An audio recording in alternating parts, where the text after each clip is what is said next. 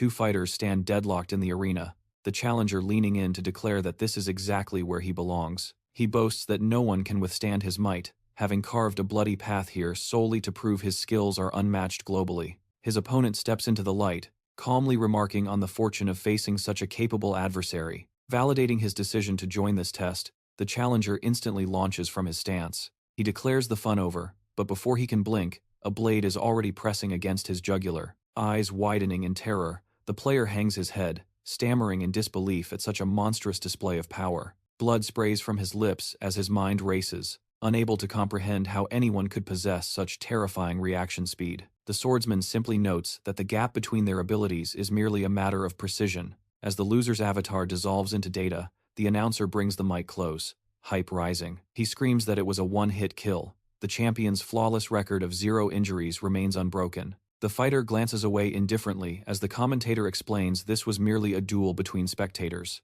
It is a special event hosted by a celebrity streamer, and the victor standing in the finals is none other than Black Skull. A young man emerges from a high-tech immersion capsule, surrounded by holographic screens displaying the aftermath. The integration of virtual reality has triggered a massive revolution, reshaping the very fabric of the real world. Countless windows pop up, advertising a multiverse of themes accessible to anyone. From ancient history to the far future, the system dominates every sector, including finance and the arts. It has revolutionized education, labor, and business, with reality itself shifting to accommodate this specific game. An intro sequence plays, revealing the crown jewel among these intersecting worlds. Behold the grand stage of the massive multiplayer online role-playing game, Heroes of Time. It is a saga written by the players themselves.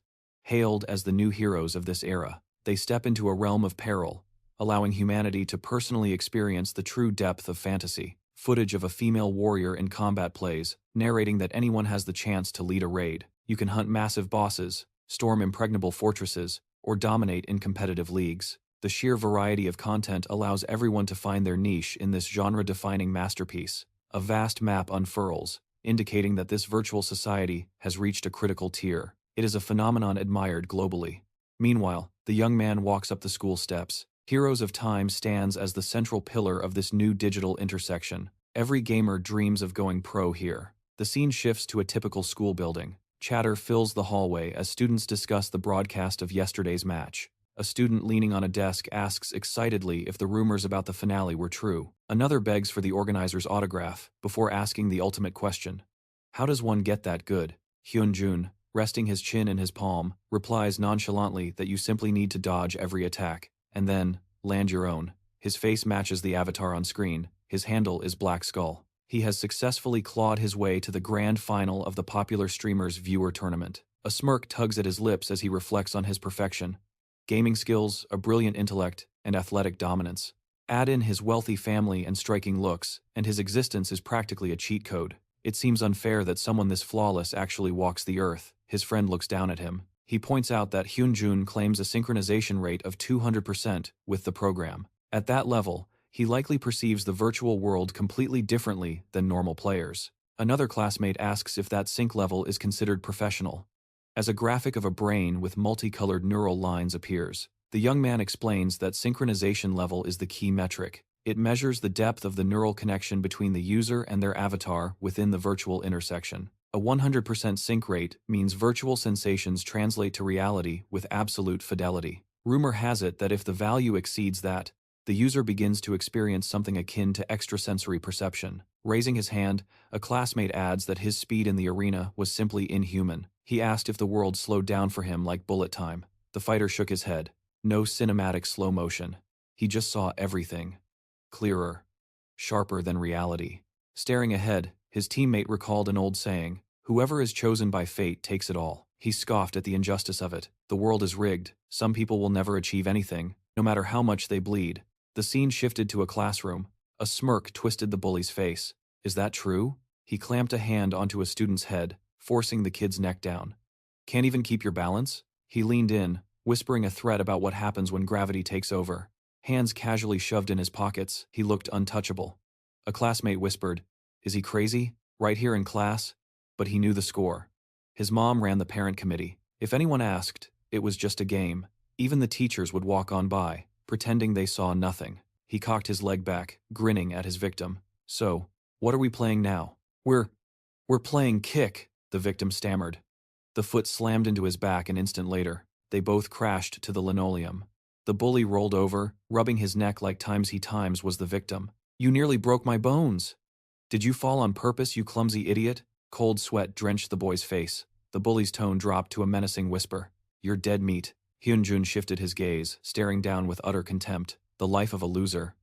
It's pathetic, really. Shattered glasses lay on the floor. The scene faded, replaced by the interior of a luxurious house. Looking down from his high-rise view, he understood the brutal truth of this world. It follows the laws of natural selection perfectly. The strong have a divine right to crush the weak. And the weak, they suffer because they lack the power to resist. It is that simple. Standing before the VR capsule, the student smirked. The world might be evolving, with endless ways to entertain yourself, but nothing. Nothing. Times beats the thrill of looking down on someone. A cruel smile played on his lips as he logged in. He thought about his opponent for the finale. A player known for flexibility, someone who swapped classes to counter their enemy. Against an assassin, he would obviously pick a juggernaut.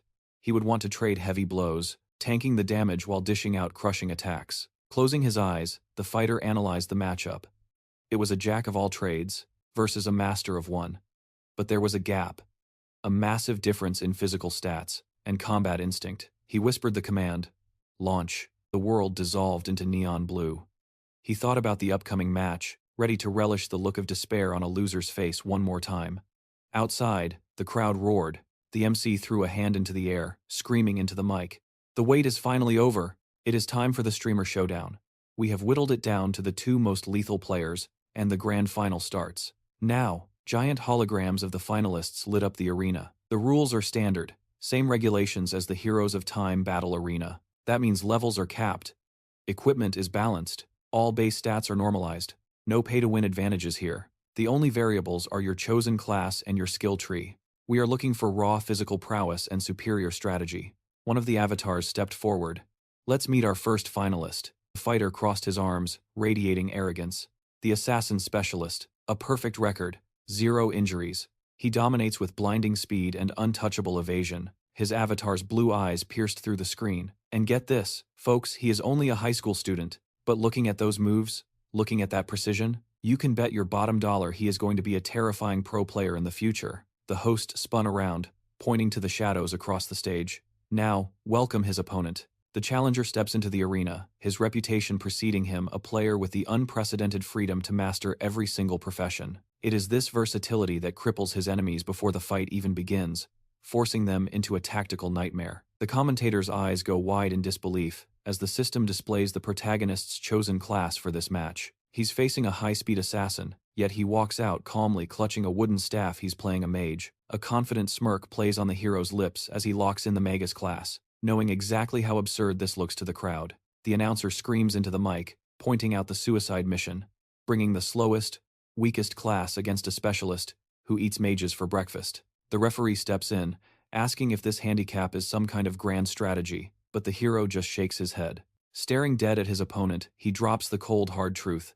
It's not a strategy, it's just a feeling. He declares that an assassin of this caliber is so pathetic, he could crush him even with a disadvantaged mage build. The crowd goes wild as the host translates that insult. It's not just confidence, it is a deliberate, brutal provocation. He doubles down, asking if the challenger truly believes he can wipe the floor with such a formidable opponent. The bell rings, the countdown begins, and the young master casually pulls back his hood to reveal his face. He looks at the so-called genius high schooler and asks if they went to the same academy, his voice dripping with sarcasm. The assassin grinds his teeth in fury when the hero points a finger at his edgy skull mask, mocking him for having a severe case of 8th grade syndrome right as the timer hits 0. Instantly, beams of magical light erupt around the protagonist, forcing the assassin to scramble and dodge the barrage. The commentator roars, describing how the mage is acting like a stationary turret while his opponent is forced to flee. He notes that the battle has started exactly as predicted, the classic cat and mouse game of a mage versus an assassin. But the assassin's eyes bulge in shock.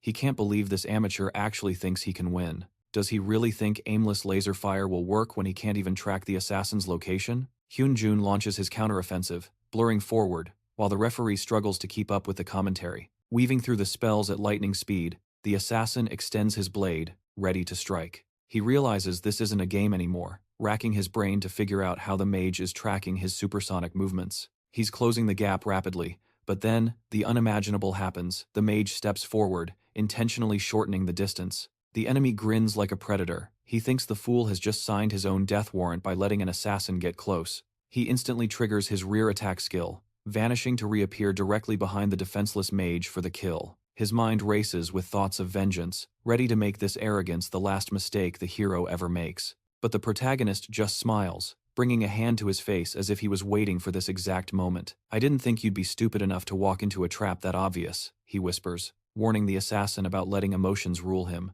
The opponent's jaw clenches as the announcer realizes the truth. The mage times wanted times him in close quarters range. The assassin took the bait hook, line, and sinker, and instantly crumples to his knees under a heavy pressure. Looming over him, the young master asks if he really thought a multi-class expert wouldn't know the assassin's kit inside out. He leans in, twisting the knife, reminding him that he knows every weakness of the assassin class. "There goes your perfect record of 0 damage," he mocks, watching the devastated look on the enemy's face. The hero advises him to start worrying about his reputation, because this is going to be humiliating. The headlines will read that a master assassin got dropped by a mage. The enemy screams, scrambling to his feet, shouting that he is too important to lose. He insists it was just a lucky shot, refusing to accept that a weakling could dominate him. Desperate to salvage his pride, he convinces himself that victory is still within reach and triggers his escape mechanism. The hero stands his ground, unmoving, as the announcer shouts that the assassin has vanished from the arena floor. He has activated the class's ultimate panic button, a critical ability for high-level stealth fighters. It is the surprise attack from the dark, a skill that plunges him into total invisibility for a lethal strike. The young man raises a single hand, sarcastically asking if turning completely invisible isn't a bit like cheating. To ensure the invisible rat has nowhere to hide, a brilliant, crackling blue sphere manifests in his palm. He declares that he has been saving one specific ability just for this hide-and-seek nonsense. It is the energy blast, and the sheer power radiating from it is enough to make sweat pour down the referee's face. The assassin sneered, mocking the mage for attempting a spell with such a painfully slow cast time right in the heat of battle. Yet, the caster stood, rooted to the spot, stubbornly channeling the energy. He declared that both of them were charging techniques capable of dealing fatal damage. The entire duel now hinged on a single, deadly variable: whose strike would land first. Tactically, the magician was at a severe disadvantage, teetering on the brink of defeat. It remained to be seen if he could even react once the assassin vanished into stealth. Veins pulsed against High Engine's temples as he realized he needed to push his synchronization rate higher. He had to max it out, forcing his perception of time to crawl to a near halt as digital metrics cascaded across his vision. A legend among mages spoke of the crossroads, a phenomenon tied to synchronization. It was an unexplored system anomaly that had emerged alongside the birth of virtual reality. Concrete data remained classified, but every top-tier player with a high sync score whispered the same rumor. They claimed that when you push the limit, time itself seems to freeze. Suddenly, the fighter gasped. The assassin materialized out of thin air, eyes burning with lethal blue intent. But the hero moved. He wove past the death blow, leaving his opponent's eyes wide with shock. "The crossroads is truly fascinating," the young man whispered, clutching the glowing sphere in his palm. "Sometimes it feels like the world stops, and other times, it feels like I can do anything." His gaze flared with intensity as he added, "The life of a loser is a tragic thing, isn't it?" Terror filled the assassin's widened eyes, just as a massive beam of azure energy engulfed him. A single blue dot faded into a void of black, and Hyun Jun snapped his eyes open in the real world. Gritting his teeth, the student questioned if he had lost the match as his VR helmet clattered to the floor. Stretching his stiff limbs, he mused that this world operates flawlessly on the brutal laws of natural selection. The strong possess a divine right to crush the weak, and the weak suffer simply because they lack the fangs to fight back. Glancing at the name tag on his uniform, the student wiped his glasses, resigned to his fate. He accepted the harsh truth that reality has no cheat codes and no mercy. A loser in the flesh is almost always a loser in the virtual world as well. Memories of school beatings flooded his mind, accompanied by the image of a smiling Noah. That tyrant had already taunted him, wondering aloud what kind of pathetic face Hyun Jun would make tomorrow. Elsewhere, a man sat deep in thought, staring intently at a tablet while someone held a steaming cup near his face. "What's on your mind, Professor?" the assistant asked as the older man took the mug. He thanked him for the coffee, just as his subordinate posed a question. "Have you decided on a candidate to recommend for the academy?" he asked, gesturing to the tablet. I've always respected your method of scouting talent from underprivileged environments. You give a chance to those hidden in the dark, believing everyone deserves an equal shot at glory. The assistant then offered his own device. Actually, I might have a recommendation of my own. I was watching a live stream yesterday and stumbled upon a truly chaotic variable. He claims to be a high school student. I'm wondering if he might be the right fit for us. He quickly added, there was one specific frame that caught my eye, so I analyzed the data. He zoomed in on the synchronization metrics, revealing the player's face on the screen. I saw a number that shouldn't be possible, he said, as the professor leaned in to scrutinize the tablet. Is he running an illegal patch to hack the intersection? The professor asked, and the assistant shook his head. Nobody knows. But there is a chance that these readings are legitimate. The professor spun around. Is my schedule clear for this afternoon? And is the director getting involved? Looking his assistant dead in the eye, he declared, we need to verify if this anomaly is real, because if it exists, it changes everything. Meanwhile, a heavy fist slammed into a chest. One of the bullies delivered another brutal blow, leaving the boy to grit his teeth in silent agony. Hyun Jun is screaming in his face, demanding to know how he dared to cross the line. One of the lackeys looks on confused, wondering why the boss is dirtying his own hands. He usually lets them handle the beatings. It's unprecedented behavior, until the other goon leans in and whispers, reminding him about the disastrous broadcast from yesterday. The student buries his face in his hands as the realization hits their leader had a master plan. He wanted to crush the amateur scene, build a reputation, and waltz into the academy as a legend. But that dream just went up in smoke. He was stripped of his rank, a complete shutout, total humiliation, and the final nail in the coffin? His opponent revealed he was also a high schooler, instantly destroying Hyun Jun's title as a genius middle school prodigy. The fighter grinds his teeth, veins popping as he replays the taunting words of his opponent from the tournament. In his mind, the scene twists. He imagines himself sitting on the throne, delivering the insults instead. He fantasizes that the hero is the one trembling on the floor, confused and begging for an apology. Suddenly, the student's eyes go wide. He spins around, convincing himself it was all just a fluke. There's no way a piece of trash like him could actually beat me, he scoffs, ordering his crew to leave the scene. The guy is left sprawling in the dirt, but slowly, a smile creeps across his battered face, followed by a low, manic laugh. Peering through one swollen eye, he realizes he truly got under Hyun Jun's skin with that victory. Now, we are definitely even, he thinks. The scene shifts to the cold, gray school corridor. He reflects on the bitter truth. From the moment he enrolled, Hyun Jun's gang has made his life a living hell. Even in this era of advanced virtual reality and endless digital distractions, some things never change. Bullies don't just disappear. But the hero didn't target Hyun Jun without a reason. It was the one place he stood a chance. He saw an opening to fight back, at least within the game world. In the beginning, it was just a glimmer of hope. He was sick and tired of a life defined only by losing. Back in the classroom, sitting at his desk, the harsh reality comes crashing back down. He knows that a digital victory won't magically fix his everyday nightmare. The social gap, the specks of reality he can never catch up. The game was just a way to vent his crushing stress. The teacher drones on at the blackboard, muttering something about today's date. She suddenly barks out the hero's name, and he slowly rises from his seat. He looks like a train wreck, bruised, bloody, and broken. The teacher's eyes widen for a split second at the sight, but she instantly plasters on a fake smile, asking him to explain the difference between AR and VR, while the bully snickers right behind him. He stares at her, trying to process the audacity. She is blatantly pretending she doesn't see his injuries. Is that really all a teacher has to say when looking at a student in this condition? He stares blankly ahead. It all comes down to money and power. Because these bullies come from elite families, the classroom warps before his eyes. The students transform into hideous monsters. Reality is a disgusting, rot-filled place. The monstrous woman, tablet in hand, growls at him, asking if he is even listening. Asterisk. Slash. Asterisk. In a heartbeat, the monster's head is severed. The other beasts screech and lunge at him. He moves like a blur, cutting them down instantly until nothing remains but digital corpses. Looking down at the carnage, a wave of relief washes over him. He finally feels better. There is no need to worry about the hell of the real world anymore. Not when he has this. This is the stage where he truly belongs. As the corpses of the monsters fade, his resolve hardens. Kill monsters, gain experience, become stronger. That is the only law that matters here. Daggers dancing in his grip. The fighter knows this is the only place he can be free, the only place he can be himself. No hesitation, no fear. He remarks that nothing beats the visceral thrill of melee combat. The system interface flashes open, displaying the specialization branches. He recalls the foundational rules. There are 3 main classes that dictate the flow of the game: tank, support, and fighter.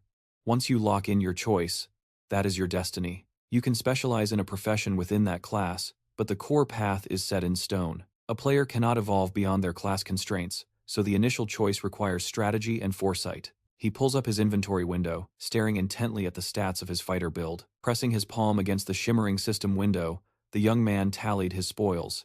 He had indeed amassed a small fortune. If only these digital numbers could be converted into cold, hard cash, his rent and living expenses for the month would vanish in an instant. Just the thought conjured images of gold coins and crisp banknotes cascading down around him. That was the true allure of the other world. The currency earned within these dimensional rifts wasn't just virtual data, it was gold. Genuine, tradable gold that could be shared between players. But the most mind-blowing feature was the system's ability to exchange this gold directly for modern currency in the real world. Then, reality hit him. That exchange function remained locked until adulthood. Even if he hoarded a dragon's treasure right now, it was useless. He wouldn't be able to spend a single dime until he came of age. With a heavy sigh, he snapped his attention back to the present. Instinct took over. The young man twisted his body, barely dodging a vicious strike from the unknown enemy standing before him. A figure stepped from the shadows, scoffing as he watched. Did this kid really just dodge that? The fighter slung his blade over his shoulder casually. He muttered about a stealth ward failing, but the young man didn't wait for an explanation. "Who are you people?" he shouted, eyeing them warily. They had struck without warning. The interlocutor simply raised a hand to silence the questions. "Nothing personal," the stranger smirked. "We have business with your gold. We specialize in liquidating other players. Do us a favor and die quietly, yeah?" He signaled his subordinate. "Finish him off properly this time." The assassin standing behind him nodded grimly. "Yes, Commander." The hero's mind raced as he analyzed the head of the profession standing before him. These weren't just random griefers. They moved like zombies, mindless thugs hired by shadowy organizations to farm players. He had heard the rumors. Illegal sweatshops that assigned daily quotas, paying these hunters scraps for the gold and items they looted. They exchanged virtual lives for a meager wage, stripping players clean to meet their targets. They were the dregs of society debtors, ex-convicts, desperate people with nowhere else to turn. One of them grinned, teeth bared like a wolf.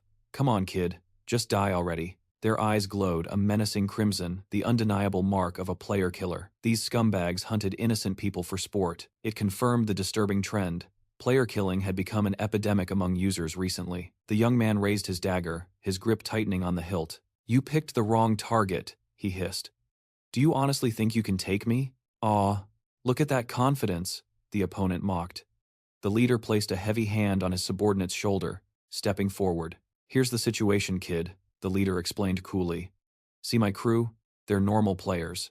I'm the only one flagged as a killer. If you kill any of them in self-defense, the system brands times you, times a murderer. You'll get hit with a massive penalty. So, wouldn't it be smarter to just let us kill you quietly?" The twisted logic caused the boy to grit his teeth in fury. He realized the setup instantly. They marked only one man to trap victims into ruining their own accounts. He turned and sprinted. If he got bogged down in this fight, the consequences would be far worse than just death. He faced a total system penalty. "Running won't save you." A shadow loomed above him as another attacker dropped from the trees. Metal clashed against metal. The young man deflected the plunging strike with a desperate parry of his dagger. The attacker flew back from the impact, but the victory was short-lived. A sharp pain exploded in the protagonist's shoulder. It was the leader, his dagger buried deep. "Why resist?" he sighed, twisting the blade. "You're just making our shift longer than it needs to be." He yanked the weapon free with a sickening squelch. The boy stumbled back, collapsing against a tree, trying to process the chaos. Why was this happening to him? The leader rested his blade on his shoulder, looming over the bleeding boy. Time to wrap this up. Pain pulsed through him, but anger burned hotter. Why did everyone think they could trample him? That they could mock him? The image of Hyun Jun standing by his desk flashed in his mind. The arrogant stares. The dismissal. It was the same look. That casual disdain. "What are you staring at?" the bully had asked, just before turning away. Clutching his bleeding shoulder, the protagonist weighed the cost. If he fought back and killed them, he becomes a murderer. He loses status. He loses everything. Maybe it was better to just accept death, take the 10% experience loss and respawn. His hair shadowed his eyes, hiding his expression. Or maybe not. In a blur of motion, he parried every incoming strike, and a thin line of red suddenly appeared on the attacker's neck. Frowning, the guy realizes one thing: he refuses to take a single step back, at least not in this virtual reality. Striking at another opponent, the man knows he's just tearing through a useless horde of zombies. His mission is simple: kill them all and stay alive until the killer mode timer runs out. After landing another crushing blow, the young man resolves to make every single one of them regret crossing him. As he carves a path toward their leader, the protagonist thinks that here, in this world, he isn't bound by the weaknesses of his real life. Without hesitation, the player swings his blade. The opponent's eyes go wide, but the leader deflects the man's attack with terrifying ease. The daggers in the boy's hands tremble from the impact, while the opponent stands perfectly still. He asks if the boy really thought his skills were on the same pathetic level as those zombies. Grinning, the man adds that the kid has now become a murderer. Suddenly, a bird appears in the sky. The raven's claws land on his hand, and the player looks down, confused. A system interface projects from the bird's eye. A man speaks from the shadows, his face hidden. He announces that he has found the player. A character avatar materializes within the projection. As the battle rages, Noah furrows his brow, asking what exactly is wrong with this guy. He's strong. Smiling, the villain declares that the kid isn't half bad. He notes that even though they only have a spear and zero protective gear, he managed to dodge every attack and deliver fatal blows with precision. He wiped everyone out in a single run. The other players lie dead around them. The enemy resumes his attack, claiming this just gives him more work to do as he swings for a blow. The opponent is convinced the kid's bag is full of items. Suddenly, the main character's red eye flares up. He thinks he sees the attack clearly, but a cut opens up on the protagonist's neck. He gasps, asking what happened since he definitely dodged. Grinning, the guy asks where all his enthusiasm went. Blocking the next strike, the young man realizes the enemy's attacks are faster than his own reaction speed. He adds that although he can see the moves, his body simply doesn't have time to respond. Because here, the criterion of strength isn't simple physics, it's the system that moves the character. The opponent strikes, making it clear that unlike pure skill competitions, there are variables here: levels, abilities, and items on the playing field. And on a field, with no level adjustments to balance the odds, it's possible to crush an opponent with basic stats alone. Suddenly, the sword snaps in half. The villain swings, mocking him, saying that based on his low level but good physics, he must be a schoolboy. He sneers that it would be better for the boy to go home and do his homework. Fury twists the man's face. A bright flash erupts. A new player blocks the enemy's sword, wearing an angry expression. The opponent demands to know who this intruder is. Furrowing his brow, the man apologizes for interfering. He adds that he has business with the kid. Glancing away, the player asks if he used illegal software during the competition he recently competed in. Looking ahead, Noah states he has never used such a thing. A vein pops on the villain's forehead.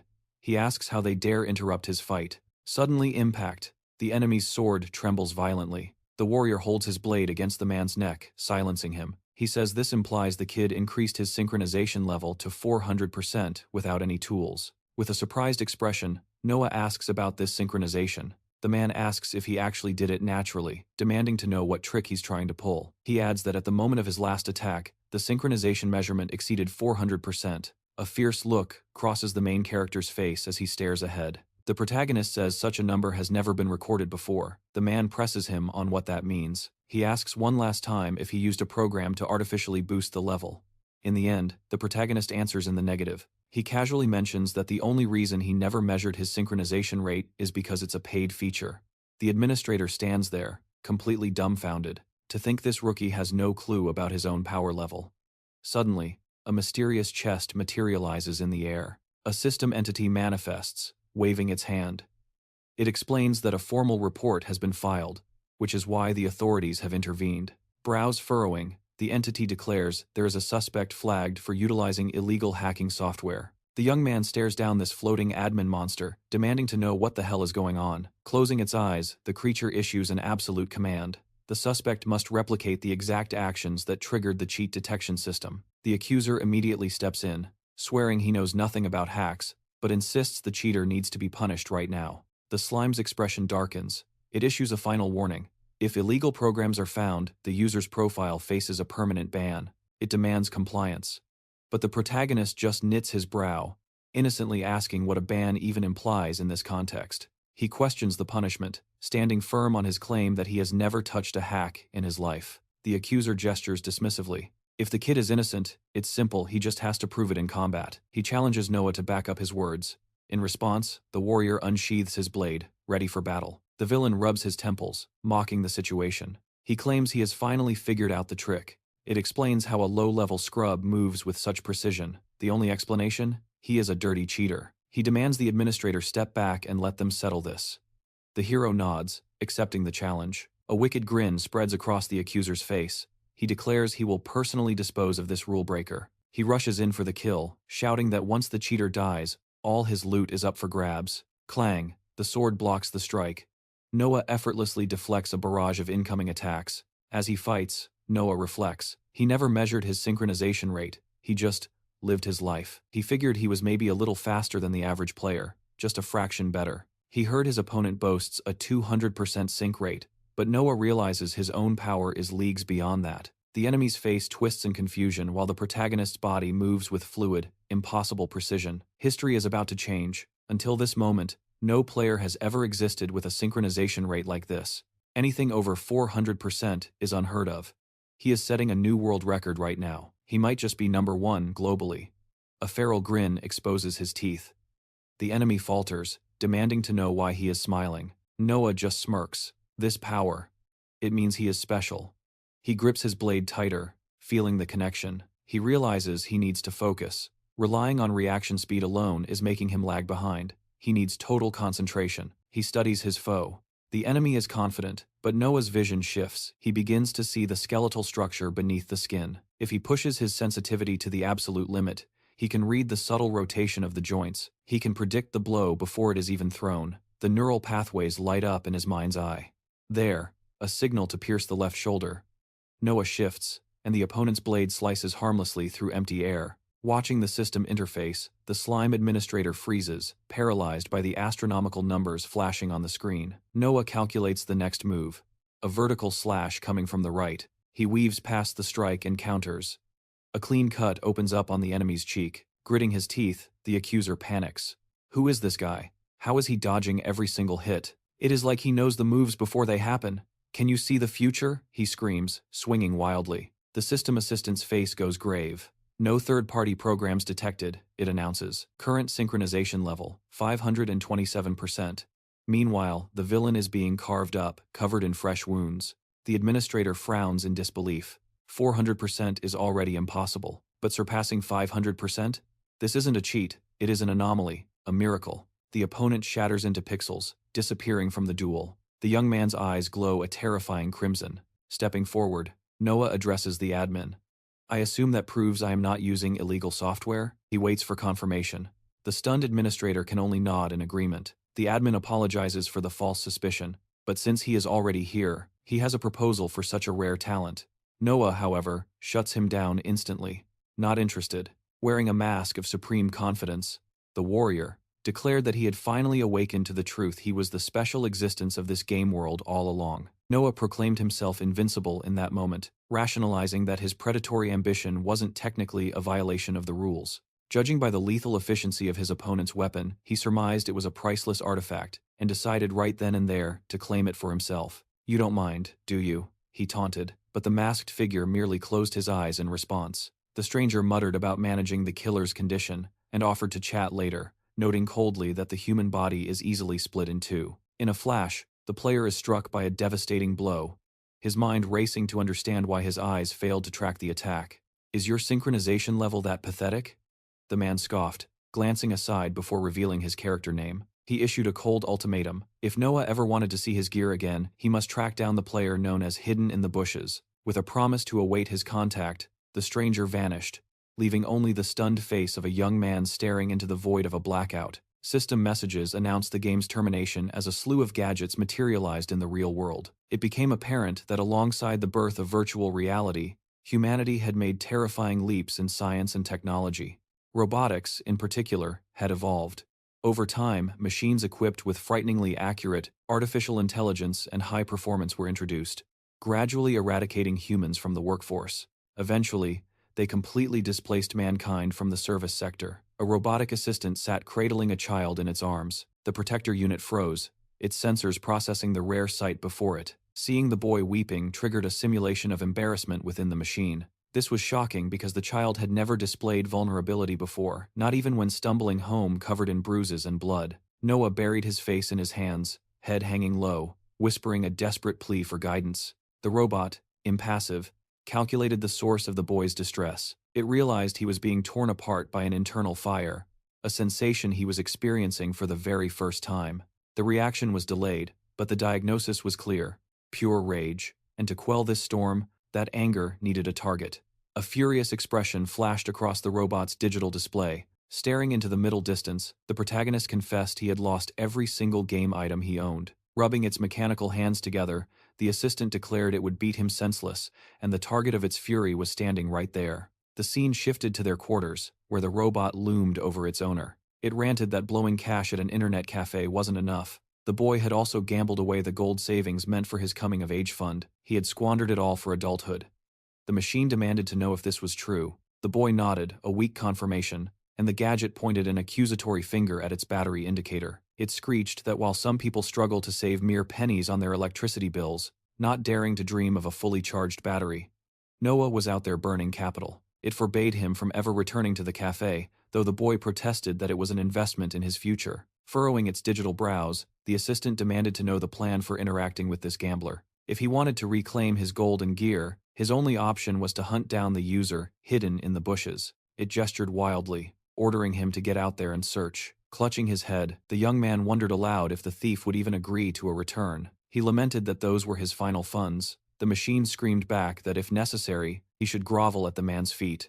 Noah recoiled, muttering that he had never asked anyone for a favor in his life, and let out a heavy, defeated sigh. The gadget scoffed, noting that despite being physically grown, Noah had yet to learn the basics of humility. It announced it would download a tutorial on the art of begging, warning him that based on the data, the difficulty level was extreme. He needed to steel himself for what was coming. With a grave expression, Noah contemplated the high requirements of this new skill as a loading icon of a snail crawled across the screen. Visions of the man who held his fate and his money danced before him.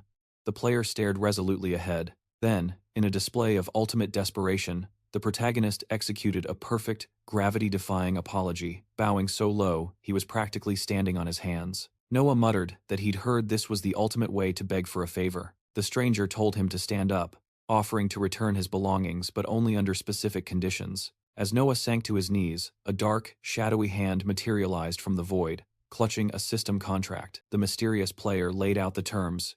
He would restore everything, provided Noah answered his questions truthfully. Staring at the system window in shock, the young man realized the gravity of the situation. One lie, and it was over. If he dared to deceive him, he would lose every item he owned. The game contract shimmered into existence. This confirmed the legend's absolute, binding contracts existed within this world. To secure the system's backing, the enforcement of these pacts was non-negotiable and absolute. That puts us on equal footing, Noah thought, rubbing his chin as he analyzed the deal. Judging by the clauses, the situation wasn't entirely hopeless. I have things to ask you too, Noah countered. Can I ask questions under the same terms? The player stared ahead, amused. Agreed. You must have plenty you're dying to know. A notification chimed with bonus points, and the warrior's armor instantly rematerialized on his body. Hugging his returned gear, Noah mumbled about the fairness of the exchange, but the man cut him off.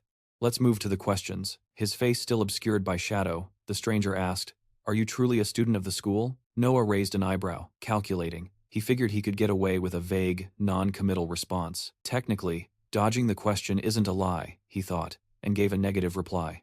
Suddenly, every piece of equipment on Noah's body detonated. Dumbfounded, he stammered. What the hell just happened? The man face-palmed, sighing. This is a virtual reality game. It reads your mind, genius. Lie again, and you'll only humiliate yourself. Shamefaced, Noah admitted. I'm in high school. Can I get some of my gear back now? Noah begged. The player nodded. Sure, but now it's my turn to ask. Gold coins and clothes materialized once more. Head low, Noah asked his question. Why are you doing this to me? The warrior replied simply, I need to verify something. Consider this an interview, the man added. I'm looking to recruit you for a gaming team. Noah glanced to the side, confused. A team? Which team are we talking about? The stranger knit his brows. Your turn is over. My question. What kind of career are you chasing? Noah thought it was a stupid question, but answered honestly. The kind that makes a mountain of money. Which team is it? Noah pressed again. The player finally answered, A team in the league. We play for the Fantasy Academy. Noah's eyes went wide with shock. The Fantasy Academy? The man crossed his arms, ignoring Noah's disbelief, and moved to the next topic. Do you enjoy playing? He asked. Noah didn't hesitate. Yes, joining a team like that is every pro gamer's dream, Noah added, realizing this stranger must be a big shot. Since his gear didn't explode, the system confirmed he was speaking the absolute truth. I never dared to dream I'd get in, Noah continued. Is it really possible? Can I actually enter the Fantasy Academy? The scenery shifted to a massive football stadium. The faceless man asked, Is that your formal question? Noah realized he'd slipped up and spoken aloud. You might still be suitable, the man mused. The player tilted his head, his tone turning serious. Imagine fighting an opponent far stronger than you. Defeat is predetermined. Guaranteed. Would you still have the courage to face them? Noah smiled instinctively. That goes without saying. But suddenly, a villain's face flashed in his mind. Why did he think of that monster? Noah knew the heroic answer was expected. Yet, a dark haze began to form. The system sensed a lie. Noah clutched his head in panic. He bit his lip, forcing out the ugly truth. No, he whispered, lowering his head. I wouldn't, Noah admitted. I don't want to fight a battle I can't win. Clenching his fist, he trembled. It's useless. Dying for nothing is pathetic. Gritting his teeth, he declared, I would do anything to avoid that fate. The protagonist declares that unless this is his final stand, he will surpass his own limits and evolve into something greater. In response, the man explains that every single year, a ruthless competition takes place among the students of the prestigious Fantasy Academy. A look of sheer surprise flashes across Noah's face as he stares ahead. The veteran explains that every team, under the watchful eyes of their instructors, is obsessed with victory, desperate to become the Academy's representatives. He adds that among them, there are many who struggle desperately, unable to find their own place in the sun. But those who fail eventually give up on their dreams, and he continues by revealing the grim reality. Not many survive this brutal struggle, as the players stand atop the bodies of monsters to rise. The man's hand drifts toward the hilt of his blade as he muses that for one person's dream to come true, another's must be destroyed. It is a zero-sum game where only one individual can stand at the absolute peak.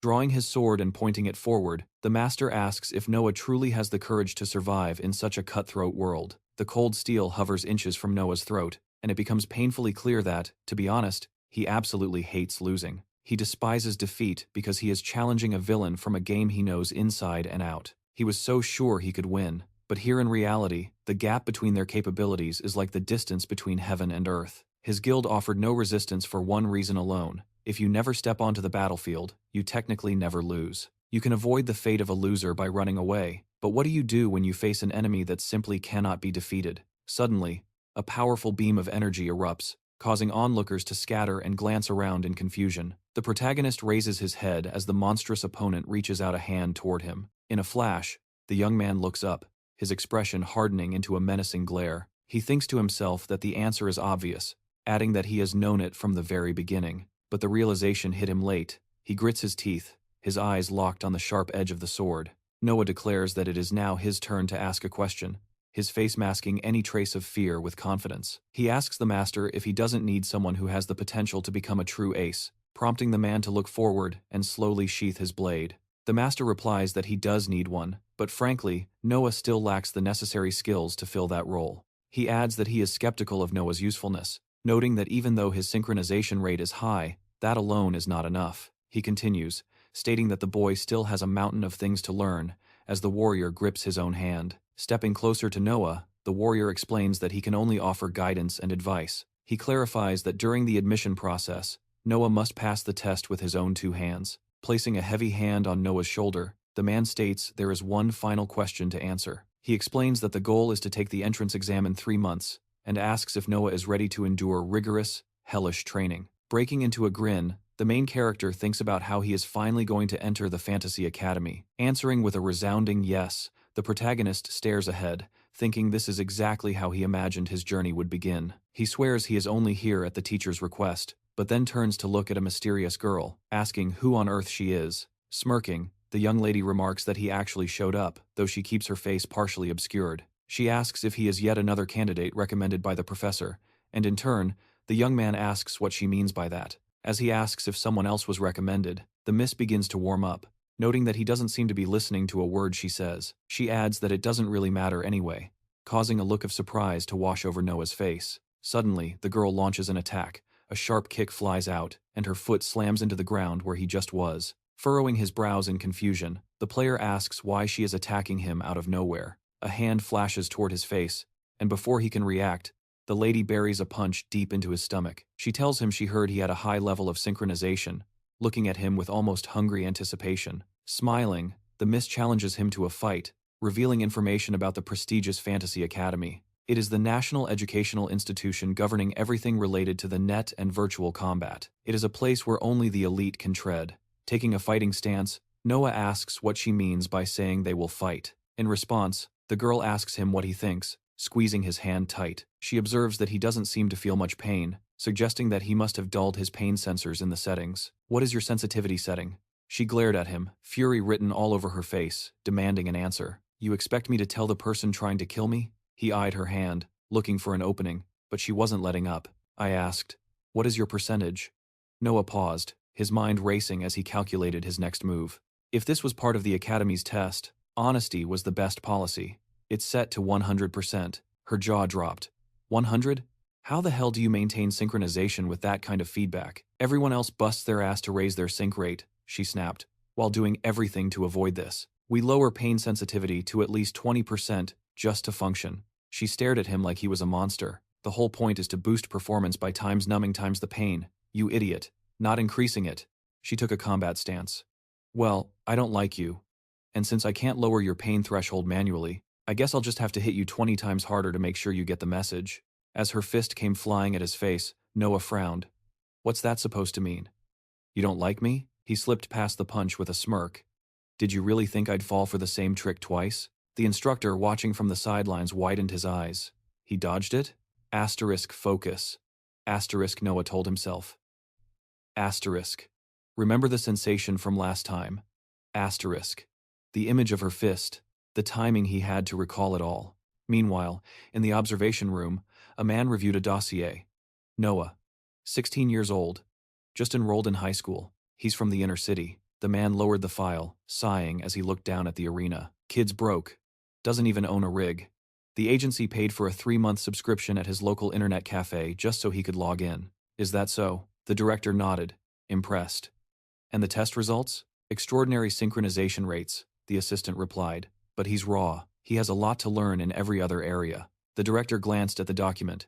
We can't let him go. Not with numbers like that. In this day and age, achieving that level of sync without top-tier gear is practically a miracle. That's exactly why I had Carrie test him, the professor interjected. The assistant looked worried. But sir, isn't she too much? What if he gets permanently injured from the neural feedback? The director kept his hand in his pocket, eyes glued to the glass. In our line of work, there are no guarantees. The world is crawling with monsters that defy expectations. He needs to learn that now. Back in the arena, Carrie caught Noah's wrist in a vice grip. Hello, Professor, she called out, acknowledging the spectators. Noah gritted his teeth, realizing he might have underestimated the gap between them. Asterisk, I need to do something about this crazy witch. Asterisk, he thought, struggling against her grip. Witch? She raised an eyebrow, twisting his arm. I heard that. Noah mentally slapped himself. All right, break. The voice over the intercom interrupted. The scenery dissolved, the digital forest fading away. Noah is officially a candidate for enrollment. Training begins immediately. Carrie looked disgusted. It was obvious she wasn't thrilled about having a newbie in her elite group. He's been selected, the professor announced. 6 months after you, Carrie, you'll be teammates. Time to find some common ground. Noah rubbed his wrist. So, you're a candidate too, huh? I was offered candidacy, she corrected sharply. You? You're just a charity case. The tension was thick enough to cut. She turned to the professor. I did what you asked. Can I go back to my actual training now? Hold on, Noah stepped forward. Can I ask you something? How did you think the duel went? She stopped, looking back over her shoulder with pure disdain. Honestly, it was uncomfortable, like fighting a ghost. She walked off, leaving Noah standing there. Who times is times she? Noah mumbled. Are all the candidates monsters like her? The director walked in. I only pick the best, Noah. So, what's your assessment, after fighting a real candidate? Noah looked down, the confusion evident on his face. I realized something. High synchronization isn't enough. Not to be a pro gamer, Carrie, she moved on instinct. Like her body knew what to do before her brain did. She's on a whole different level. It felt like I was punching a steel wall. Brows furrowed tight, the man steels himself for the incoming impact. The lady takes a solid hit to the shoulder but counters instantly, ducking her head to deliver a vicious kick. The master explains that pushing synchronization to the limit leaves the body completely drained, squeezed dry like a lemon. The student admits he hit every pressure point, but the cost was exhausting his entire synchronization gauge in one go. It is a harsh rule. Once that limit is breached, the user suffers an immediate and total burnout. In such a shattered state, reactivating the synchronization becomes a physical impossibility. With senses dulled and reflexes deadened, it explains exactly why he was sliced open during their last encounter. His aura flares intensely before dying out, and Noah collapses to the floor, leaving the protagonist staring ahead in confusion. Holographic silhouettes flood the room, proving that dominating the virtual world requires more than just system stats. Synchronization alone is not enough. One must master actual martial arts to fuel those game skills. Meditation is the key to mental fortitude, a discipline that professionals embrace daily to constantly evolve. The instructor reveals he pitted him against Carrie specifically to hammer this brutal reality home. The protagonist questions the timeline, realizing she has had a 6-month head start within the group. That implies 6 months of grueling, dedicated training. The girl confirms his suspicion with a confident smile. Undeterred, the hero declares he will simply close the gap and catch up to her level. With only 3 months remaining until the test, the instructor bluntly states that such a feat is impossible. Frustrated, the boy scowls and demands to know why the odds are so heavily stacked against him. The master admits he never expected him to match her pace, reminding him that his only ace is synchronization. Carrie, however, is a different beast born with an innate, genius-level talent for martial arts. The scene shifts to her avatar leaping over mountains, while in reality, she holds a perfect one-handed handstand. It is clear she is in a league of her own, a recommended admission student who lives and breathes combat. She spends her entire day immersed in the game, making the idea of catching up to her seem laughable. However, the master drops a bombshell. The boy is also a prime candidate for admission. The school can arrange a special exemption, allowing him to skip classes and focus entirely on training. A look of pure joy washes over the young man. No more school means no more meaningless drudgery. But more importantly, it means escape. He would no longer be the punching bag for the class villain, or so he thought.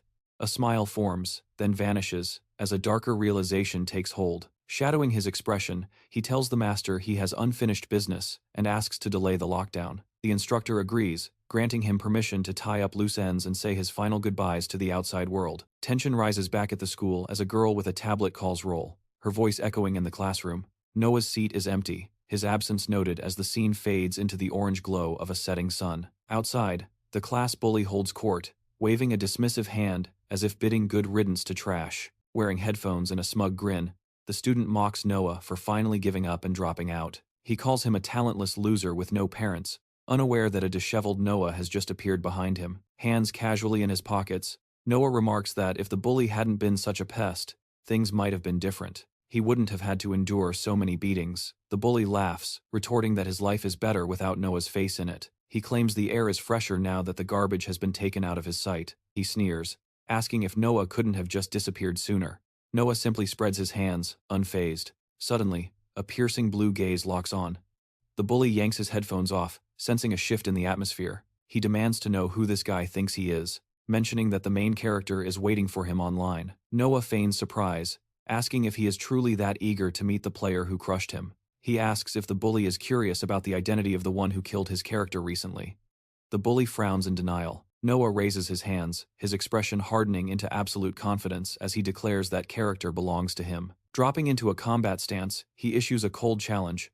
Let's settle this right here, in the real world. The screen splits between the two fighters, confirming that the synchronization has officially begun. His level and his avatar were perfectly synced, a man hiding behind a pair of framed glasses. It was obvious the lenses held zero prescription, serving only one singular purpose for him. They were a prop, a crafting material for his disguise, allowing him to bury his true self deep inside. He played the role of the cold, timid background character, as a section of his wardrobe materialized. Sitting at his desk, the boy made his intentions crystal clear. This was the completion of his school persona. He dumped all his misery and weakness onto Noah. But the moment he donned that digital mask, he was free to express his true power in virtual reality. In the game, he stood tall among crowds with a joyful face, convinced this method was his salvation. It was the only way to keep from shattering in this cruel world, a personal survival strategy he had perfected. He told himself it was clever. You have to accept that reality is just a series of unhappy events. No matter how hard he struggled or flailed,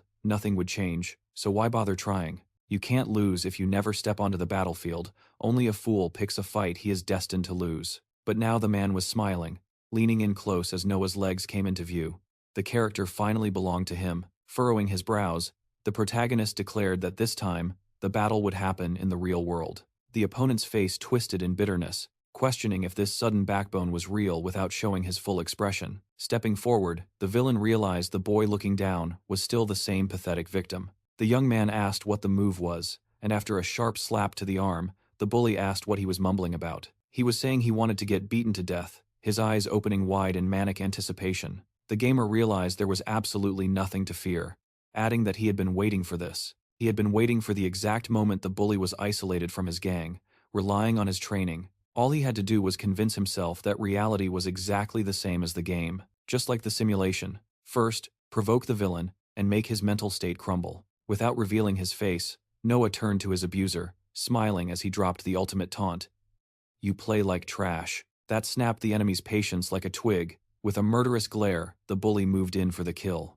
Noah's mind raced, recalling the online combat tutorials he had obsessively watched. The most likely opening move of an enraged amateur is a wide right hook. He saw the man engulfed in imaginary flames. But reality hit harder. A brutal kick to the stomach shattered the plan, making the tutorial advice look pathetic. Tears welled up in the protagonist's eyes as he desperately swung his fist. The villain scoffed, asking if he seriously thought he could win, just because it was a one-on-one. The man gritted his teeth as the boy launched a sloppy, uncoordinated assault. Wishing death upon his opponent, the enemy felt nothing more than the weak flailing of a child. With a mocking expression, the young man realized his simulation training was useless garbage. Reality was completely different. Panic set in, and his mind went blank. A heavy hand smashed into his head, sending the player crashing to the dirt. Staring at his legs, Noah heard the mockery. "You fight just as ugly as you look." Gripping him by the throat, the student sneered, asking if Noah had mistaken him for a weakling. Another blow rocked his face. Sitting on the main character's chest, the villain demanded answers. "Are you on drugs or something?" he asked, noting that usually, Noah would just run away. If he had just taken the beating like always, he would have gotten off easy. Why try something he'd never done before? Making a terrifying face, the enemy leaned in. "Did you really think that alone I could be defeated?" To his shock, the protagonist looked him dead in the eye and answered, "Yes." A black background consumed the scene. Looking ahead, the boy said if it was one-on-one, he wasn't afraid. Not afraid at all. Suddenly, a mixture of blood and saliva splattered across the villain's face. A blinded eye, a devastating punch to the face, and silence fell over the city street. Standing over the vanquished body, the man began to catch his breath, wiping the sweat and blood from his face. The opponent issues a final warning. "Get out of my sight, or I'll put you in the ground for good." But the young man refuses to yield, freezing the tyrant in his tracks with a single defiance. Noah forces himself back up, his expression hardening into cold determination as the main character takes his stance. He admits he hasn't landed a single scratch yet, then launches himself straight at the enemy. As he swings, the student screams for him to just die. A deadly kick sweeps down, but the boy barely evades the impact. A body crashes to the hard earth, and tears begin to sting the corners of the protagonist's eyes. The beating is so severe he can't even feel his legs anymore, and the realization hits him hard. It seems impossible to defeat this monster. But then, a shadowy silhouette manifests in his mind. It asks if he possesses the resolve to keep fighting, even when defeat is a certainty. In response, the protagonist wonders if he can finally answer the question posed yesterday. The professor's inquiry rings true. This is the first time he has ever pushed himself this far against such a threat. He tells himself he has done well, that he is truly incredible for lasting this long. Simply surviving that barrage of lethal blows is a miracle in itself. But, is that enough? Will it all end here, with nothing to show but the fact that he just showed up? What changes when you face an unstoppable force? He realizes he has found the answer. As the aggressors close in, his head dips low, the professor's image blurring in his memory. His hands tremble. Part of him stops caring, desperate to just lie down and surrender to the void. Yet, his grip tightens around the hilt of his blade. He isn't done yet. He silently screams to his mentor. "You said you didn't need an ace, so why did you even bring it up?" He plants his foot, readying one final strike, hope igniting in his eyes. He realizes he can't even collapse now, not when he wants it most. He aims his blow directly at the villain's jaw. The fist connects. A thunderous impact sends the opponent flying backward across the arena, fist still extended from the follow-through. The young man keeps his head bowed, face obscured. A single brown eye widens, then squeezes shut, bracing for a counterattack that never comes. The bully lies sprawled on the ground, completely blacked out. Noah looks down, stunned by a sense of guilt. Staring at the body, the protagonist mutters, "Hey, stop pretending to be asleep. If you keep lying there," he warns, "I'm actually going to start believing I won this." He calls the bully's name again and again. Silence. He glances up, realizing the impossible has happened. Tears stream down his cheeks.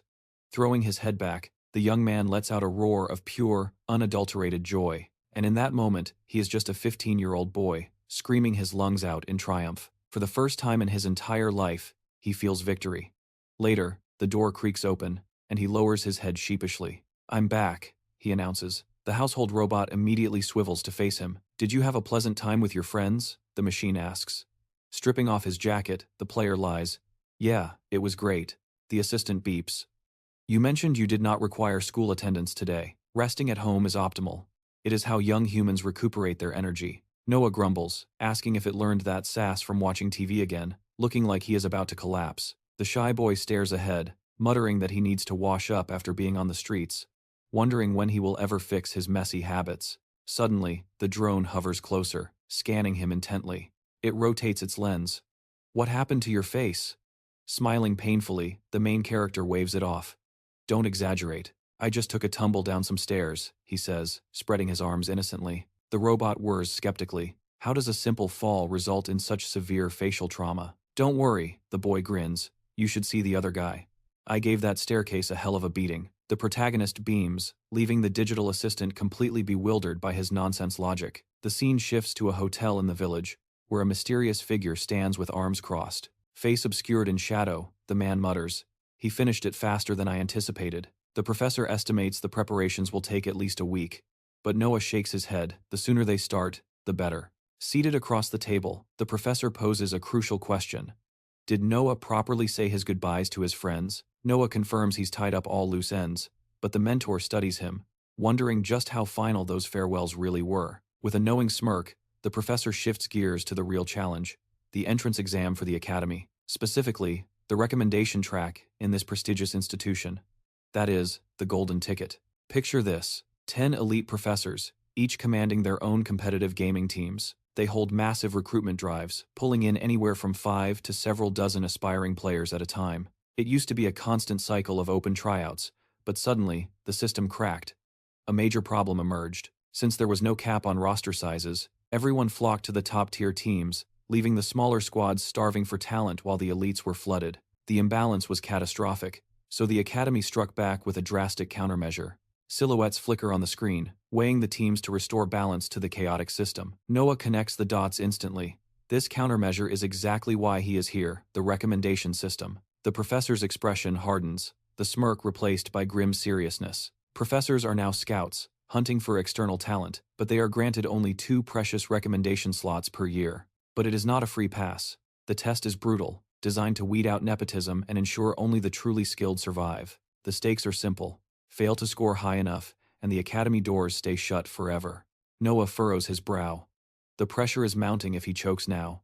Every ounce of effort pops like a fragile soap bubble. The professor grins, pointing a finger directly at him. Don't panic just yet. To survive, Noah needs more than just game mechanics. He needs raw fundamentals that go beyond simple synchronization rates. They have 3 months. In that time, the professor promises to forge him into a weapon. Training begins immediately. Noah suits up as the curriculum is revealed 4 distinct pillars of hellish preparation. Phase 1 is theory. The professor takes the stage. Chalk hits the blackboard.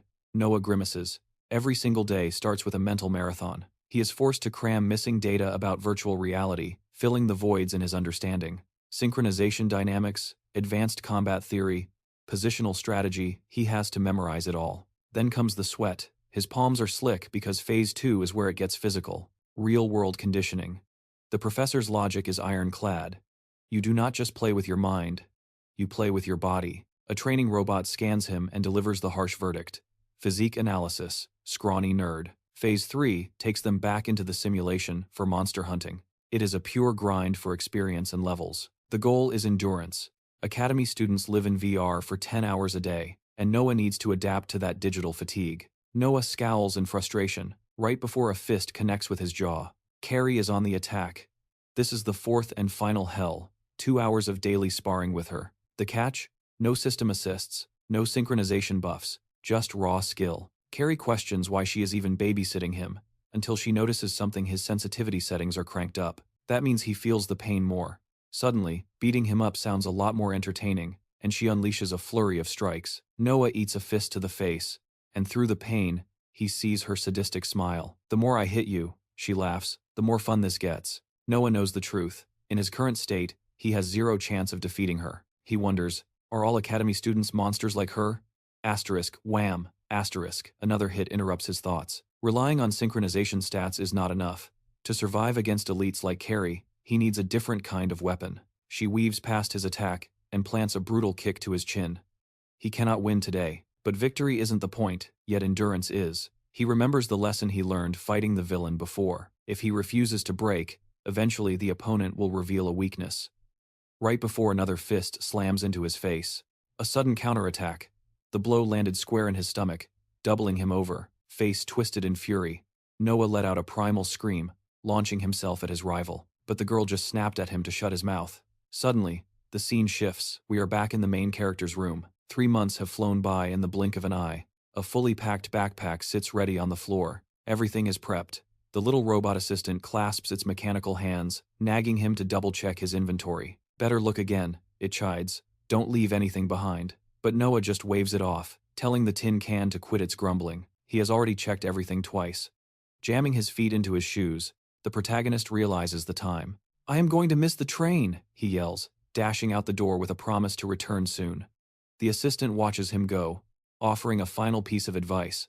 Left alone in the quiet room, the gadget sighs, noting that running at that speed, he is bound to take a tumble. The robot's digital face shifts, gazing at a photograph of the family. Has it already been 5 years since he arrived? It muses. The boy always had such a big dream. He wanted to become a legendary pro gamer. The robot lingers on the image of Noah's parents. We see a glimpse of the past, that same Noah who could not stop crying after they disappeared. But look at him now.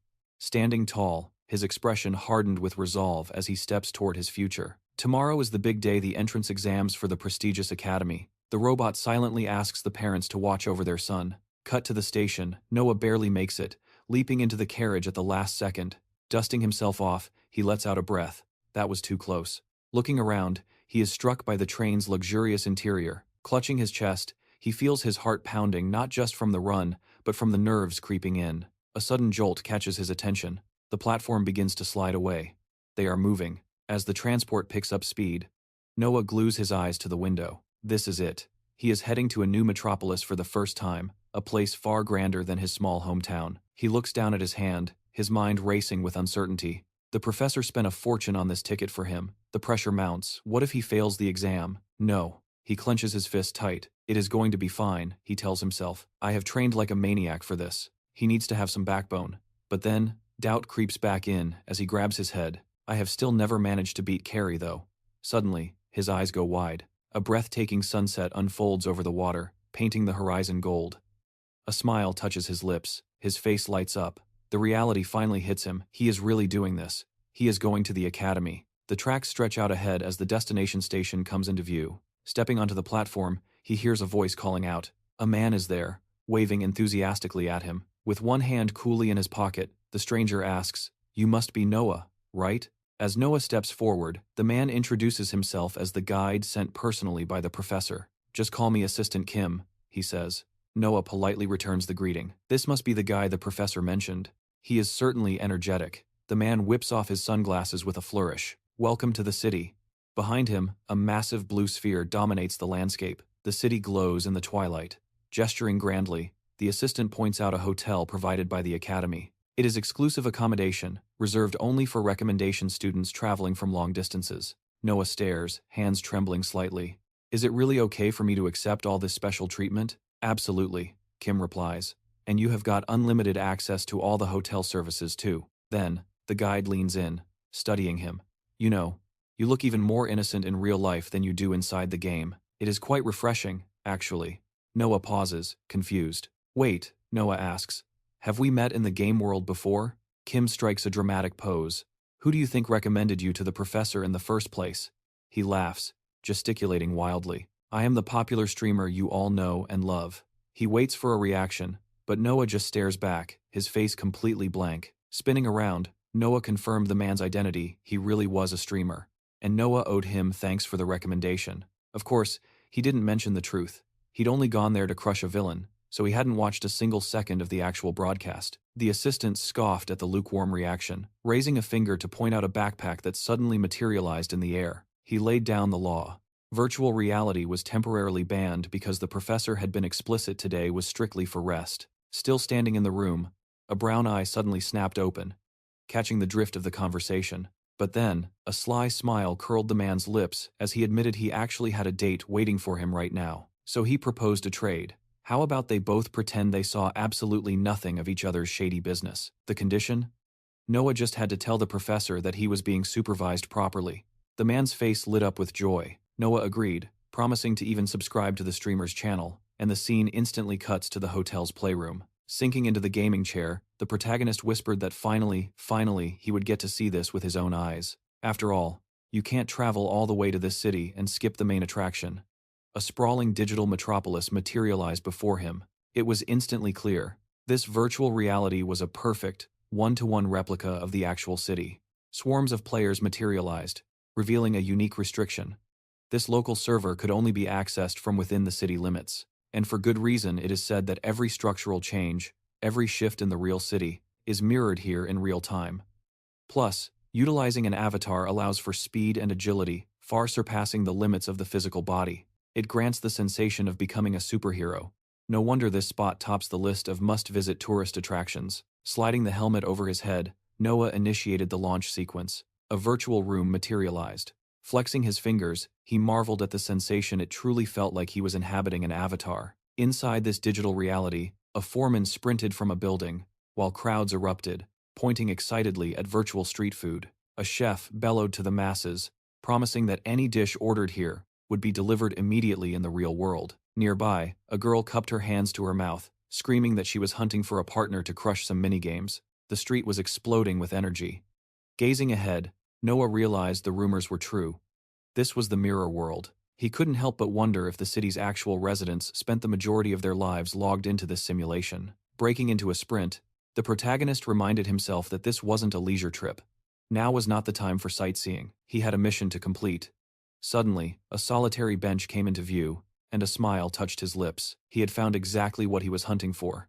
Staring straight ahead, he murmured to himself, the statue of the player. It exists only within this mirror world, a tribute to a legend who vanished from the scene without a trace. Gone, but never forgotten. His name still dances on everyone's lips, hailed as the greatest player to ever touch the game. A titan who left behind a legacy of countless achievements. The statue's face loomed above him. Gazing up at the stone visage, the young man recalled a rumor circulating on the forums. They say if you offer a prayer to this statue, your gameplay will be blessed with eternal fortune. Pulling a goofy face at the absurdity of it, he clasped his hands anyway. Help me get into the academy as a recommendation student, he whispered. Mid-prayer, a presence interrupted him. A girl materialized nearby, and their eyes locked. Silence hung between them, before Noah broke it. Did you come to pray to the statue too? You must be just as desperate as I am. Her expression immediately twisted into irritation. She scoffed, demanding he stop grouping her in with the likes of him. She deduced he was logging in from the hotel game room, pointing out that the professor had explicitly ordered him to rest today. Noah shrugged, replying that his location was a trade secret he couldn't possibly divulge. He added that since she was an exchange student just like him, the professor's rules applied to her, too. The girl jabbed a thumb at her own chest, declaring haughtily that she was an ace, meaning she could do whatever she wanted. Internally, Noah decided he absolutely hated her personality. He waved a hand dismissively, stating that he'd just arrived and had plenty of sightseeing left to do. The girl pressed on, asking exactly where he was headed. Noah answered simply, the academy. Resting a hand on her belt, she sneered, asking what the point of such useless actions was. After all, he wouldn't be able to get in anyway. Noah paused, narrowing his eyes. What did you just say? Her face twists with pure hostility as she mocks his useless efforts. Turning away, Noah feels a pit in his stomach, convinced he'll never breach the gates of the Fantasy Academy. He reflects on the last 3 months of hell as the girl sits triumphantly on her defeated opponent. The stats are brutal. Out of 132 fights, he lost every single one, never landing a scratch on her. But amidst this endless streak of defeats, the protagonist's hunger for self-improvement ignites. His drive becomes far more potent than the shame of losing, even as Carrie glares at him like a demon. Scribbling furiously on paper, Noah spends his days obsessed with strategy, plotting how to crush his rival. Even during physical training, he hunts for that one unique technique to turn the tide, smiling as he reviews his notes. It dawns on him that he actually loves the grind, respecting Carrie as the ultimate hurdle to overcome. She is a wall he has to break through on his own, a necessary conquest to reach his goal. Her words hit him like a physical blow, but he hides his pain and asks why she's so certain of his failure. Looking toward the future, Noah shouts that he won't be a loser forever. The girl stands up, challenging him to one last round. The player grits his teeth, adrenaline surging, while a feral smile cuts across the warrior's face. They rush each other. A thunderous impact echoes through the arena as Noah suddenly materializes right next to her. Staring at her own fist in disbelief, the girl demands to know what kind of move that was. Without revealing his eyes, the main character declares he will crush tomorrow's test and absolutely enter the academy. He demands she take back her insults, his eyes flashing blue as he grabs her wrist in a vice grip. The lady looks baffled, saying she has no clue what he's raving about, and asks why he's screaming about the obvious. She shoves her opponent away effortlessly and asks exactly what she is supposed to take back. Tears welling up, the guy stammers that she literally just said he wouldn't be able to enter. He points out her claim that the academy is out of his reach. His colleague rolls her eyes, confirming that of course he can't get in, but he insists she stop saying it. Making an annoyed face, the lady asks how he expects to enter when the mirror world is involved. She explains the Fantasy Academy is forbidden to outsiders because they lack an incarnation in this realm. They can't even see the building from the outside. So she asks how he could possibly not know the basic rules. The interlocutor freezes with tears streaming down his face, looking completely foolish. Noah realizes she wasn't insulting his skill, just stating facts, and asks how strong the restriction really is. He admits he misunderstood her completely. Carrie knits her brows, asking why she would trash-talk him now. She reminds him they are on the same team, but adds a deadly warning about tomorrow's exam. She tells him flatly that if he fails, he'll die by her hands, asking if that's clear. Hope floods back into the main character's heart, and the protagonist begins to weep with relief. Her avatar turns into a statue as she prepares to log out, mentioning she's worked up an appetite. She suggests they grab a meal together since they are staying in the same hotel. The young man agrees instantly, a goofy grin on his face as he wonders what dining together implies. It hits him that he is about to meet the real Carrie. He reaches up to remove his helmet. Long legs step into view. Without showing his face, the man asks if that character truly belongs to him. She crosses her arms, and Noah recalls how curious he was about her real-world appearance during their fights. Suddenly, the girl punches him square in the face, proving her skills aren't limited to the game.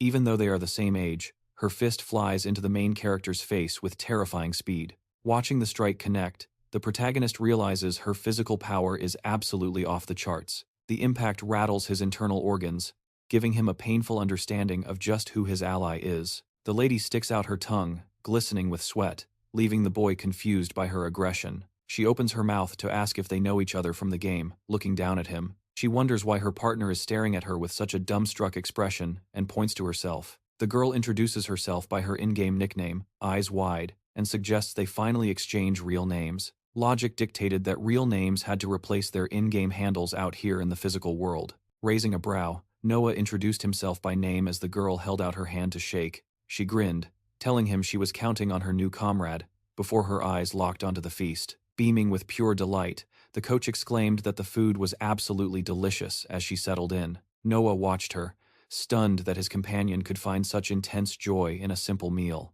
Between bites, she asked where he hailed from, to which he simply replied, City I. Noah frowned when she revealed her own origin, City F. That was uncomfortably close. His mind instantly conjured images of armed bandits. That place was notoriously known as the underworld. It was a hellhole boasting the highest crime rate and the lowest standard of living in the nation. Slamming her empty bowl onto the table, the young lady sighed, grateful to finally eat in peace. Jabbering with her chopsticks, the girl pointed them at him, ready to speak her mind. She reminded him that his synchronization skills during their training sessions had been god tier. Drenched in sweat at the memory, Noah replied that he simply hated losing, results were everything. Wiping her lips, his companion dropped a secret. She had entered the academy via a special recommendation. A professor had recruited her personally, right after he decimated her in a duel, baring his teeth. She explained, their first bout took place in the Time Heroes arena, mimicking how he had tilted his head. He didn't look like a teacher, she insisted, but he read my every move, predicted every ability. He countered perfectly, beating me time after time. She paused, jaw hanging slightly open. Noah raised an index finger, genuinely surprised by the description of this professor's power. It is weird, she whispered. You cannot find a trace of him, even if you search his character ID. Breaking into a cold sweat, the main character asked if she had ever actually laid eyes on the professor in reality. She shook her head no. Raising his eyebrows, Noah processed the implications of her story. This mystery man had recommended them both to an academy reserved for the absolute elite. Staring out at the setting sun, Noah muttered that the stranger's identity would not stay hidden long. Tomorrow, he vowed. Meanwhile, in the faculty room, a tense silence hung over the table. Keeping his posture rigid, the man waited for the director to finally reveal the agenda. It was dangerously late to be discussing the content of tomorrow's entrance exam. He lowered his eyes. As he analyzed the boss's motives, a voice cut through the silence, addressing him directly. Looking straight ahead, Basin asked if his colleague had managed to scout any worthy talent. Any students worth recommending this year? The man turned his head slowly to respond. He suggested that since Basin was asking, he must have found a prospect of his own. Basin smirked, confirming that yes, a true genius would be joining their ranks this semester. Slamming his hand on the table, the professor insisted his recruits were no pushovers either. But Siler objected instantly, sneering that they were nothing but ruthless savages. Children from the slums, he spat, looking away in disgust. Every year, it is the same story. You drag in this trash, and they ruin the image of our establishment. He crossed his arms tightly. The teacher shot back.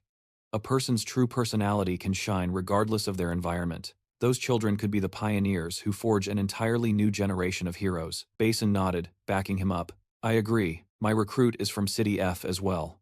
Siler scowled deeply. The villain was furious that a nobody with no background had become a professor here. In his eyes, this upstart was destroying the academy.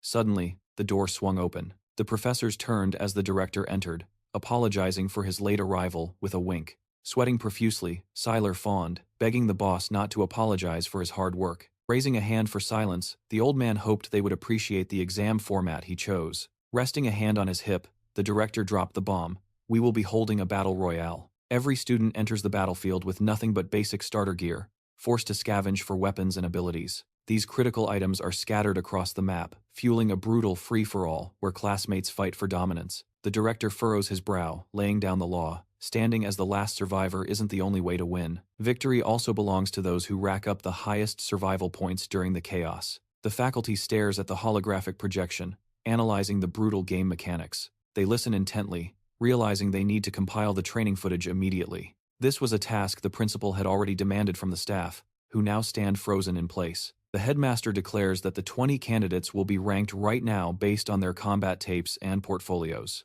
He scans the student portraits, ready to assign their initial status based on the committee's recommendations. The verdict is delivered. 7 students are slapped with D rank, while 5 manage to secure a C rank. Only 4 candidates earn a B rank, and a mere 3 elites climb to the prestigious A rank.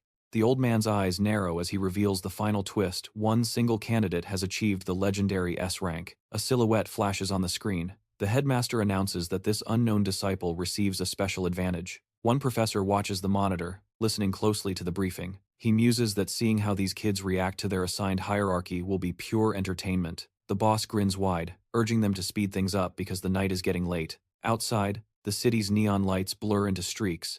Inside, Noah lies on his hotel bed. His mind races back to how his girlfriend, Shia, practically dragged him along for this journey. He still can't fathom how a loner like him befriended such a cheerful girl. He remembers sweating bullets while they took selfies. The protagonist just prays she didn't notice his complete lack of social skills during their hangout. He has zero experience with real-life friends, and the anxiety makes his head spin. He looks at her, calm and collected as she gazes at the city view, amazed that she isn't worried at all. Staring out the window, Noah realizes the stakes. If he fails tomorrow, the last 3 months of hell were for nothing. His hands start to shake. Terror grips him as he desperately hopes he has what it takes to pass. Back in the command center, the headmaster confirms the hierarchy. split from D all the way to S. The staff exchanges uncomfortable glances, sailors and teachers alike looking away, avoiding eye contact. But when the S rank is mentioned, heads turn. The decision to crown this candidate was unanimous. The headmaster flashes a winning smile, asking for objections, but the room remains silent. Adjusting his glasses, a professor notes that this year's batch contains absolute monsters with absurd power levels, praying the kids survive. On the display, a harsh reality sets in. A D-rank icon stamps itself right next to Noah's face. Cut to the school corridor, where the main character furrows his brow in concentration. Strapped into a simulation pod, Noah is still reeling from the fact that he actually made it to a fantasy academy. He clutches the guidebook, feeling the weight of the moment in his hands. He recalls being whisked away to this facility the moment he arrived, with no time to breathe. Staring at the text, he realizes he has been reading for an hour straight, yet nothing is sinking in. Cold sweat drips down his neck. He is furious with himself for being too wired to sleep last night. Insomnia has left him exhausted, and he hasn't even seen the professor yet. With eyes wide and bloodshot, the boy is terrified that fatigue will cost him the exam. Enough. Noah slams a fist into his own face, forcing himself to snap out of the spiral. He flashes back to training. Shia, sitting triumphantly on his chest after beating him into the dirt. He lost every single sparring match against her, 132 losses in a row, and the memory brings tears to his eyes. But self-pity time is over. He decides right then and there to crush this exam and take first place at all costs. Clenching his fist, the protagonist vows to unleash his full synchronization level this time. He is going to fight with everything he has, leaving nothing in reserve. He looks up as the speakers crackle.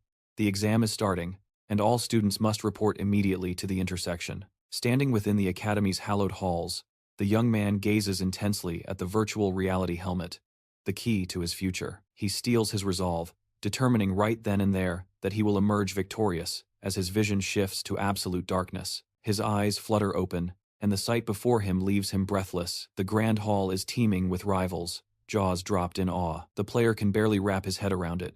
The exam venue isn't a classroom, it's a perfect replica of the royal palace. A realization hits the young man like a truck as he notices the other students averting their gaze, eyeing him suspiciously from beneath their brows. Noah quickly deduces that everyone here is an elite recommendation admission.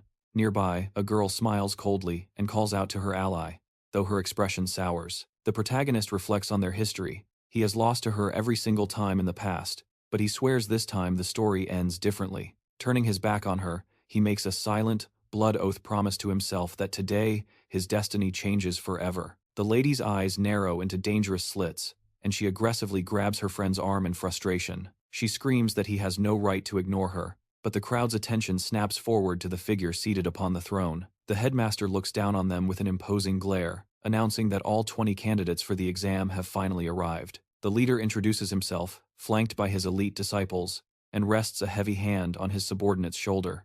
The young man is stunned to silence. He never expected the legendary headmaster of the academy to oversee this personally. The old man's voice booms across the hall, expressing his hope that every participant has memorized the rulebook to the letter. With a flick of his wrist, the chief conjures a hologram, explaining that this isn't just a test, it is a fantasy battle royale. He details a brutal system where fighters must scavenge for items and level up, and only the last warrior standing will earn their place among the academy's prestigious members.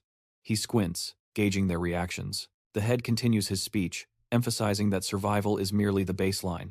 They must also demonstrate superior skill and dominance. However, the sole survivor will reap the ultimate rewards.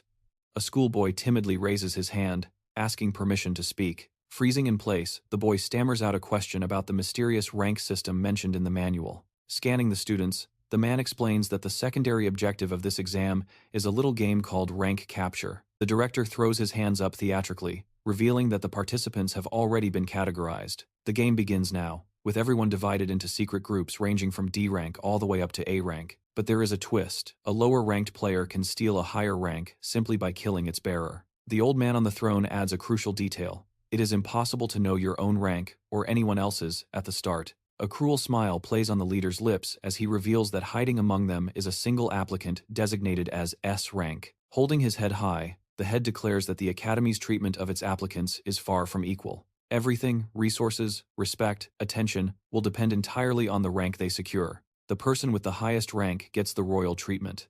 Sweating nervously, Noah thinks that actually sounds terrifyingly incredible. The girl raises her hand, demanding to know the criteria for these assigned ranks, and the director locks eyes with her. He explains that the ranks were assigned by the entire teaching staff after a rigorous assessment of the candidate's combat history. She fires back instantly, arguing that such a subjective criteria cannot possibly be accurate. Looking down his nose at her, the teacher asks if she is truly struggling to comprehend the results of their assessment. The student frowns as she listens to his ultimatum. If she dislikes the grading system, she knows where the door is. She can leave right this second. The sage raises his hand to silence any further interruptions. He proclaims that their academy is the premier training ground for the world's greatest professional players. As the boy stands amidst a sea of strange faces, the boss defines a true pro as someone who can shrug off the quiet accusations and doubts of the audience without flinching, to stand in the epicenter of the chaos and remain unshaken. Sitting on his throne, the old man drives the point home. That resilience is the difference between a mere player and a true star. He stares pointedly at the faces of her rivals. The disciple absorbs his words, realizing she needs to take a long, hard look at the competition. The guys are grinning with bloodlust, and the leader notes that this hunger is what separates the future stars from the washouts. The mentor looks down on them, knowing that etched onto the faces of these people is a burning, undeniable desire to win. He holds his head straight, radiating authority. The director extends an open invitation, daring the girl to take that dissatisfaction and use it to prove him wrong in the game. The elder extends his hand, his voice booming across the arena. They have but one mission to fulfill: to reveal their true potential. Instantly, the competitors are engulfed in a radiant blue aura. The organizer issues the ultimate challenge: prove their worthiness to join this legendary academy through the game of survival. Noah watches intensely, his gaze sharp beneath his brow, absorbing every word. This is the crucible where their dreams will be forged. Suddenly, beams of light shoot out from the walls. The game begins. A mysterious hooded figure watches the chaos unfold, a sly smile playing on his lips. The professor vows to root for his chosen students, his eyes glued to the deployment map. Our protagonist had already made his move. Recalling the island's layout from a book, he selects his drop zone. He decides on the perfect strategic starting point. A pillar of light crashes into the forest, depositing Noah onto the grass, grinning with anticipation. Talk about a loud entrance, he mutters, picking himself up. He knows there is no time to waste. Before the real test begins, he recalls the professor's warning about the map's red zones. His strategy is clear: hunt for high-tier loot hidden across the island before the danger zones expand. Those restricted areas will spell death for anyone caught inside, forcing players closer together. Noah reasons that, as the safe territory shrinks, securing weapons will become a nightmare. Scavenging his first chest, Noah pulls out a pair of steel leggings. They offer a measly 2 points of defense. Sweat beads on his forehead. He is clearly unimpressed. Seriously? That's it? He realizes that in a survival game like this, luck is a cruel mistress. The golden rule: stay low and avoid other players in the early game. Engaging in combat now means losing precious time to scavenge for gear. He prays to the gaming gods that he will not run into an enemy this early, but fate has a sense of humor. He looks up. A stranger looks back. Noah turns his head. The other guy averts his eyes. Panic flashes across the player's face. The camouflage melts away, revealing the interface. 2 player IDs flash above their heads. Examiner number 11, known as Arc, and Examiner number 7, the one they call Genius. The blue system screen confirms the matchup. The announcement rings out: 2 disciples have collided in the wild forest. Up in the observation deck, a master furrows his brow. He met another examinee already? Only 5 minutes in? Noah's luck is absolutely rotten. Rubbing his chin, the master notes: without any equipment, this is going to be messy. A protracted fistfight is likely. Professor Bison chuckles darkly. Looks like our students are about to brawl. He glances at the head professor. The teacher notes the awkward standoff. The headmaster, however, just smirks. Fun is an essential part of the curriculum, he declares. If they choose to flee, their evaluation scores will plummet. But if they fight now, they cripple their chances for the rest of the game. The 2 players stand frozen, sizing each other up. Logic screams that the smartest move is to walk away. They both pivot sharply. But then, a hesitation. Do they fight? They both pause, scratching their heads in confusion. Cold sweat drips down Noah's face. The tension is palpable. The professor wonders, are they pretending they didn't see each other? He points at the screen. Bison exclaims, "This is disgraceful. Look at them. They only survived this long because they are cowards." The director asks, "What is this display?" "Pure boredom." He scoffs, watching the 2 blips on the map. He reminds everyone that in a battle royale, one rule always reigns supreme. It is called the sudden death system, a mechanic designed to ensure the game doesn't drag on forever. As time ticks by, The danger zone expands, shrinking the battlefield and forcing players into tighter, deadlier confrontations. The map lights up, revealing the territories, and the exam rules are made clear. 10 minutes after the start, the zones begin to close. Every 5 minutes after that, another territory becomes a death trap. We are now 25 minutes into the match, and only 7 out of the 10 locations remain safe. A student glances sideways, noting the eerie lack of combat notifications. 0 battles so far. The reason? The game results directly impact their final exam grades. High stakes breed caution. A young man sits silently, perched high on a tree branch. An elf lies prone on the ground, camouflaged. Because the pressure is so high, the students are playing it way too safe. Suddenly, a treasure chest spawns in the open. The oppressive silence is finally broken. Enter Shay, standing casually with her hands at her sides. She smiles, announcing that she has picked up the trail of another examinee. She notes the empty kill feed. No elimination logs yet means everyone is just playing hide and seek. Standing in the dark corridor, the student shivers not with fear, but with anticipation. She expected a high-level competition, but now she wonders if a bunch of cowards are all that gathered here. She notes that the trail ends right here. He is close. She asks herself if it is time to go hunting. Deep in the labyrinth, a purple glow illuminates the darkness. Sweat drips down a male student's cheek. He clutches a sword in his hand, his knuckles white with excitement. He can't believe his eyes. It is the best item in the rulebook. He never thought he would actually pull a legendary weapon. It is a unique item. Only one copy exists in the entire match. A greedy smile spreads across his face. He calls himself the Lucky Puncher, and for good reason. His luck is absolutely deadly. He glances to the side. Just 30 minutes into the game, and he is already decked out in unique grade gear or higher from head to toe. His luck didn't fail him during the entrance exam, and it is not failing him now. He raises the weapon high. The warrior declares that holding this sword is the same as announcing his victory in this game. Suddenly, a voice cuts in. Finally found you. Shay stands there, staring him down. She mocks how deeply he buried himself in the maze, and challenges him to fight. The guy just grins. This is perfect. He was just dying to test out his new toy. Shay doesn't wait. She launches herself from her spot. Need an introduction? She asks, but the answer comes in steel. A split second later, their swords collide. He easily repels her attack. The young man scans her appearance and sneers. You haven't even finished farming gear yet, he laughs. While I'm already fully maxed out, Shay grins wildly. That's fine, because when I kill you, I get to keep it all. The swordsman frowns in confusion. Does she not understand? In a battle royale, the equipment gap is everything. He strikes, shattering her weapon instantly. Disappointing, the warrior sighs, grinning slyly. That's just bad luck for you. A system window pops up. Weapon destruction skill activated. Shay looks baffled. First kill of the match, the young man announces. Bon appétit. Whoosh. Shay dodges the fatal blow at the last second, leaping back sharply. He blinks. What kind of movement was that? Shay jams her broken blade into the floor. Was that acrobatics? She stands defiant before the enemy. Is that sword the only thing making you strong? She asks. He scoffs. You're only now realizing the difference in our combat power? It's the items, idiot. Shay tosses the broken hilt aside. So, that sword. It's really good. Huh, great, she exclaims. That means it'll be perfect when it's mine. Lucky Puncher stares at her. Do you not understand English? It means you can't defeat me. She touches the ground, eyes locking onto his. You're the only one who thinks that. Crouching low in a sprinter's stance, she whispers, Super game. He mocks her for being at a disadvantage, sneering that a player without a weapon has no business being here. But he's the one compensating with high-tier gear, grinning like a predator about to toy with its food. He swings his blade, scoffing, asking if she seriously believes she can take him down empty-handed. He screams at her to just die already, hurling insults about those ridiculous rabbit ears of hers. In a flash, she moves. Her hand clamps around his throat as she bares her teeth in a feral snarl. She hurls him into the wall with terrifying force, his eyes rolling back until only the whites show. As she cocks her fist back, his mind races. She's impossibly fast. Lucky Puncher clenches his jaw in terror as her fist smashes into the wall, missing his skull by mere inches. Cold sweat drips down his face.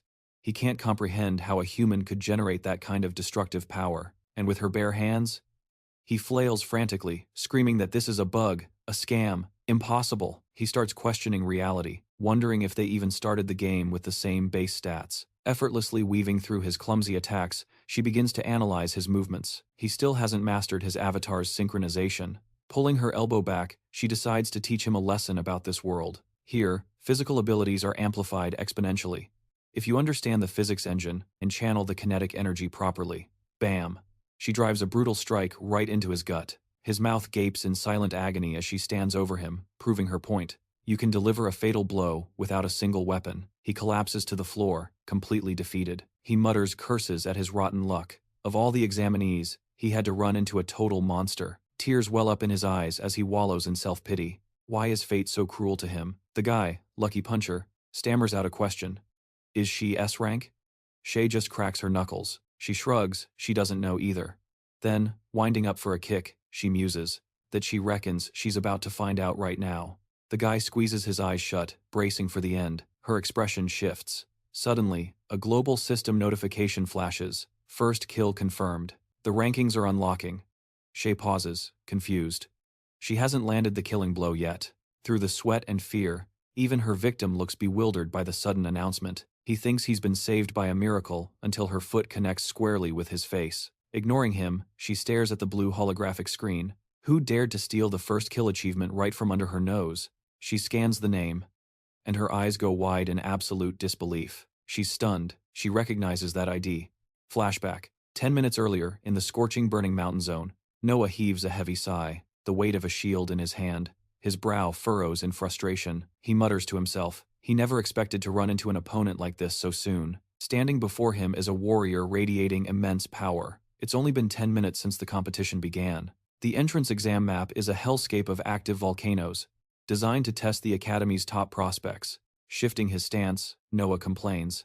He didn't think he'd cross paths with another student this early. It's ruining his plan. He can't even grind levels or farm properly with this distraction. He clenches his fist, calculating. Judging by the travel speed between zones, it takes about 5 minutes to cross a territory. The map is huge. So what are the odds of bumping into someone here? Suddenly, something catches his eye. A treasure chest. Noah doesn't hesitate, he cracks it open. He pulls out a sword and shield set. Giving the blade a test swing, he notes the impeccable balance. He inspects the stats. Incredible. It's rare tier gear, and it even comes with an innate ability. The system window pops up. Shield of the Golden River. He raises the sword, feeling confident. Now the real leveling begins. He smirks, scanning the area. Let them come.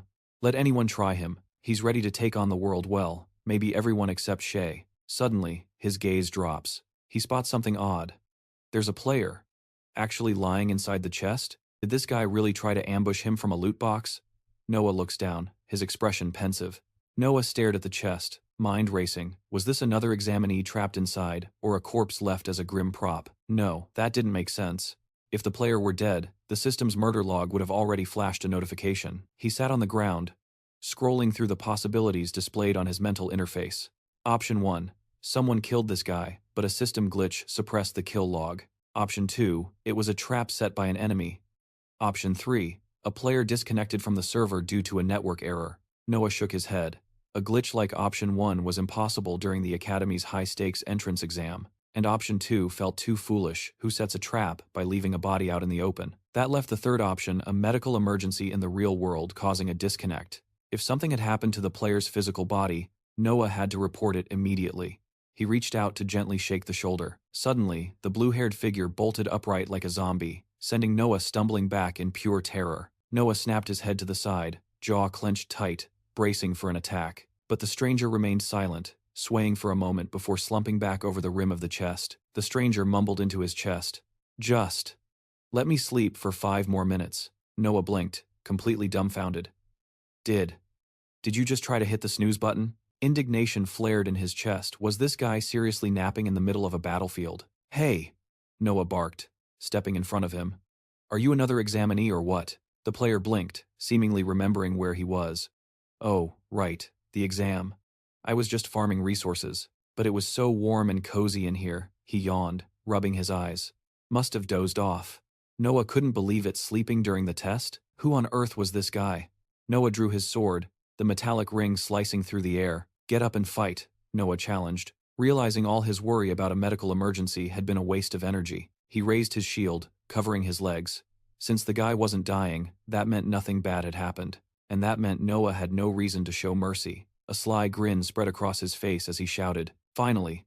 I can show the world the results of my hellish training. All those useful intersection techniques his mentor had drilled into him over the last 3 months were about to pay off. Flashbacks of lying on the floor, beaten and bruised by Shay, flooded his mind. Endless practice sessions. He had been nothing more than a punching bag back then, but those beatings had a purpose. They had forged him into steel. As he swung his sword, Noah felt confident that this sleepyhead, who napped in the middle of a death match, was absolutely nothing compared to him. Asterisk clang. Asterisk cold sweat instantly trickled down Noah's cheek. His weapon had been stopped dead by the opponent's katana. High above in the observation room, the elf instructor Biazon watched the screen, stroking his chin. Well, look at that, Biazon mused. Our students meeting again. I'd call it fate. The professor beside him turned, realizing the boy on screen was indeed his own student. It's true, the teacher replied, but your ward is incredibly unlucky to run into Han this early. Noah's mentor furrowed his brow in confusion. Han? That's his name? I told you before, Biazon grinned. I found an incredible genius back in F-City. The boy's stats flashed on the monitor. The master squinted at the data. Wait, this student is only rank D? Biazon scratched his head, laughing awkwardly. Yeah, well, he's pathologically lazy. He refused to submit a training video. He said it was too much work. Back in the arena, Noah stood opposite the sleepy swordsman. You could say, Biazon added, watching Han grip his katana, that he's my unintentional secret weapon. The elf sighed. I'm pretty sure I told him the academy exam would be fun to get him to sign up. Suddenly, Han launched a sharp attack. Did that elf scam me? He grumbled mid-swing. Noah gritted his teeth, barely deflecting the blow. I thought this guy was half asleep. Why is he moving so fast? Noah panicked. The sleepy demeanor was gone, replaced by terrifying speed. Noah realized with a sinking feeling that he had stumbled upon an incredibly powerful monster right from the start. Gripping his handle until his knuckles turned white, Noah knew he had to rely on his shield ability to survive. Hans shifted into a defensive stance, a specialized technique designed to stun anyone foolish enough to strike first. His pointed elven ears twitched, catching every sound. Noah held his ground, praying his opponent would make the first move, but the elf simply leaned forward, closing the distance with predatory grace. Having already memorized Noah's breathing pattern, Hans smirked. You're holding back, aren't you? I can hear it in your rhythm. Sweat beaded on Noah's brow as the tension spiked, and he grit his teeth. What did you just say? Without warning, the elf unleashed a vicious slash. Noah barely reacted in time, his foot skidding across the arena floor as he desperately evaded the blade. A split second later, Hans slammed a palm into Noah's stomach, sending him staggering back. Noah grimaced, confusion flashing in his eyes. Watching from the observation deck, the professor leaned forward. It's a hidden system mechanic, he murmured, raising a hand. Synchronization. Addressing the class, the instructor explained, this is a rare opportunity to witness a warrior entering a heightened state of existence, a state where one experiences sensations that transcend reality, feelings impossible to replicate in the waking world. For the user, time itself seems to dilate, slowing the world to a crawl. Professor Basin muttered to himself as shimmering blue mana threads began to materialize around the fighters on the screen. I have always wondered, the teacher mused, his eyes narrowing. Is there a method to artificially amplify that synchronization rate?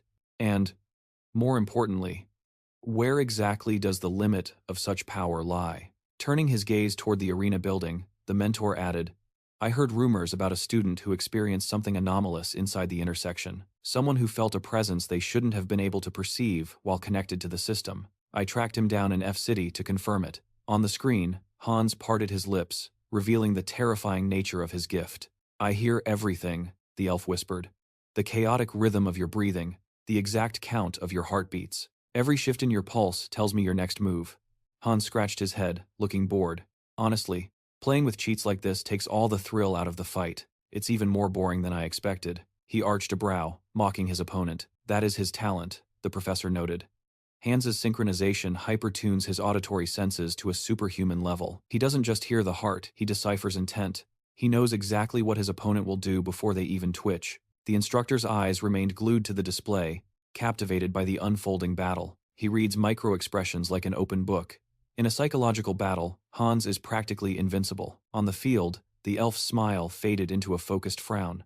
It is just like poker, the mentor observed. He is reading every bluff, every tell. The man's expression grew grave as he watched the one-sided exchange. Basin sighed, shaking his head. My student really drew the short straw this time. His pupils constricted as he focused on Noah. A thin, knowing smile played on the gentleman's lips. But then again, Basin whispered, he is not the only one hiding an ace up his sleeve. In the arena, Noah clenched his jaw tight. Damn, Noah muttered, staring down his enemy. Didn't think I'd run into a monster like this so soon. Noah realized the terrifying gap in their abilities. Across from him, Hans lowered his head, visualizing the image of Noah's beating heart. The elf smirked as the auditory signal intensified. Your pulse is racing, he noted. Is that anxiety? Are you frightened? But then Hans paused. The rhythm was different. Noah grinned, wiping blood from his lip. Guess this academy isn't just child's play after all. Finally, the young man said, locking eyes with the elf. I met an opponent I don't have to hold back against. They say you can't plan for everything in life. Good thing I thrive on chaos. Noah took a deep breath, his eyes glowing. Time to level the playing field, he whispered. Synchronization. Engage.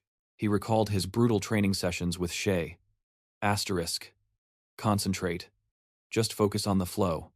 Asterisk. Suddenly, the elf launched himself forward. Stay sharp, Hans shouted, cycling through multiple combat stances mid-charge. Noah's eyes narrowed. He saw the openings, gaping flaws in the elf's guard. Asterisk. He's baiting me. Asterisk. Noah realized. Asterisk. He is deliberately showing me empty spaces. Asterisk. Asterisk. Any amateur would strike the open spot. It is the highest probability play. Asterisk. Asterisk. He is predicting my counter. Asterisk. Instead of retreating, Noah surged forward and drew his blade in a blur of motion. Gotcha, the elf muttered, lunging to intercept. But Noah defied the prediction, parrying the attack with a thunderous clash. Sweat stung Hans's eyes, panic setting in. Asterisk. Impossible. Asterisk, he thought. Asterisk, I had him read perfectly. That opening was guaranteed. Asterisk. The elf skidded to a halt, desperately trying to reset his stance. Asterisk, I have to end this right now. Asterisk. But Noah was already there. With a roar, he slammed his weapon down, shattering the elf's defenses. The young man parries the onslaught with lightning speed, a blinding flash erupting near the player. The user lets out a heavy sigh, causing confusion in the stands, while the professor smirks, muttering about how Noah was only assigned D rank, a massive oversight, simply because they hid his true synchronization level. But fame? That was inevitable for him. The protagonist furrows his brow, eyes narrowing, his teacher's words echo in his mind. He needs to show the world just how terrifying his synchronization really is. Weapons lower momentarily. Han purses his lips, struggling to grasp the strange tactic unfolding before him. Noah raises his bulwark, leaving a gap. His opponent hesitates. Is that opening intentional? The main character shifts his stance abruptly. The enemy's mind races. Every time he targets those weak points, a shield instantly snaps into place to block him. Han tilts his head, analyzing the pattern. Is Noah baiting him? Is he exposing himself on purpose? It does not feel like a trap, but the intense glare from the boy suggests otherwise. His opponent is stunned. How could a rookie read the flow of battle so perfectly in such a short time? Jaw dropping in respect, the user introduces himself, then demands to know who he is truly fighting. Noah offers only his in-game handle. He scratches his head, unsure if the interrogation is a compliment or a threat. The opponent realizes he has found a worthy rival. For the first time in ages, reality is more thrilling than any dream. Suddenly, the student thrusts his hand into the system interface. Fingers dancing across the holographic keys, Han declares he has no intention of losing. It is time to unleash his full power. Noah's eyes widen as a pitch-black sphere rolls across the ground. A split second later, boom, a massive explosion rocks the arena. Shielding his face from the blast, the protagonist squints through the haze. Is this just a smoke bomb? Did he retreat? No, before the thought finishes, the player materializes directly behind him. I never run, a voice whispers. The blade plunges toward the protagonist's exposed back. Noah frantically swings his sword, parrying wildly. How is Han tracking him with such precision inside this blinding smoke? Standing unseen in the gray fog, the student reveals his secret. His high synchronization level does not just boost strength, it supercharges his hearing to supernatural levels. Bruised and battered, the young man freezes. His enemy can hear everything, the shifting of gravel under his boots. He hears the frantic gasps for air. He can even hear Noah's heart pounding like a war drum. Noah claps both hands over his mouth to stifle the noise. Terror sets in. The enemy knows his exact coordinates through sound alone. So, this is the true power of synchronization? Noah takes a desperate step forward, thinking his only chance is to escape the cloud. But the moment he breaks through the smoke, whoosh! Molten lava splashes violently from a crater. He slams into the ground, barely stopping in time. His enemy taunts him, making sudden moves. Right now is a death sentence. Did you forget? The voice echoes. The arena is riddled with lava pits. Noah grits his teeth in pure rage. He is trapped. Lethal magma waits right beneath his feet. It is a checkmate scenario. Stay in the smoke, and the opponent hunts him by sound. Step out, and the lava takes him. Desperate, he drops to one knee, searching for a solution. Panic is the enemy. He realizes he must achieve absolute inner calm. He just needs to stall until the smoke veil dissipates. Once the air clears, his sword skills will level the playing field. Noah grips his shield, knuckles white. If he can just execute the technique perfectly, victory is still within reach. But can he react fast enough? There is only one way. He must push his synchronization level to the absolute maximum. The memory of the professor flashes before him, hand outstretched, imparting wisdom. The universal method to control synchronization, the mentor had said, is to create a psychological trigger. Noah had looked at him in disbelief. The mentor clarified, you need a specific, habitual action to anchor the power. Every time he initiates the link, the neural pathways in his brain light up. Noah's eyes snap open. He understands now. It is all about intent and focus. To spike his synchronization instantly, he needs his trigger. A sly grin forms on his face as he begins with a sharp exhalation. The teacher laid it out clearly. They had finally determined the training regimen. Since the ability triggered on an exhale, the strategy was simple. Holding his breath would become the kill switch to cap the synchronization level. The mentee puffed his cheeks as his supervisor set the target, 70 to 80% synchronization. But remember, he warned, push it to the max like I said before, and you'll burn out completely. Clasping his hands, the professor explained why arresting the synchronization spike was non-negotiable. He had to stop before hitting the limit. Because of this risk, the power was for decisive, single-strike moments, not prolonged combat. He urged the student to never forget that ability to ramp up synchronization is a double-edged sword. Burn out, and you're defenseless. You'll never win. Standing before the wall of black smoke, Noah realized the stakes. Pushing synchronization to the limit was nothing short of gambling. If he failed, game over. Even if he succeeded, he'd be locked into a high-risk dance he had to finish. With a slight grin, the main character accepted the odds. A true master makes his own luck. Han silenced his breathing. The protagonist drove his foot into the floor. His enemy heard the shift. He had moved to the front of the smokescreen. Was he trying to cut off a rear ambush? A glowing silhouette of a heart pulsed in the dark. The elf noticed the rhythm. His heartbeat had also become intensely concentrated. A smile crept onto the user's face. He couldn't tell if his opponent was genuinely trying for a checkmate in such a disadvantageous position. Interesting. Kicking off the ground, the young man made his choice. If he wanted a decisive clash, he would get one. Exhaling heavily, the protagonist narrowed his focus. Turning his head, the examinee formulated a plan. Block with the shield, trigger the stun, and crush the enemy. He ran the simulation in his mind. Suddenly Han burst from the black smoke right behind him. Meanwhile, on the system monitors, the academy headmaster rested his chin on his fist. He couldn't wrap his head around it. These kids are D rank? They fight like A ranks. His eyes narrowed. The professors were definitely hiding something from him. The elf's status window popped open. 300% synchronization in an instant?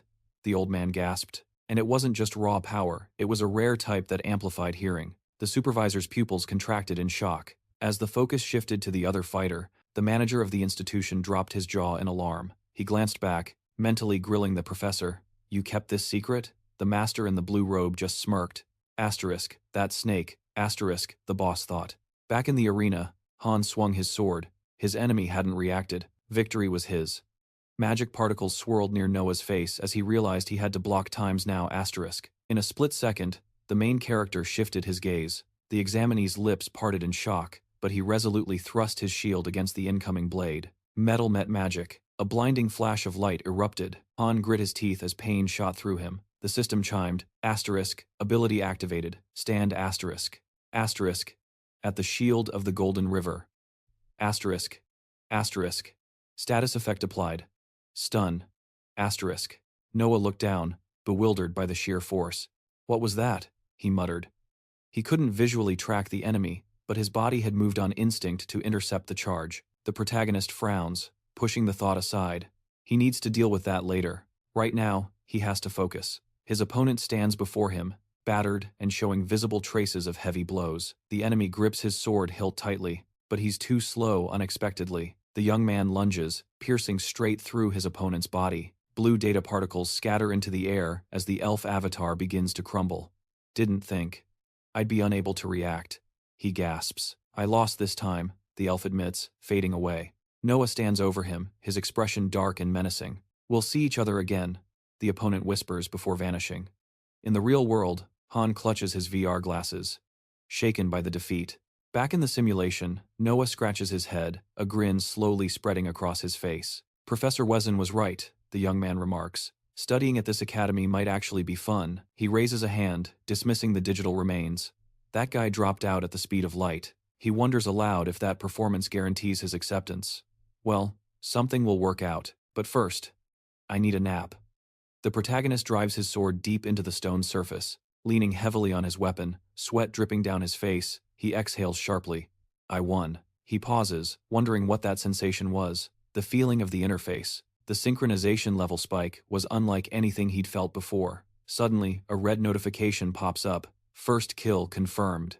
Does this mean I committed the first murder of the exam? Noah asks. He shakes his head, recalling the briefing. They said that as soon as the first kill happens, the ranking table goes live. He pauses.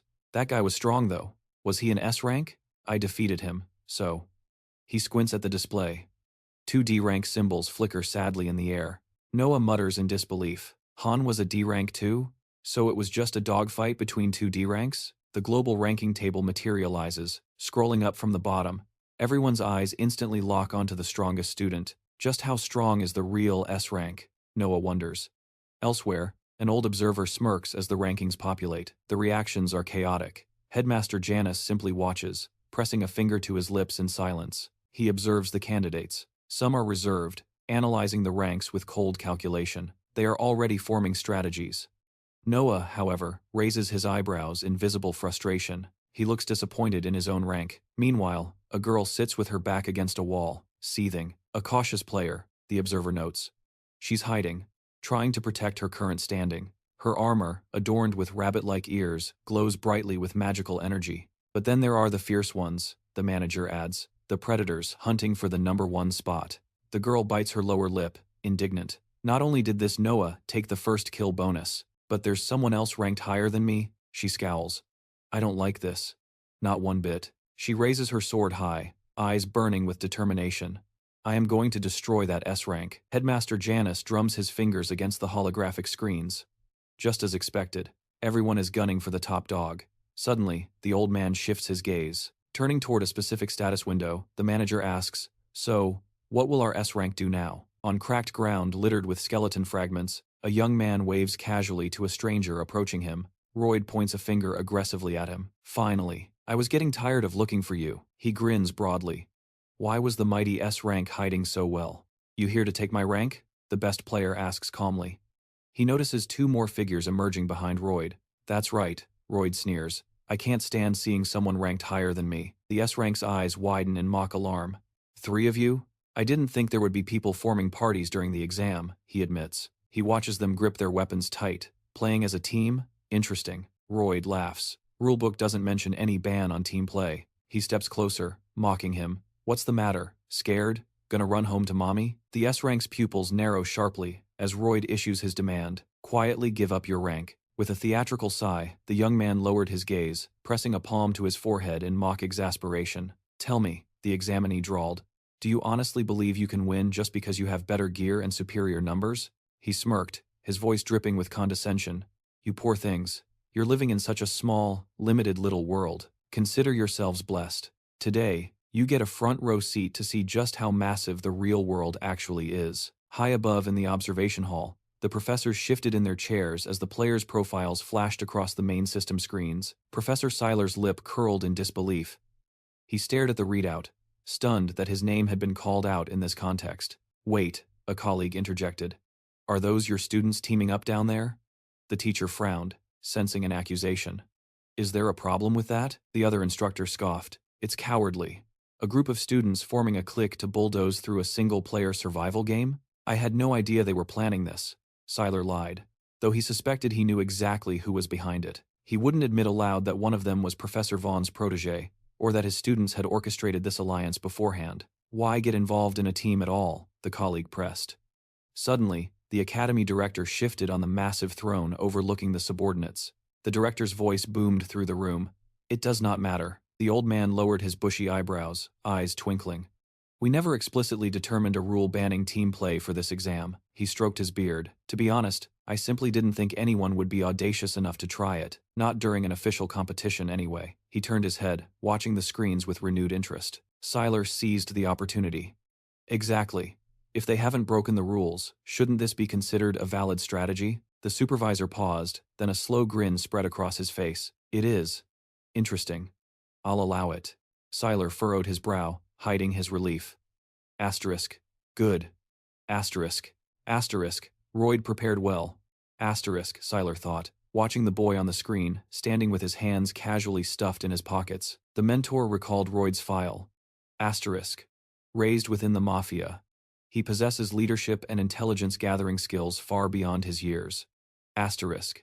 Asterisk. He is a criminal genius with terrifying personality traits to match. Asterisk. Asterisk. Once he secures that S-rank title, he'll be practically untouchable. Asterisk. Down in the arena, Royd scowled. I really don't like the way you're looking at me, Royd muttered, glaring at the opponent across the field. Borat hesitated, finger trembling near his chin. Are you telling me to attack first? He pursed his lips in panic. A memory flashed through the player's mind, a photo shown to him days ago by a man in a sharp business suit, smiling slyly. Desperation clawed at him. Asterisk. If that guy hadn't found out about my father's weakness. Asterisk. Asterisk. If he hadn't blackmailed me. Asterisk.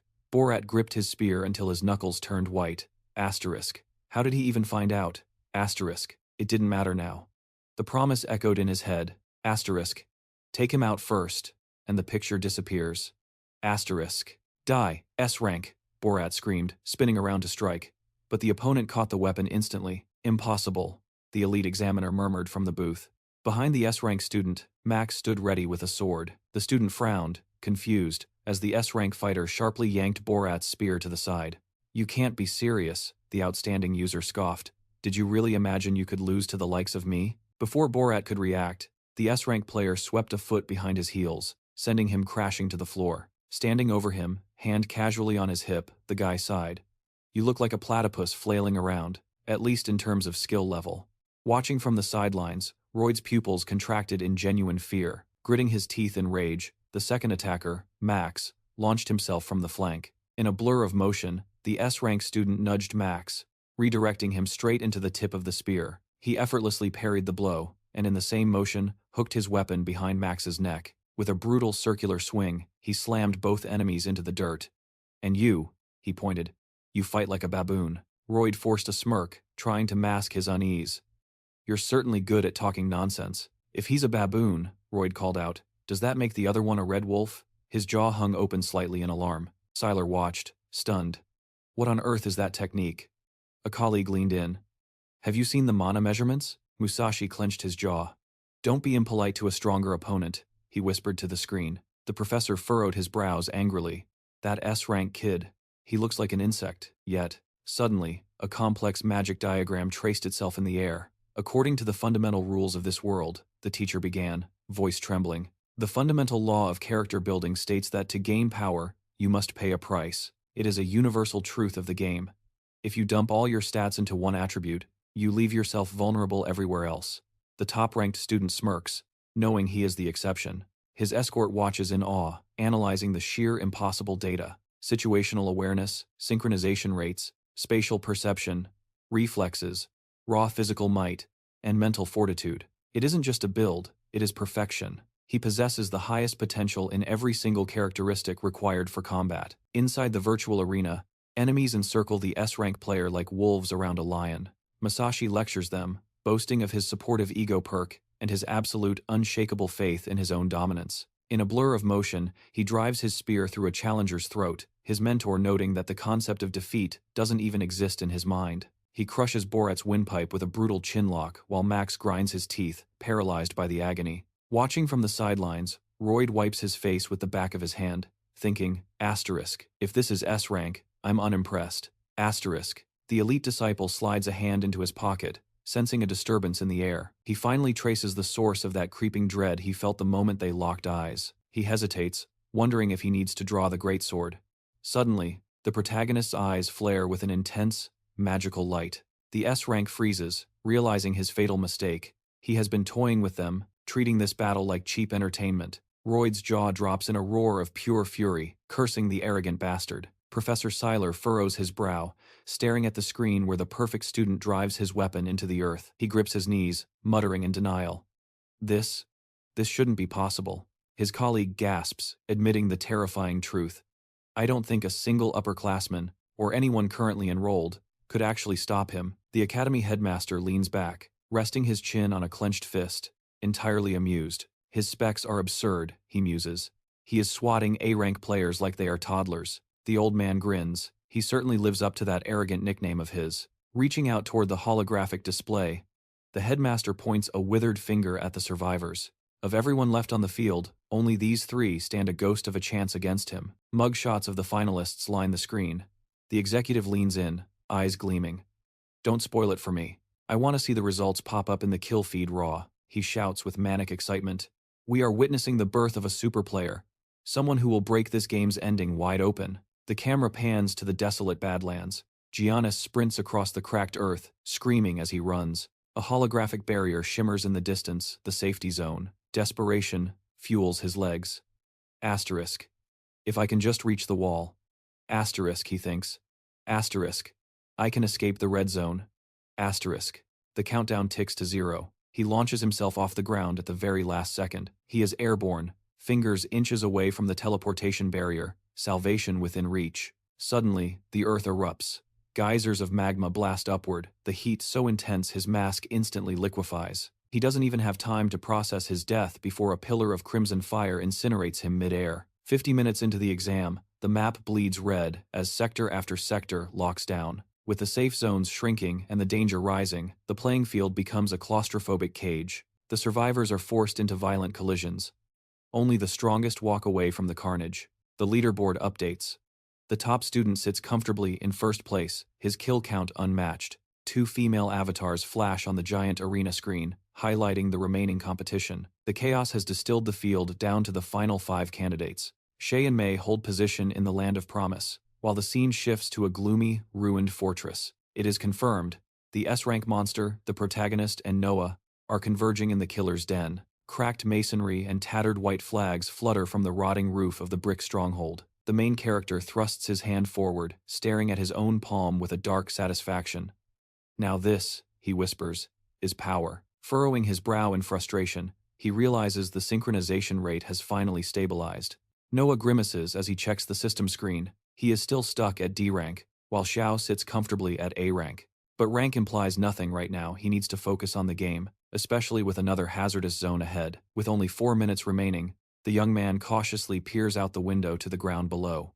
Standing there unnoticed is a student wearing a beast mask. Is he even alive? Noah's eyes dart to the side, and realization hits him that stance belongs to the A-ranker, Xiao. Does that idiot really possess the strength of an A-rank? But then, Noah notices who Xiao is facing. Standing on the fractured bridge is the academy's top student, wearing a smug, satisfied grin. Noah's pupils constrict in pure terror as he realizes he is looking at an S-rank user. The top student closes his eyes for a split second, sensing a hidden spectator nearby. Noah grinds his teeth. How does this guy possess such a massive field of perception? Despite being mid-battle, the S-rank calmly asks if they should postpone the duel given the time limit. Holding his blade steady, Xiao wonders what has distracted his opponent. Suddenly, the S-rank launches off the ground. The system flashes a warning. He is equipped with the Hermes shoes, a legendary grade item granting the devastating skill, instant acceleration. His speed and jump power are instantaneously amplified to superhuman levels. Eyes bulging with rage, Xiao screams for his enemy to die. But in a flash, the S-rank knocks him off balance. Xiao's pupils shrink as his massive strike is effortlessly blocked by a small dagger. Watching from the window, Noah shudders as the top student mocks Xiao, asking if that was the best he could do. Noah is stunned. Xiao swings his greatsword wildly, but the gap in power is undeniable. The S-rank is completely relaxed while fighting an A-ranker. It barely looks like a fight. A cold drop of sweat rolls down Noah's cheek. Are all the recommended students this kind of monster? He has to ask himself, can a D-rank like him possibly defeat an S-rank? Noah grips the wooden window frame with both hands, his knuckles turning white from the tension. Why is he cowering here in fear? This is not who he is. He lowers his brow. Hardening his resolve rank means nothing. He is determined to win this exam. He planned to defeat Xiao and take first place, so he cannot stop now. Below, weapons clash in midair. Sparks fly. And watching the exchange, Noah thinks it looks impossible. The top student brandishes his blade with a smirk. Leaving Xiao confused, he was sure his sword had the reach advantage. But no matter how he strikes, Xiao's attacks fail to connect with the menacing figure. Xiao frowns, mentally cycling through every ability he has ground out so far. All that hard work, all that effort, it is completely useless against this opponent. The S-rank's shadow looms over him. Xiao cannot comprehend what kind of monster he is facing. The top student widens his eyes. He found an opening. Instantly, a red bruise blooms on Xiao's neck. A system notification pops up. His health points have dropped to critical levels. Swinging his weapon down in a final arc, the S-rank mutters that this was a boring conclusion. Scratching his neck, the top student scoffs. If this is what the academy defines as A rank, they are mistaken. He figures taking over this school will not take nearly as long as he expected. As he speaks of conquering the academy, the light of teleportation beams reflects off his polished shoes. He wonders aloud if this is really the highest level the best gaming academy has to offer. Noah grips his weapon tight. He knows what he has to do. He has to fight this monster. The S-rank turns, spotting Noah, and asks if this is the same guy from earlier, the one he saw before the one he assumed had run away. Noah raises his sword, leveling it at the S-rank. Run away? Why would I run, when the shortest path to becoming the best is standing right in front of me? Fingers clawing at the system interface, the player grits his teeth in sheer frustration. When his opponent sneers that the academy branded him a D rank, the top student checks the clock. 2 minutes and 30 seconds remaining. Deducting the 1-minute sprint to the safe zone, that leaves roughly a minute and a half for combat. Light glints off cold steel. The challenger scoffs, claiming 30 seconds is enough, then corrects himself he will end this in 20. Noah's jaw drops in pure disbelief. Is he serious? Is this arrogance born from facing a D rank? Suddenly, the young man discards his shield entirely. The elite disciple effortlessly juggles the blade from hand to hand. The air fills with the after-images of his strikes, teeth ground together in fury. Noah realizes the terrifying truth. This guy is ambidextrous, and every single hit packs a wallop. A smirk plays on the player's lips. Is this monster really just a recommended student? Even with a lowly D rank, Noah raises his sword high. He roars at his opponent to shut his trap. In a heartbeat, steel clashes against steel. The elite fighter twirls the knife with surgical precision. Noah ducks instantly, barely dodging the blow. A split second later, the deadly tip grazes past the protagonist's face. The ace student thrusts toward the chest. Noah snaps his head up, slamming his shield forward for defense. He sees it, the enemy's stance is broken. Now is the moment to strike. But the enemy launches a vicious kick straight to the head. Noah topples backward. A dirty boot print is stamped across the player's face, leaving him bewildered. How did he pull off another attack mid-move? The elite student smiles with dark satisfaction. He notes only 10 seconds remain. Asterisk. Bam. Asterisk. Another brutal kick to the lower jaw. Tears well up from the pain. Blood sprays from his nose. He can't wrap his head around how King is chaining these attacks. In such a critical moment, the opponent just grins. 10 seconds left. Noah stumbles, balance gone, mouth hanging open in shock. He presses his sword flat against his face for cover, teeth grinding. This combo is impossibly fast. King closes in, red and blue energy trailing behind him like a comet. Drenched in sweat, the player realizes this maniac wasn't joking. He really thinks he can end this in 20 seconds. Meanwhile, Professor Lee raises a finger to explain. He compares adjusting synchronization levels to pouring water into a glass while blindfolded. Pour too little, and the power won't manifest. Pour too much, and you risk a burnout. Visualizing the water right at the brim. The mentor adds that the ability to maintain the sync rate at that critical, almost overflowing limit is a form of control reserved only for the top tier of pro gamers. Noah's eyes snap open. The key is composure. If he can master that synchronization level, his potential becomes limitless. Suddenly, King lands a devastating blow. The protagonist's eyes roll back, turning white. The system blares. Golden River Shield activated. He collapses forward. A blue interface pops up, reflecting in the enemy's stunned eyes. Item revealed. Green chewing gum. It instantly purges status effects like sleep or stun.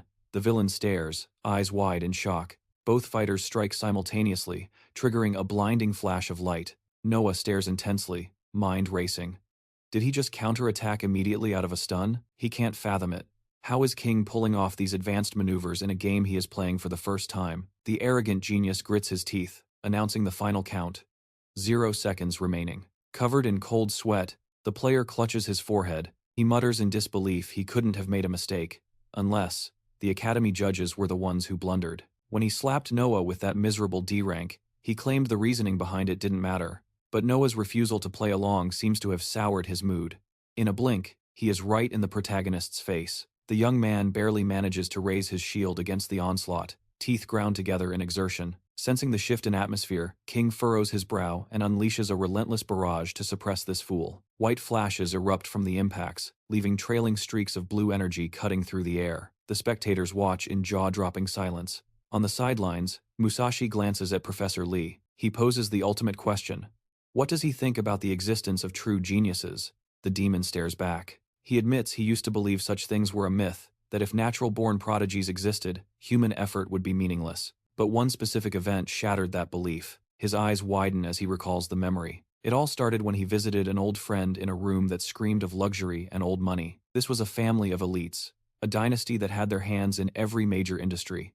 The man's eyes were bloodshot, intense. This wasn't a casual chat. He had been desperate for this meeting. The friend, whom Musashi hadn't seen in ages, began speaking with a frantic energy. With a heavy ring glinting on his finger, he spoke of his son. The boy had picked up boxing a mere 3 months prior and had just entered his first real competition. The professor listened as the father bragged. During the entire tournament, his son hadn't taken a single hit. He breezed all the way to the finals. To anyone else, it would sound like a complete fabrication. But then came the twist. During the final match, sweat was pouring off the opponent's body. Destiny took a sharp turn. Drops of sweat hit the floor, creating a slick trap. The opponent stepped in his own puddle, lost his balance, and flailed wildly to the side. A stray fist connected with the genius's face the first time he had ever been struck. A bruise formed on the leader's cheek, and the young man simply grinned. What followed wasn't a match, it was a massacre. A brutal, one-sided execution. The boxer unleashed an endless storm of blows, fueled by a desire to inflict humiliation and hopelessness. He denied his opponent any dignity. The boy's eyes shone with a terrifying light. In that moment, the hero of the boxing ring transformed into a complete villain. The crowd watched in stunned silence as the winner stood there with a satisfied smirk. As he casually wrapped the bandage around his hand, he was beaming. His opponent was so broken by the experience that he announced his retirement immediately after the fight. As Musashi's friend recounted these incredible tales, the professor found himself absorbed. He listened to the father praise his son, noticing the old man was covered in a cold sweat. He couldn't help but be shocked by the final request. He looked at the shelf of awards, trophies, goblets, medals, all conquered by a 16-year-old genius, proof of his dominance. But the father, with manic shining eyes, dropped the bombshell. He claimed that for his son to ascend even higher, he needed to taste the bitterness of defeat. Musashi furrowed his brows as his comrade posed the question. Was there anyone at the academy capable of beating him? The professor had looked him in the eye and said, no. He didn't believe such a person existed. Back in the present, King fights with that same arrogance. This kid is so narcissistic that even his virtual avatar is a perfect replica of his real-world appearance. Noah is drenched in sweat, and the mentor watches, praying the genius's mental state won't shatter him. The pressure intensifies. The glass barriers rattle as condensation weeps down the walls. Suddenly, the main character gasps in shock as the enemy lands a devastating blow to his chest. Eyes bulging, a digital wound opens on his body. The enemy sneers that they can no longer use synchronization. In a flash, the villain grabs the guy by the throat. The sword clatters to the ground. Pinning him against the wall, the genius leans in to tell the protagonist he is absolutely worthless. He couldn't believe he'd wasted his breath trying to reason with a weakling like this. The scoundrel covers his face, realizing a harsh truth. He needs to stop underestimating opponents based on a flimsy first impression. Noah's jaw unhinges, gasping for air in pure agony. He thinks back to the hellish 8 months of training he endured with Carrie, yet even now, he feels powerless. His only lifeline is his synchronization level. King holds him suspended in the air, strangling him, but realizes this fear feels different. Unlike his loss to Carrie, a white glare ignites in Noah's red eyes as the face of an old bully flashes in his mind. That same sneer. The life of a loser is pathetic, they'd say. It's the look of someone who refuses to even acknowledge his existence. The player's eyes roll back, turning stark white as his health bar plummets. But his mind locks onto one furious thought. He refuses to be treated like nothing. Not again. He will not lose again. Suddenly, water spills from the vessel nearby. A puddle forms instantly, liquid cascading down the tablecloth like a waterfall. It floods the floor, and in a heartbeat, the furniture is floating in a rising tide. Suddenly, Noah snaps his hand out, clutching his opponent's face. Through his fingers, you can see a look of pure, feral malice. Sparks fly from his eyes. Land of promise. Elsewhere, a girl screams in terror. She calls him a monster, but Carrie shuts her up instantly with a brutal punch to the face. How dare you call me that? Carrie smirks, standing over her. Honestly, beating you with my bare hands feels way better than using a sword. That makes kill number 3. The strong fighter checks the system board. Looks like it's just Noah and King left. The rookie is doing better than she expected. She drops to the ground, getting comfortable. Since this is the final safe territory, she decides to sit tight and wait for the winner to come to her. Back in the water, King frowns, hand still clamped around Noah's throat. Suddenly, the protagonist strikes. The enemy leaps back just in time, stunned by the sudden ferocity. Confused but reacting on instinct, the player grips his sword tight. The self-proclaimed genius thought he'd memorized every rule in the book, but this wasn't written anywhere. Fury boils over. He rushes in, but the guy weaves past the attack effortlessly. He strikes again and again, but the blade only slices empty air, inches from Noah's glowing eyes. The director watches in shock, brow furrowed as he scans Noah's data stream. Impossible. The synchronization level is skyrocketing beyond belief. The two warriors clash fiercely, but King is getting anxious. He knows the clock is ticking. Sudden death is approaching. This territory is about to be wiped off the map. No time, he grits out. Suddenly, the protagonist swings his weapon. The narcissist winces, clutching a fresh cut on his neck. Noah stands opposite him, focus absolute. Strange sensations flood his body as he grips the hilt tighter. It's like his soul has detached from his body. His senses are soaring to a higher plane. The scoundrel lunges, but Noah? He's already anticipated the motive. He can feel the intent. The blade thrusts toward his face. He sidesteps instantly. Ducking under the follow-up, our main character drives a brutal blow straight into the narcissist's gut. He wants to feel the impact. Blood spurts from the boy's nostrils. In the control room, the professors gape in horror as a red alert flashes on the system screen. Lee breaks into a cold sweat. Musashi turns to him, panic in his voice. What the hell does that mean? Back on the field, the two stand frozen. King's jaw drops, utterly dazed. He realizes Noah didn't cut him, he struck him with the hilt. Does he think I'm weak? Noah weaves through the next flurry of attacks before snapping his hand out to seize the narcissist's arm. The genius scowls, mind racing, desperately trying to calculate a way to crush this awakening monster. He pressed a hand to his damp face, then snapped his gaze forward in shock. Violet sparks crackled wildly around him as the protagonist collapsed, hitting the floor hard. The shattered crown tumbled down. The professor stood in the aisle, his stance wide and imposing. He stared down at the young man before him, Noah, whose head hung low in utter helplessness. The player's eyes were shut tight, then fluttered open just a crack. He was lying in a hospital bed, disoriented, when a sudden, splitting headache made him clutch his temples in pain. The coach adjusted his glasses, warning him to stay still. You went into shock, he explained. We had to rush you here. Memories of the crossover match flashed back, and the protagonist raised an eyebrow, completely bewildered. Mistaking the voice for a doctor's, frustration surged, and he clenched his hands into tight fists. Did I give up? He demanded. In the middle of the game? I still have to fight Carrie. The man sitting by the bedside finally spoke up. You've been in this hospital for about 2 hours. Noah's dark brows furrowed in confusion. Is the rookie exam over? Noah asked. The professor slowly withdrew his hand from inside his jacket. He began to speak of the battle of an opponent whose specialization far surpassed the main character's own. The guy's jaw dropped in surprise as the mentor admitted that, logically, it should have been a guaranteed loss. You were ready to fight to the bitter end. The man smirked. I suppose this is our first proper meeting. Cold sweat slicked the player's skin as he realized the truth. This was the same professor, the one who had been hiding in the bushes. Their gazes locked in silent recognition. You look more ordinary than I imagined, the player muttered. The professor introduced Carrie, the declared winner of the recommended student's exam. The girl gritted her teeth in frustration, even though every other student would have killed for that victory. But the winner was deeply dissatisfied with the result. King stared at her, eyes burning with fury. After her clash with Noah, she had been unable to escape the danger zone. She was eliminated due to a quick death.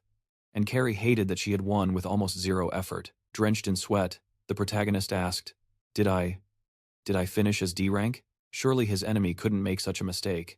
The mentor simply raised a hand to stop him. You led the battle to that exact outcome, he replied.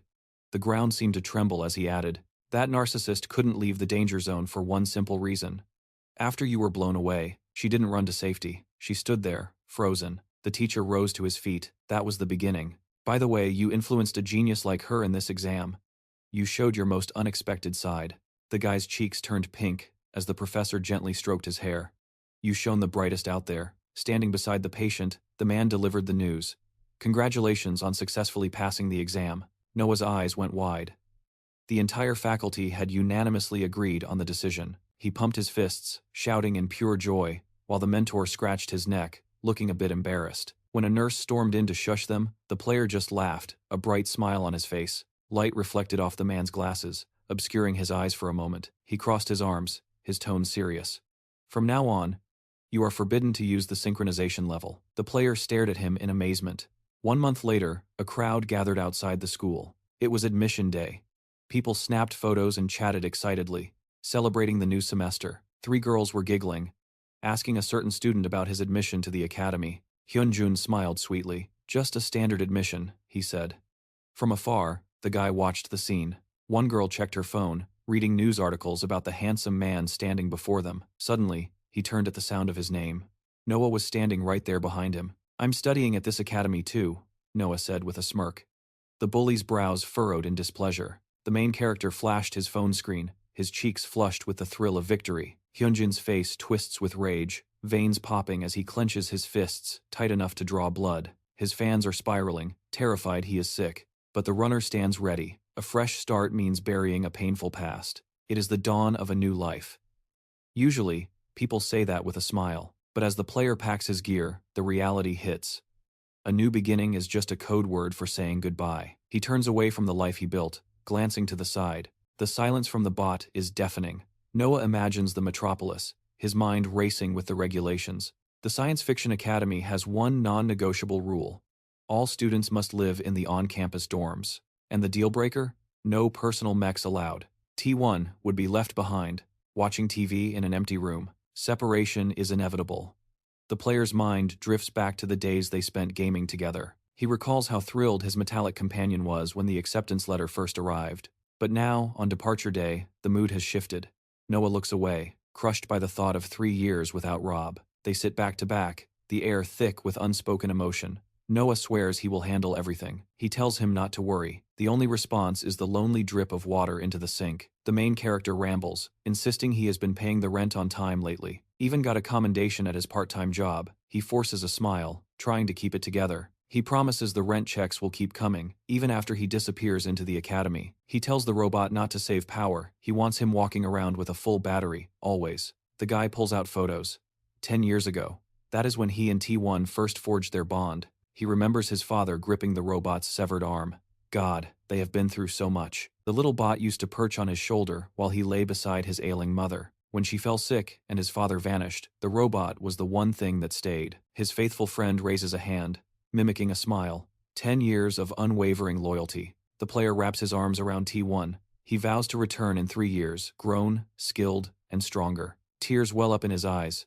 T1's hand rests limp on the floor. Dead silence.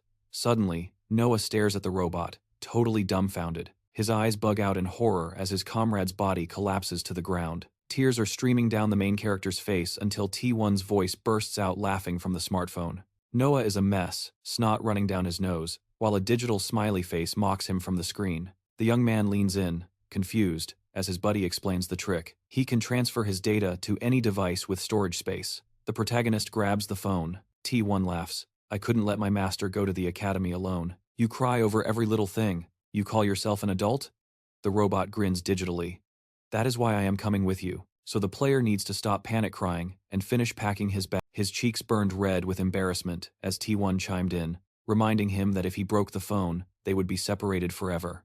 Above them, the sky bled a deep crimson. We are at the gamer faculty dormitory of the Fantasy Academy.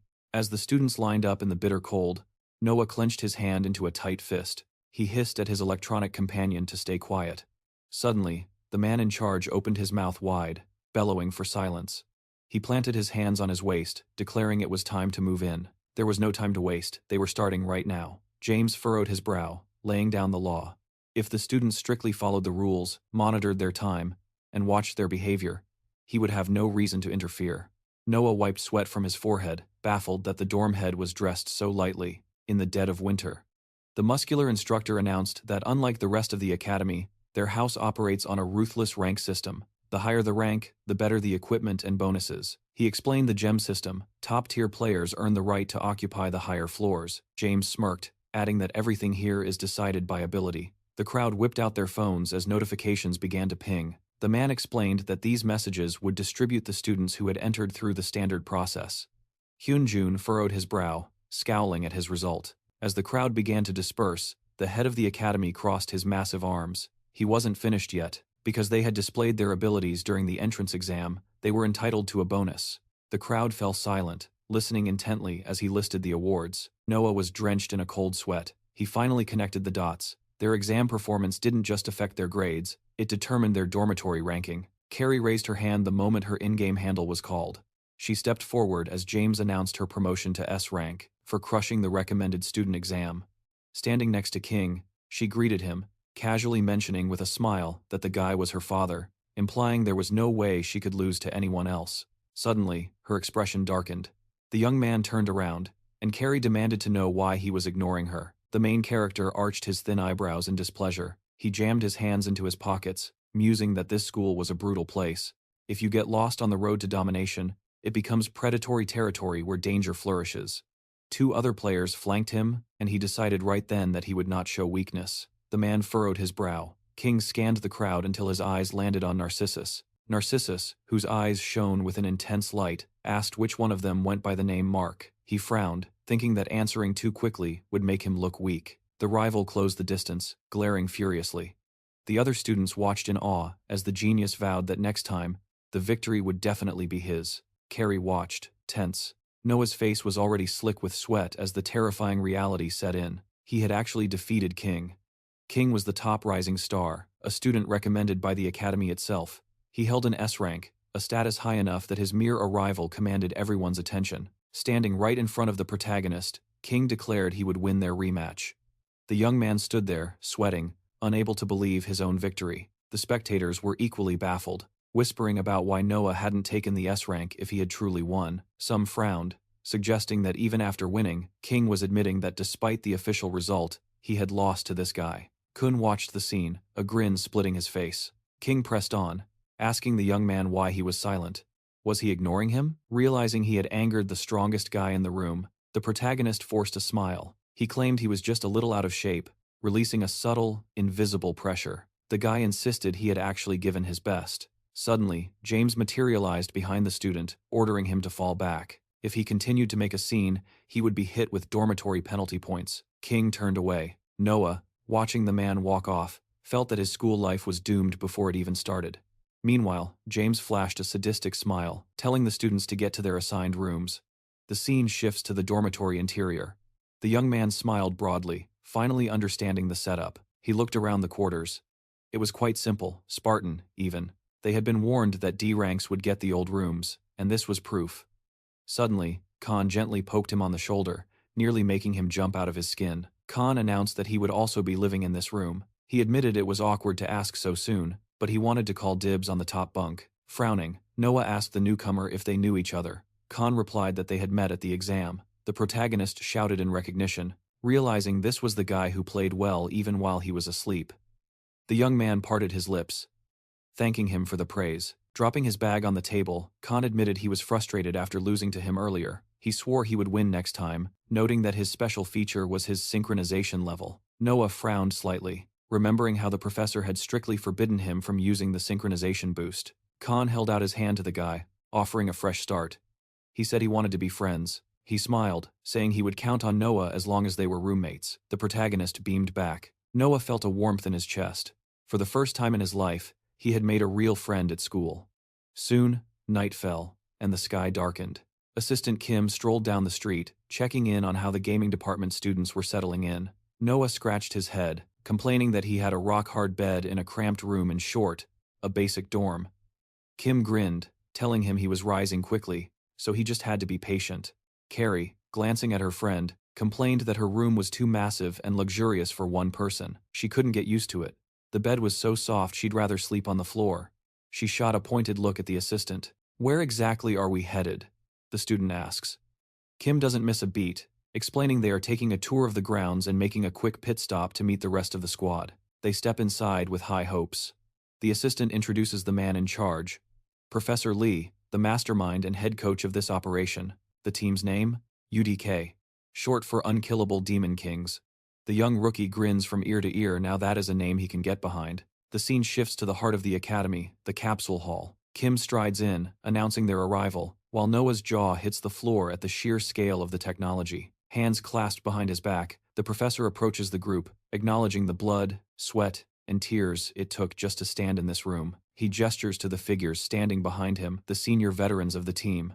Gang Hyun steps forward first, flashing a confident, welcoming smile. He introduces himself as the team captain, radiating charisma. Beside him stands Soha. She clasps her hands together, eyes wide, wondering how they got lucky enough to score 2 rookies at once. Deok Jin, however, just stares silently at the floor, lost in thought. Fists clenched, Deok Jin finally mutters a hope that the newbies can pull their weight. Kim catches the tension and grins, asking the fresh blood why they look so rattled. Light glints off the professor's glasses. He declares that the fastest way to bond isn't through talking, it is through playing. Time to dive in. He announces a welcome ceremony, a 2-on-2 match to test their mettle. Noah and Carrie flinch, realizing this isn't just a meet and greet. The atmosphere instantly shifts. Gang Hyun and Soha offer reassuring smiles before the world dissolves, replaced by a massive virtual arena. Noah looks around. It is a football field. Kim raises a hand, laying out the stakes. It is the rookies versus the veterans. A little friendly competition to prevent any real quarrels on day one. To keep the mood light, they will settle it on the pitch. The veteran team? The charismatic Gang Hyun and the stoic Deok Jin. The assistant glances at Soha, noting that for the sake of team balance, she has decided to stay on the sidelines as an observer. She waves cheerfully, promising to cheer for everyone equally. The professor grins, but his eyes remain sharp. "It may look like simple football," he explains, "but this is the perfect crucible to test your avatar's sensitivity and your raw skill." Kim raises a finger to clarify. "The basic rules of football apply, but there is a twist. The system is rigged for combat. If you attack the opponent instead of the ball, you get sent to the penalty box for 5 seconds. Furthermore, every player is equipped with 2 item slots. Digital slots materialize in Noah's vision. The trainer points to glowing blocks on the field, explaining the mechanics. Items spawn randomly across the map, he says. Grab them, slot them, use them. He sets the ball down at the center line. The match begins the moment the ball bounces. First team to score 5 points takes the glory. Carrie stretches her arms, eyes locking onto the target. "I didn't get into this academy to lose," she declares. "Not to anyone. Not even my seniors." She shifts her gaze to Noah. "Since we are doing this, we are going to win. No excuses." Noah sneers confidently. "I wasn't planning on losing either." Across the field, Gang Hyun studies the fresh faces. "They seem to be taking us lightly," Gang Hyun muses. Deok Jin pauses, recalling a crucial detail. Carrie ranked first in the entrance exams. She is a recommendation student. Deok Jin raises a hand. "I need to teach her a lesson." His partner looks at him in horror. "Have you forgotten this is just a welcome party?" Gang Hyun asks. On the sidelines, Soha takes a seat next to the professor. "Who do you think takes it?" she asks. The professor glances at the rookies. "If we are talking about their current state, the veterans win easily. But if the unexpected happens, the rookies might just have a shot." Soha stares at him, surprised by the assessment. Before she can ask what he means, the coach raises his hand and drops it. Game on. The ball bounces into the air. Gang Hyun chuckles, ready to show these kids how the elders play. Suddenly, his mouth hangs open in shock. Carrie is already airborne. Noah looks up, stunned by her explosive speed. "First point is ours," she yells, grinning broadly as she winds up and kicks the ball with everything she has. The ball screams across the field, closing in on the goal in a heartbeat. Carrie's smile doesn't waver. The trajectory is perfect. Suddenly, her eyes go wide. A hand intercepts the shot. A massive, muscular figure snatches the ball out of the air. Carrie lands, bewildered. What was that? The professor frowns, as the ball rests securely in the hands of a summoned goalkeeper. Gang Hyun spins around to look. Noah narrows his eyes, realizing the figure is a goalkeeper construct. Deok Jin, already reaching for a new item block, mutters, "That was close." Carrie grits her teeth. She realizes the truth. Deok Jin managed to activate the goalkeeper item in a split second. Noah turns, Acknowledging that the seniors aren't just for show, Gang Hyun cheers for his partner, calling the play incredible. On the bench, Soha clenches her fists. That is the ace of our team. The professor chuckles. He realizes Deok Jin wasn't surprised by Carrie's speed. He anticipated it, found the item, and used it instantly. Carrie might have reacted faster than anyone when the ball bounced, but in the chaos, it was Deok Jin who remained the calmest. He didn't even look up at the ball. The moment he knew Carrie would strike, he was already scanning the map for item locations. He calculated the fastest route to the goalkeeper item, and before the ball could reach the net, he accelerated. Using a speed boost item, he slid across the turf, barely managing to hit the activation cube in time. His ability to read the game is simply beyond reason. Gang Hyun pats his teammate on the head, grinning as he admits he isn't holding back, not even against the rookies. His partner shoots back that losing would be a total disgrace. Noah grits his teeth, wondering how his opponent reacts so damn fast. As Gang Hyun receives the ball, the girl barks orders she will handle Dokjin, and Noah needs to cover the big guy. Gang Hyun chuckles. It's showtime. His legs blur into motion, driving straight at the protagonist with expert dribbling. He flicks the ball right over the rookie's head, grinning like he does this every weekend. Carrie whips her head around and screams. She yells for him to chase. The protagonist spins around, thinking, to hell with the rules. He has to stop him, no matter what. He dives for a tackle, but Gang Hyun leaps, effortlessly dodging the blow. A split second later, a powerful kick sends the ball flying past the young man. Gang Hyun doesn't stop, and moments later, goal. He flashes a thumbs up. First point to the seniors. Carrie grits her teeth in fury, storming up to Noah to demand he wake the hell up. They just gave up a goal, so why is he lying there like a corpse? She looms over him, swearing they will score on the next play. Frowning, the protagonist struggles to his feet. He thinks to himself, if I just use my synchronization level. I could stop them cold. But the professor shakes his head from the sidelines. Two players instantly cut off Noah's path. He realized it even before the recommendation exam. You cannot survive in this academy, relying on synchronization alone. Carrie raises her hand, calling for the pass. The young man looks away, distracted, and Deokjeon snatches the ball, rushing the goal. Another goal. Just like that.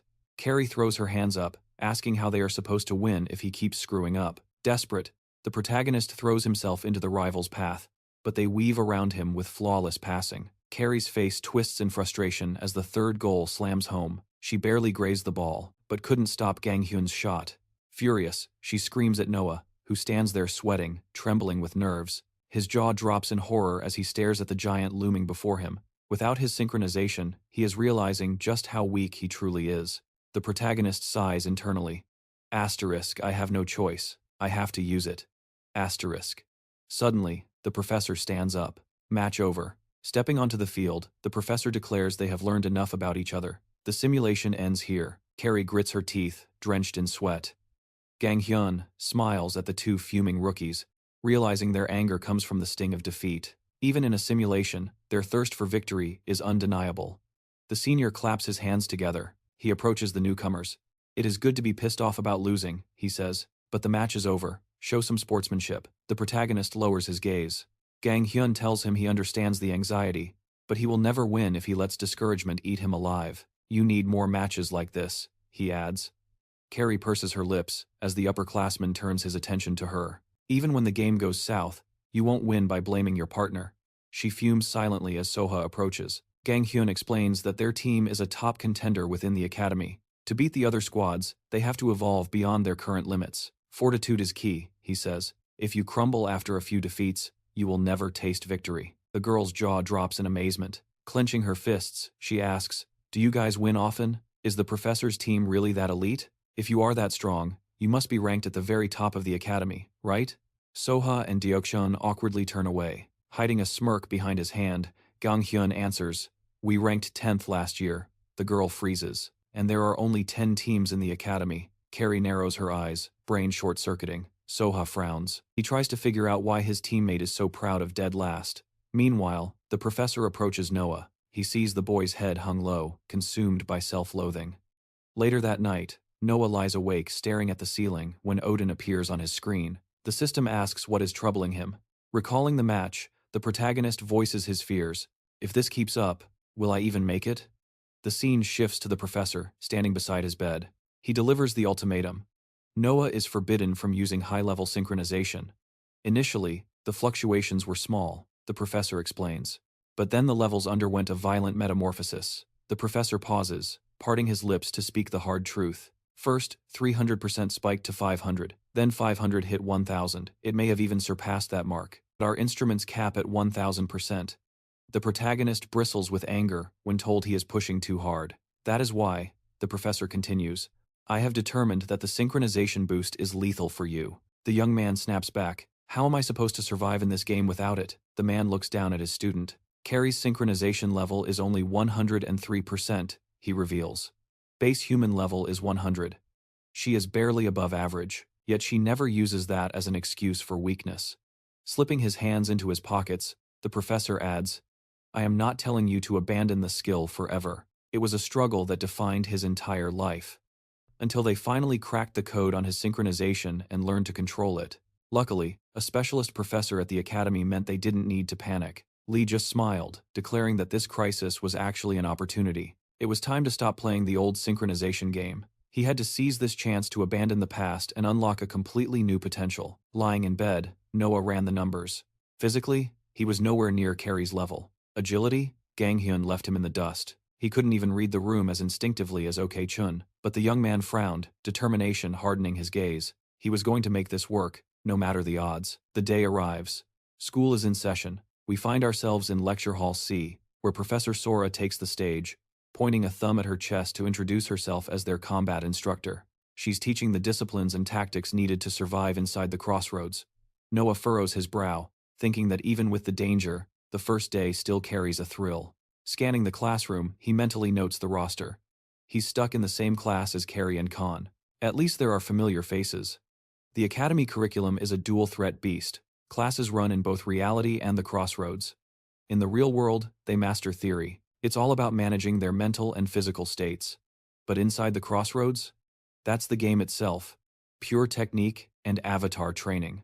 The young man frowns, trying to anticipate the hell that awaits them. Professor Sora flashes a knowing smile. Since it's day one, she announces, we're just going to measure your power levels. She scans her students with a sharp eye. Current research proves that even though you use an avatar in the game, your physical health in reality dictates your performance. Spend too much time in the virtual world without training your real body, and you'll hit a wall. The protagonist grumbles as Sora orders them to change into the sports uniforms issued the day before. The scene shifts to the academy's holographic gymnasium. Noah takes center stage for the reaction speed test. A bead of sweat traces his jawline. Asterisk. Zap. Asterisk. A hologram materializes behind him.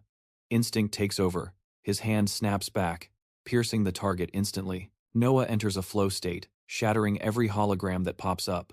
Next comes the physical strength dimension. He strains under the heavy barbell. His face flushes crimson with the effort. Then comes the endurance test, and the guy runs until his lungs burn. The result? Noah smiles. He landed solid averages across all three disciplines. Khan slumps down next to him. Man, during the entrance exam, I was sleeping. And honestly, I was barely awake for this one. He wipes drool from his chin. So, how'd I do? He claims he did everything half-heartedly. The protagonist glances at the scoreboard, seeing sky-high numbers, and mentally brands the guy a total hustler. Suddenly, Noah turns his head. It's Carrie. Her hand blurs through a hologram, and shockwaves pierce two other targets simultaneously. The professor's eyes widen in genuine shock. Carrie stands tall in the center of the court, the system flashing a perfect score. She smirks, mentally noting that first place is hers. Noah nudges his friend. Hey, do you know her? Khan sits up. Are you kidding? She's famous in F City. He explains that there's a massive organization there, born from the slums. Even in a hellhole like F City, it was created for the survival of abandoned children. Slowly, it grew bigger. Now it has reached a scale that even the adults fear to touch. And the head of that empire? That's Carrie. The girl stands there, oblivious to their whispers, smiling. Noah narrows his eyes, realizing she survived a difficult pass to get here. She struts over to him. You done? Noah shouts back. You did a great job out there. She sits beside him. So, she asks, voice low. Did you hear the news? Noah blinks, totally lost. What are you talking about? Carrie throws up a hand in frustration. There are 10 teams in the academy. Each team runs 20 to 50 members deep. Usually, they split into first and second strings. She pauses, expression darkening. But our group? We don't even have candidates. We've got 5 people who can barely stand each other. And looking at last year's stats, we were ranked dead last. Carrie frowns. Our team is in serious trouble. Noah looks up at the sky. Yeah, the protagonist mutters. That sounds about right. Nearby, Gang Hyun is still grinding reps. Sora approaches him. He's clearly the gym rat of the group. The captain squats with the massive weight. If I don't keep moving, my body starts to seize up. Gotta keep the blood flowing. OK-chun raises an eyebrow, hands casually in his pockets. So, Captain, what's your read on the fresh meat? Gang Hyun, straining under the weight, grunts. Doubt they can handle the load. OK-chun sighs. I wasn't talking about the squats, meathead. Gang Hyun stretches a massive shoulder. Carrie. She's rude, but her physical stats are top tier. And Noah, despite his flaws, I'm expecting big things from him. OK-chun narrows his eyes. I wasn't asking about their abilities. He throws a hand up dismissively. I saw their faces yesterday when we talked progress. They looked ready to bolt. Wouldn't it be smarter to recruit some standard students before we're stuck in an even deeper hole? If these kids walk, we're finished. Gang Hyun wipes the sweat from his brow. The professor handpicked these two, even if you don't trust them. You have to trust her reason for choosing them.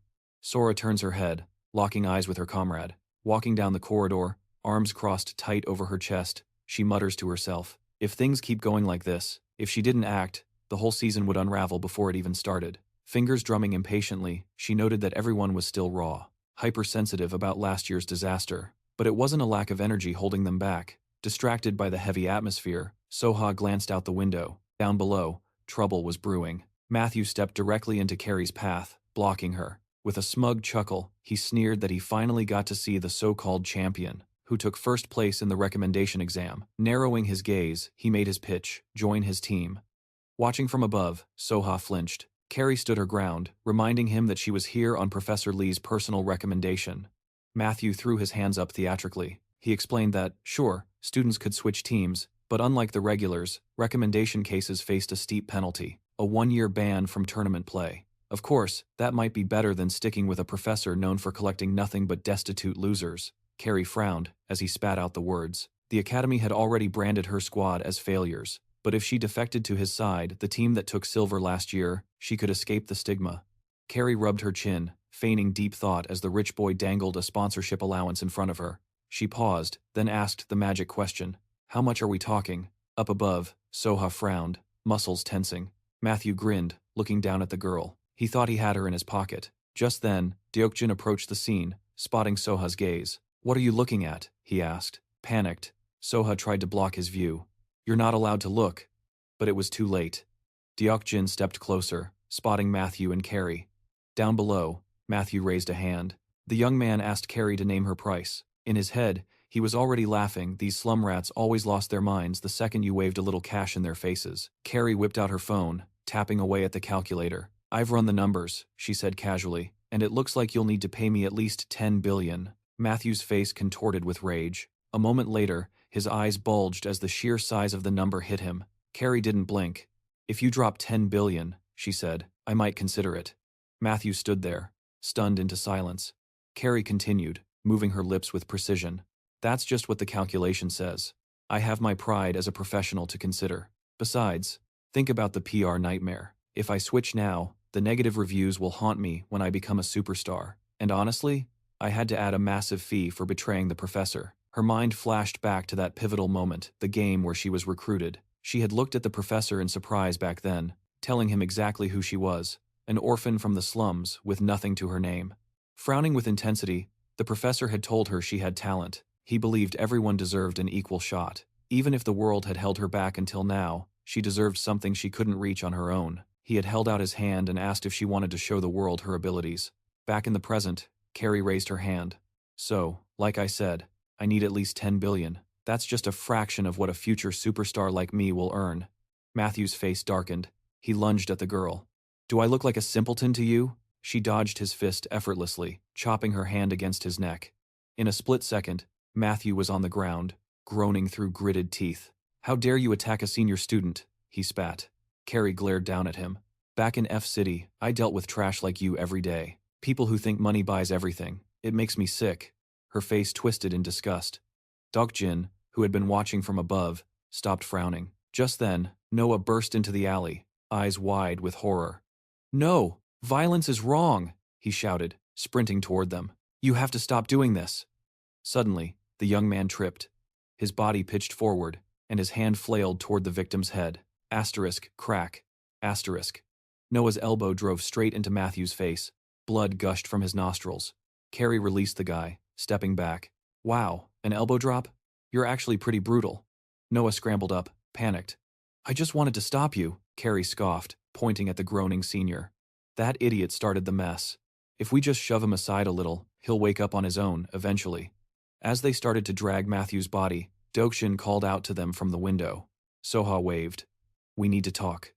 Noah froze, still holding on to Matthew, realizing the upperclassmen had witnessed the whole event. Later, inside the gym, Gang Hyun stood dripping with sweat. Staring at his crew, he asked, "Let me get this straight. You guys actually knocked out a member of the Vipers?" Deokjin pointed at Noah. "Oh, they definitely hit him. And the newcomer? He delivered a perfect strike to the head. Clean. No immediate witnesses to worry about." The captain thought for a moment. "Fine. We'll go apologize later." Gang Hyun turned to Dokjin. "So, are you asking for permission to finally talk about last year's incident?" The protagonist raised his head. "Everyone here has just been ignoring what happened." Wiping sweat from his brow, the captain sighed. "I never expected you, Deokjin, to be the one to bring it up first. I was debating whether to tell the newcomers, but—" He glanced at Noah, straightening up. "It's time. You already know our team finished dead last a year ago." The three veterans looked at the rookies. "But let me be clear," the captain said. "We didn't lose because we lacked skill." He took a breath. "This place, the Fantastic Academy. It was built as a playground for the elite, children of high-ranking officials. It was an exclusive club until the recommendation recruitment system and Professor Lee broke the doors down. You need to understand recommended students come from sectors D, F, and Z." The young man paused. "You're from those zones too, aren't you?" Gang Hyun recalled the endless factories. "D City is at least trying to modernize, but F and Z, they're too far behind. People here call them slums. If you compare this city to where we come from, you're talking about two completely different worlds." Resistance to the slum students' admission wasn't just a whisper, it was a roar, with powerful forces gathering to block their path. They demanded the professor's head on a platter, calling for his resignation. Yet, the man silenced every critic with one undeniable weapon: his team's flawless track record. It was the same story last year when Gang Hyun was a sophomore. Even with a skeleton crew of 5 and absolutely 0 substitutes, they were a force of nature. Their lineup was terrifying, a third year on the brink of going pro, flanked by the top 2 rookies from the entrance exams. They crushed everyone in their path. They were hailed as the heavy favorites, a juggernaut that no other team could ignore. But then, Solha lowered her head as the memory turned dark. The captain revealed the disaster. That promising first-year student they had recruited through the draft suddenly dropped a bombshell. He wanted out. They barely managed to restrain the furious third year. Despite their desperate pleas and attempts to reason with him, the traitor left with a single, mocking sentence. He claimed he was just jumping at a better opportunity. Deokjun frowned, recalling the rumors that the traitor had sold out to a rival team for a massive payout. He had sold his loyalty to the professor and the team for cold, hard cash. The entire hall went dead silent as the reality of the betrayal set in. With no time to find a replacement before the season opener, they were forced to compete as a 4-man squad. The protagonist's eyes went wide with shock. Deokjun explained the nightmare scenario. Playing a 5-man game with only 4 players. The handicap was too great, and they finished in dead last place. Noah's expression darkened. The academy was nothing like he imagined. It was a brutal ecosystem, and another heavy thought weighed on his mind. He couldn't shake the memory of the professor's challenge, asking if he possessed the grit to keep fighting an enemy even when defeat was a mathematical certainty. It dawned on Noah that their war wasn't just against the rival teams in the arena. They were fighting against the suffocating prejudice of the entire world. Squinting, he declared that while he despised the traitor who abandoned them, he refused to let the so-called elite dictate their narrative. He wouldn't bow to the insults claiming that kids from the slums were born losers. The protagonist clenched his fists, his resolve hardening.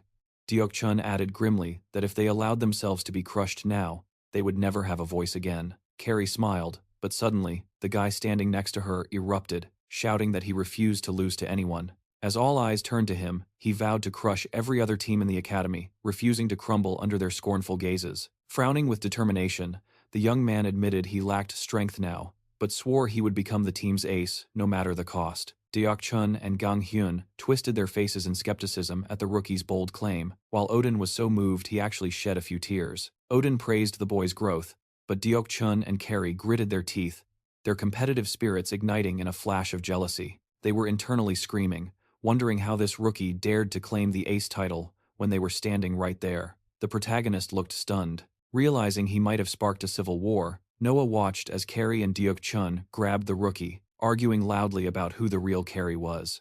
Gang-hyun just smiled, noting that the team's morale seemed perfectly fine now. Noah panicked slightly as the guy told the girl she needed to step up her game if she didn't want to lose. Carrie fired back, swearing she would never lose to him in a one-on-one duel, their shouts of rivalry echoing through the dormitory halls. Back in his office, the professor listened to the chaos and couldn't suppress a proud smile. Meanwhile, the protagonist looked up as the air shimmered. A hologram materialized, announcing the discovery of the ICS system. The young man leaned in, studying the glowing display closely. Chatter erupted around him about the Academy competition's opening ceremony, which was only 1 week away. Noah smiled, recalling the previous season. It was a 5-on-5 PvP format in the Heroes of Time world. Grinning, he decided to throw himself into PvP training starting today.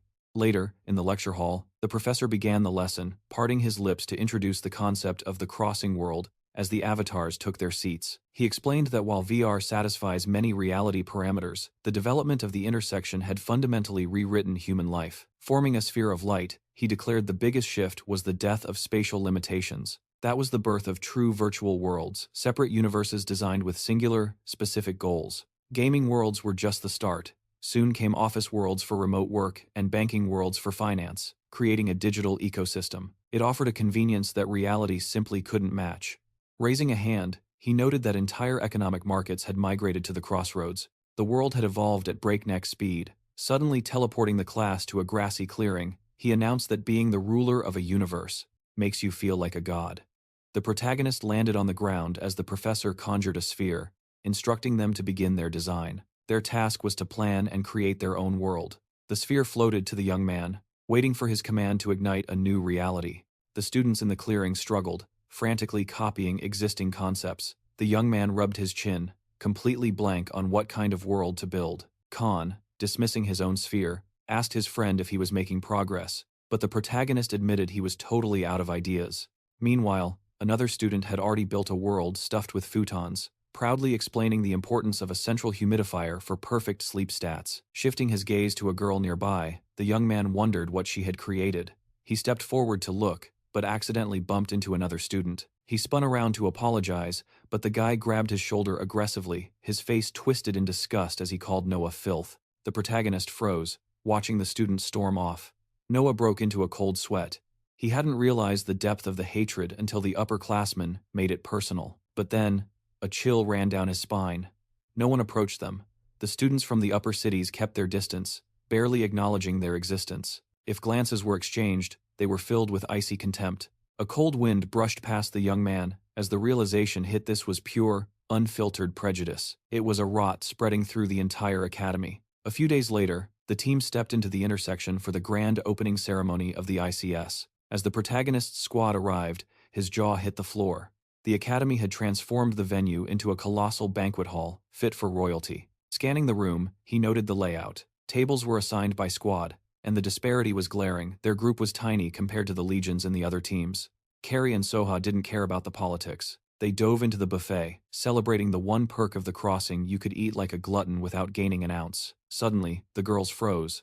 A sharp whisper cut through the air, dripping with disdain as a high-class lady leaned toward her friend. "Look at those savages," she sneered.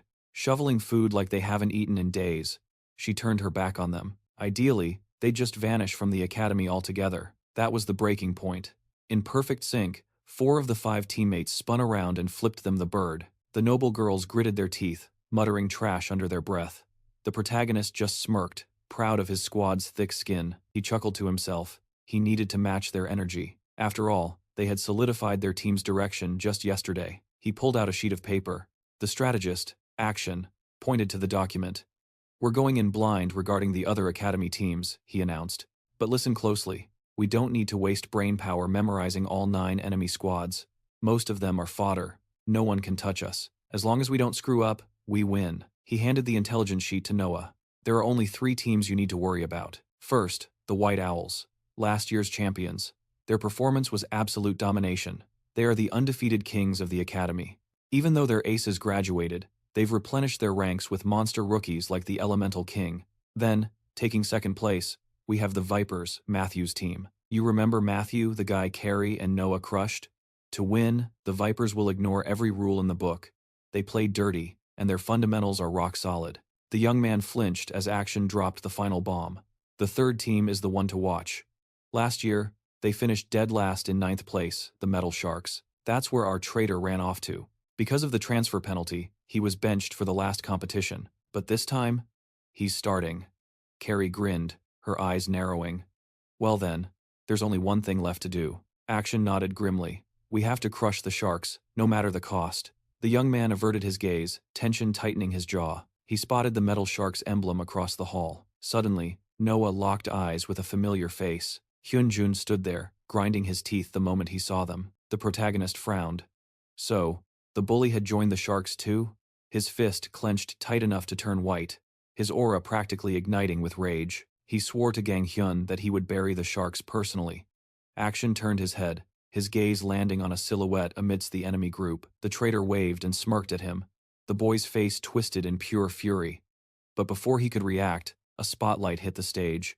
"Are you enjoying the party?" a man shouted, throwing his hand in the air. "I am your host and commentator for this year's ICS." He flashed a blinding smile. "You may call me Stardust." Carrie, meanwhile, was busy stuffing her face with a meat pie, barely paying attention. She chewed thoughtfully as Stardust officially opened the ceremony. However, the host boomed. "This season brings a twist. The rules have changed." Noah's eyes went wide. "Not the same battle format as last year?" The presenter raised a hand to silence the murmurs. "Rest assured, the setting remains the same world you know," he said, as footage of last year's carnage played on the screens behind him. "But we are shifting from the standard 5-on-5 deathmatch to AOS mode." He beamed. "It's the hottest genre in the world right now. Surely, there isn't a single student here who hasn't played it?" Gang Hyun chuckled. Of course, they picked the trendy one. But beside him, Action froze, the color draining from his face. The rookies pointed at themselves. We've never played that." The three veterans whipped their heads around in horror, rubbing the back of his neck. The young man stammered. "It's not that I don't have friends, I just prefer solo PvP. It's more intense." Carrie laughed with a mouthful of food. "And I swore I wouldn't touch that mode until I hit rank 1 in PvP." The veterans rubbed their temples, a collective migraine forming. "Don't worry," the rookie said with a carefree smile. "First time for everything, right? We'll be fine." They gathered around the strategy table. Even the professor looked worried, stroking his chin. Carrie and Noah, their heavy hitters, were clueless about the mechanics. The team avoided eye contact. "I honestly didn't think people like you existed," someone muttered. "Who doesn't play the most popular game on the planet?" The young man raised a hand. "So, what's the plan? We only have a month until kickoff." He blinked in surprise as the tutor stepped in. "Relax. Everything is going to be fine." The teacher raised a finger, explaining, "This mode is still based on the intersection engine. The way you control your avatars remains exactly the same. Your muscle memory will transfer. You'll adapt." Gang Hyun pounded his fist into his palm. "We'll drill it into you. We'll teach you everything from scratch. Both you and Carrie." Professor Lee smiled confidently. The scene shifted, a towering spire blazing against a surreal pink sky looming over the cityscape. The entire academy grounds were laid out below. Two of the veterans grinned, pointing at the hologram. "Welcome to the map. This is Time Heroes' world." Action crossed his arms, stepping into his role as strategist. "Before we start the physical training, let me break down the rules of engagement." He pointed to the massive structure towering over them. "The objective is simple. It's a siege. We storm the fortress, and we destroy it. The game mechanics are brutal but simple. Upgrade your champion, suppress the enemy, and destroy them." The instructor points to the holographic diagram. He explains the siege warfare rules. To crush the enemy base, you must first shatter the defensive towers. As long as those frontline spires stand, the structures behind them remain completely invulnerable. The simulation shows the army marching forward, endless waves of infantry, spawning from the inhibitors and charging blindly toward the enemy nexus. The instructor emphasizes a fatal detail. The towers prioritize the infantry first. That is the distraction you need to storm the defenses. Noah raises a hand, sweat beading on his forehead, as he interrupts with a question. "Can't we just keep it simple?" he asks. "Why not rush one lane with all 5 people?" The mentor shuts him down instantly. "Impossible." He gestures to the two teams, revealing the harsh penalty system. If 5 players kill a single infantryman, the experience points are split 5 ways. Leveling up becomes agonizingly slow. The instructor stares Noah down. That is the fundamental balance of this battlefield. He introduces the Knight class, noting that all skills and registered items mastered in the RPG mode carry over into this arena. The teams face off as the instructor adds a final detail. Extra gear can be purchased at Moa's shop. Noah and Carrie freeze, stunned by the connection. The lecture ends. The mentor throws his hand wide, signaling the start of the simulation. Let the practice battle begin. Carrie stands with her 2 teammates as a column of brilliant light erupts beneath them. She glances at her allies, who seem hesitant to move. A teammate steps up. "Which lane are you taking?" Carrie grins, brimming with arrogance. "Mid." That's where the real stars play. Beneath the dazzling digital sky, she spots an opponent waiting down the lane. She starts loosening up, eager for a fight. Her team warns her frantically. "Wait for the infantry. If you push forward alone, you'll be fighting the entire world by yourself." Carrie just smirks. "I trust my muscles more than your strategy." With that, she launches herself into the fray. The enemy creeps brandish their weapons, swinging wildly. Carrie weaves through the attacks with fluid, practiced grace. She closes the distance, obliterating an infantryman's head with a single, devastating blow. Her allies watch, jaws dropping in disbelief. "I'll kill them all," she laughs, reveling in her overwhelming stats. She grips her sword tight as her friends marvel at her rapid leveling speed. She taps the interface to boost her abilities when a teammate shouts, "Team fight!" A group battle is breaking out on the other side. Carrie frowns, her eyes darting across the map. She thinks she's cracked the code. A winning smile spreads across her face. "Perfect. While they're busy fighting each other, I'll destroy their base unopposed." Calling herself a genius, she sprints deep into enemy territory. Ignoring every warning sign, Carrie engages the next wave. Ahead, her opponent grinds his teeth, preparing to punish her overconfidence. A fireball streaks past her ear. She sneers, dodging effortlessly. "You think a slow shot like that can hit me?" Boom! An explosion rocks the ground, flattening the minion wave instantly. Her opponent chuckles darkly from the smoke. A beam of pure magic tears through the air.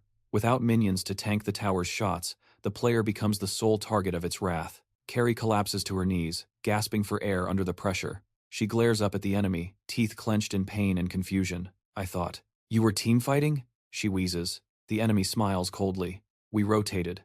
The participants were redistributed. Despair washes over her, but she roars, lunging forward in a blind rage. "I don't care how many of you there are. Too slow."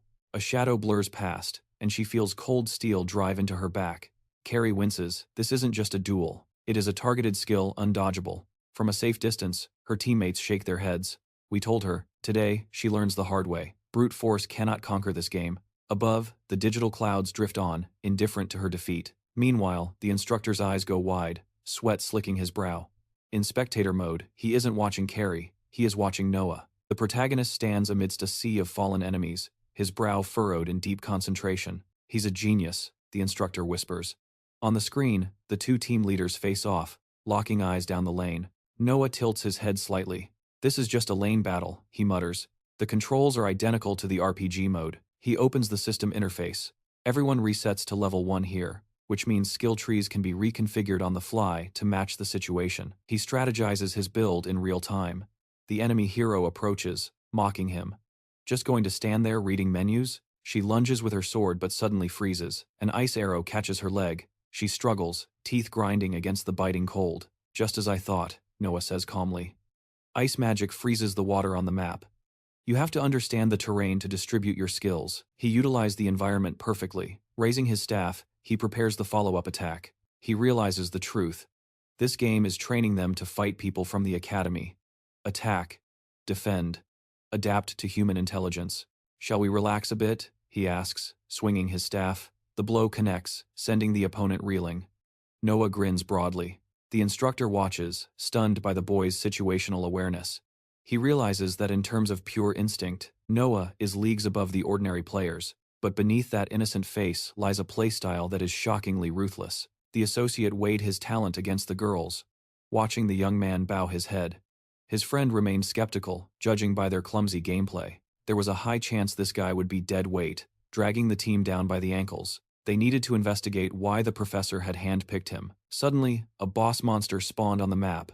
The objective was clear: kill the boss, and the entire squad would secure a massive buff to capture the fortress. It was their only shot to overtake the rival team or turn the tide of a losing battle. With the monster appearing at a neutral objective, the strategy was obvious. Every player on the map began converging on the boss's spawn location. It was time for a full-blown 5-on-5 team fight. The fighters assembled, staring down their opponents from across the lane. The hero grinned. This would be his first real large-scale battle. Explosions lit up the battlefield as the observer watched, analyzing the matchup. His teammate's lane opponent hadn't been strong enough to force any real skill out of him, so it was impossible to gauge his true talent yet.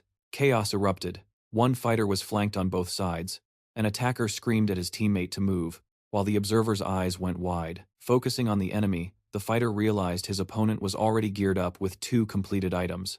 With that kind of firepower, he didn't belong in a rookie match. He assumed the guy was a troll or a smurf. The enemy fighter grinned wildly, shouting that he loved crushing weaklings. But suddenly, impact. The hero, standing right behind him, had landed a solid hit. The opponent threw his head back in shock. "So, there's actually someone here who can throw a punch?" he sneered. "Fine.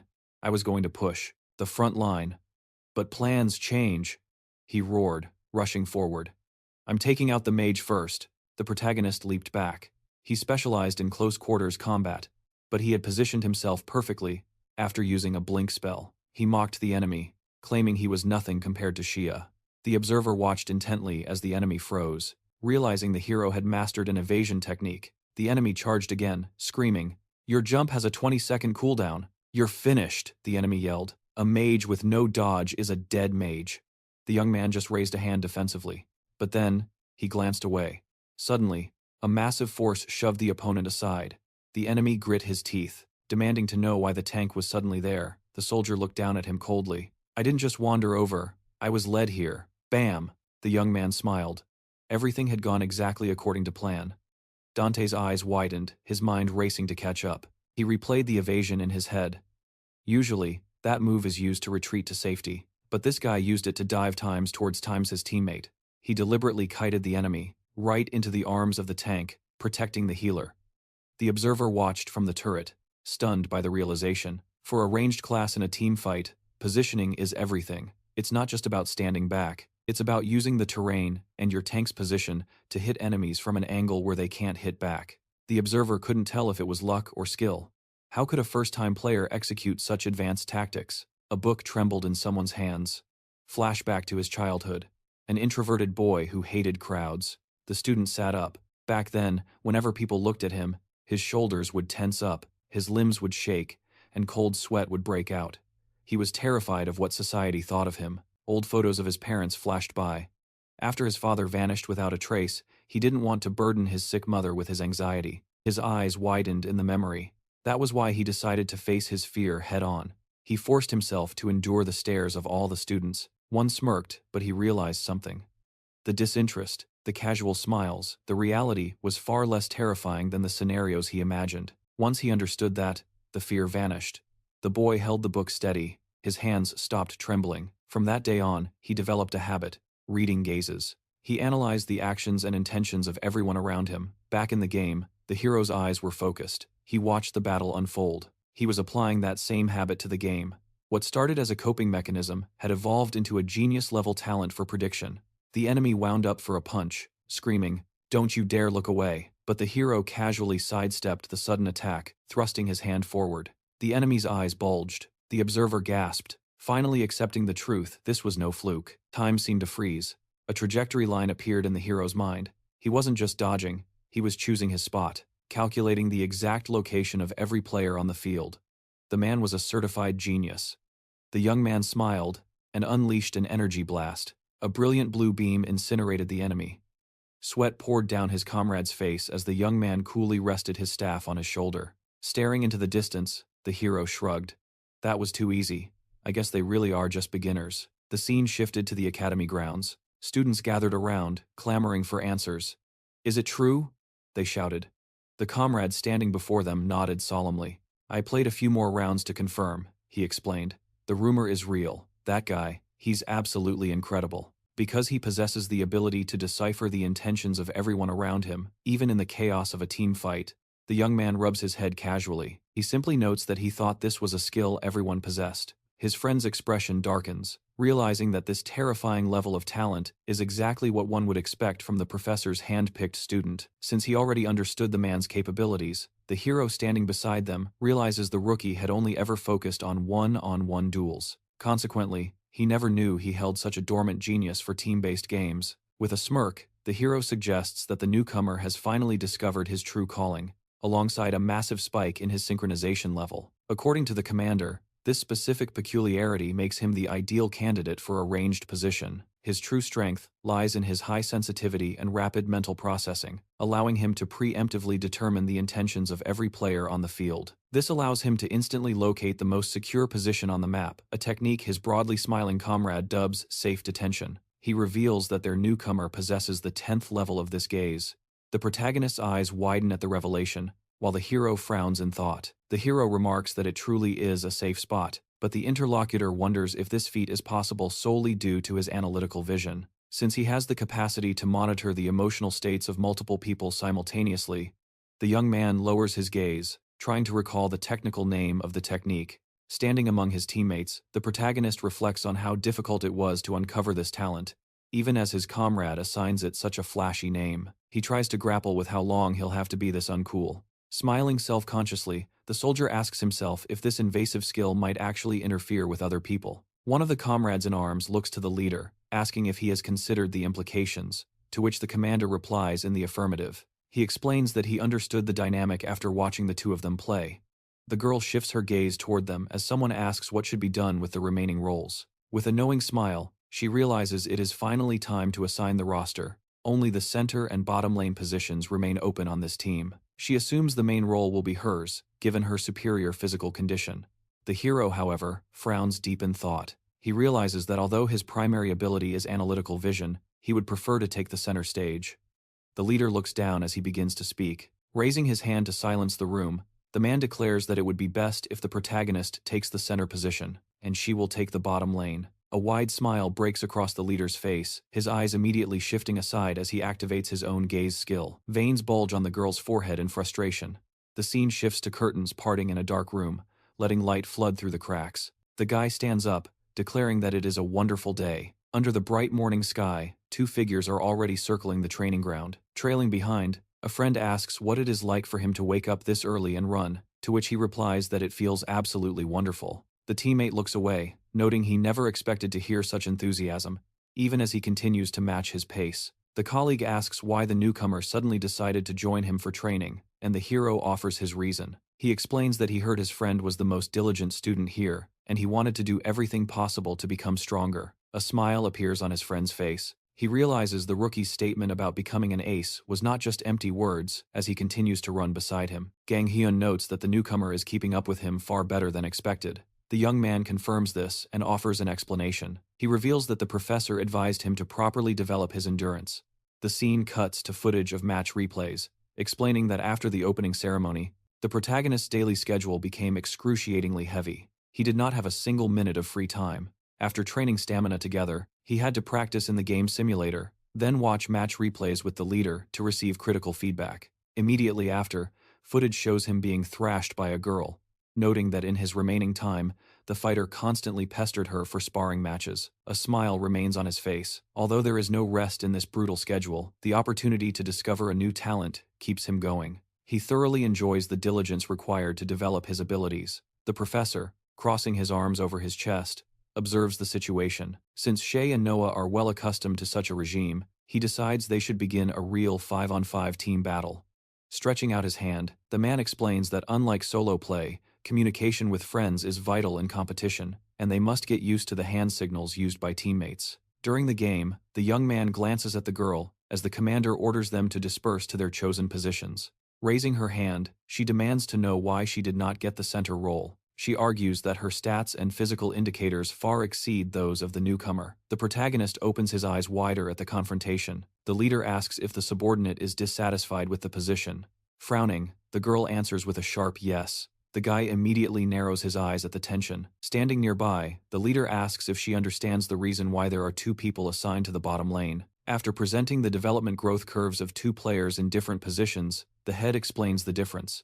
Unlike the central line, which requires a player capable of powering up quickly from the start, the bottom lane is for a person who may be weak in the first few minutes, but becomes a powerhouse at the end. This is a player capable of infinite evolution. As he approaches, the young man adds his voice. He explains that the reason the team needs to cultivate the bottom player is that in the second half of the battle, that player takes charge of the entire game. In other words, they become the true leader. Her eyes immediately widen at the realization.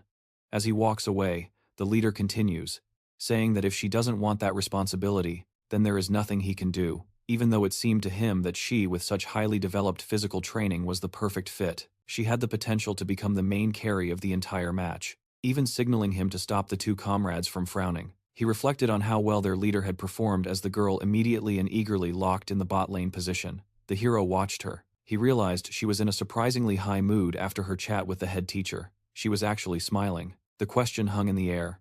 Were they ready?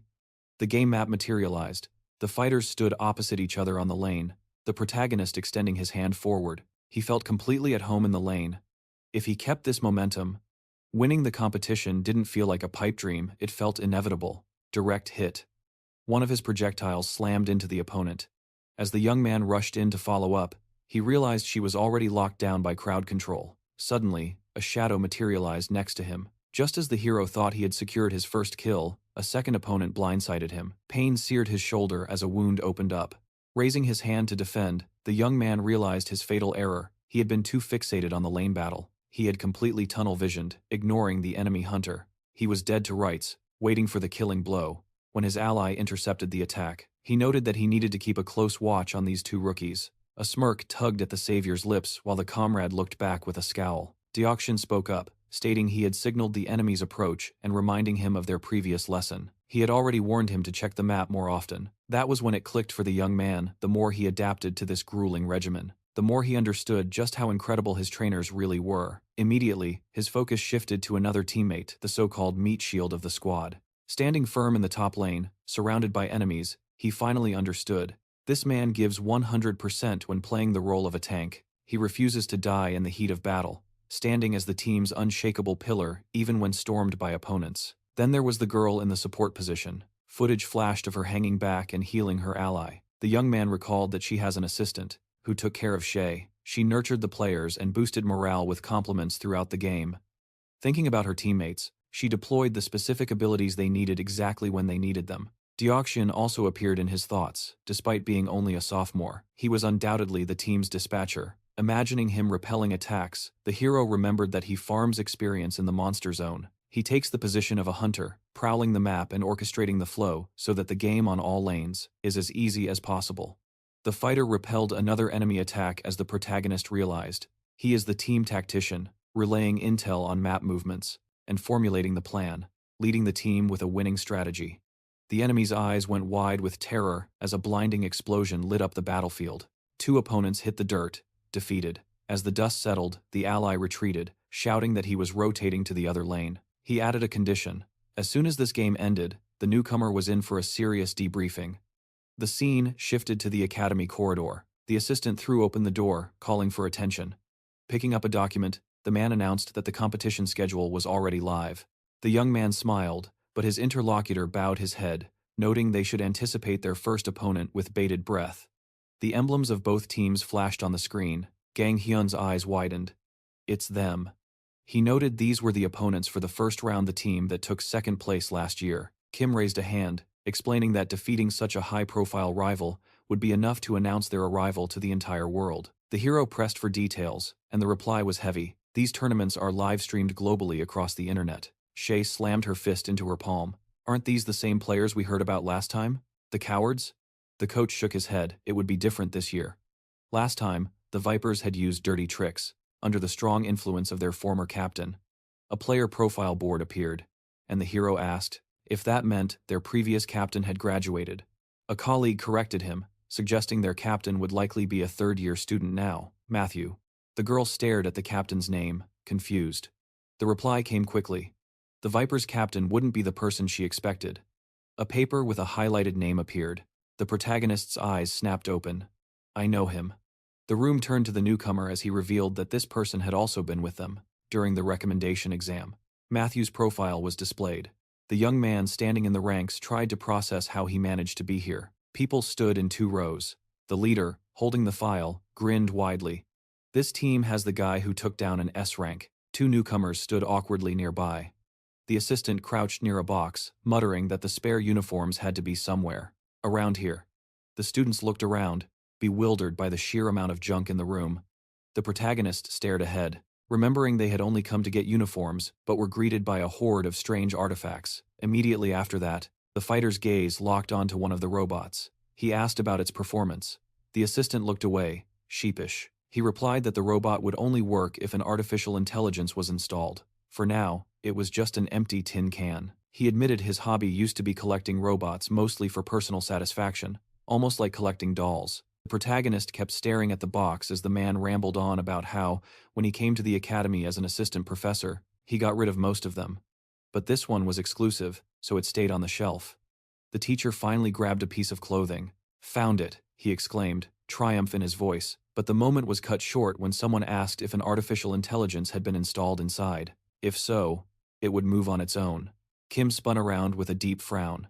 The guy noted that Kim had started speaking rather impolitely, and warned him to watch his tone, but the voice shot back that he hadn't said a word, telling the stranger not to stick his neck out during the day while his gaze drifted downward. A smartphone materialized in his hand.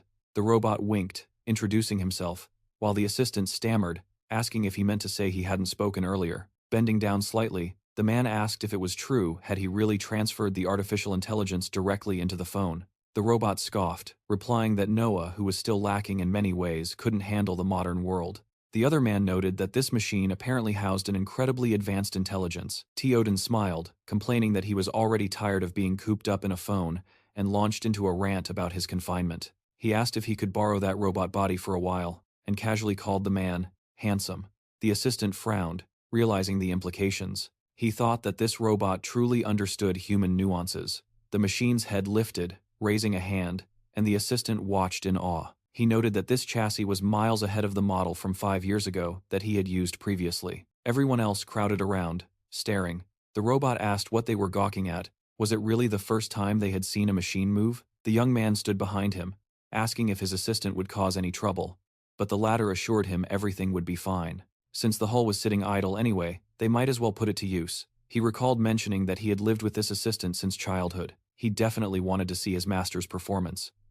The girl held Teoden in her arms as the conversation continued. The assistant joked that the team now had a mascot. The guy looked at him and apologized, but the assistant brushed it off. He replied that in moments like these, gratitude was plenty, adding that the newcomer was excellent at reading the room.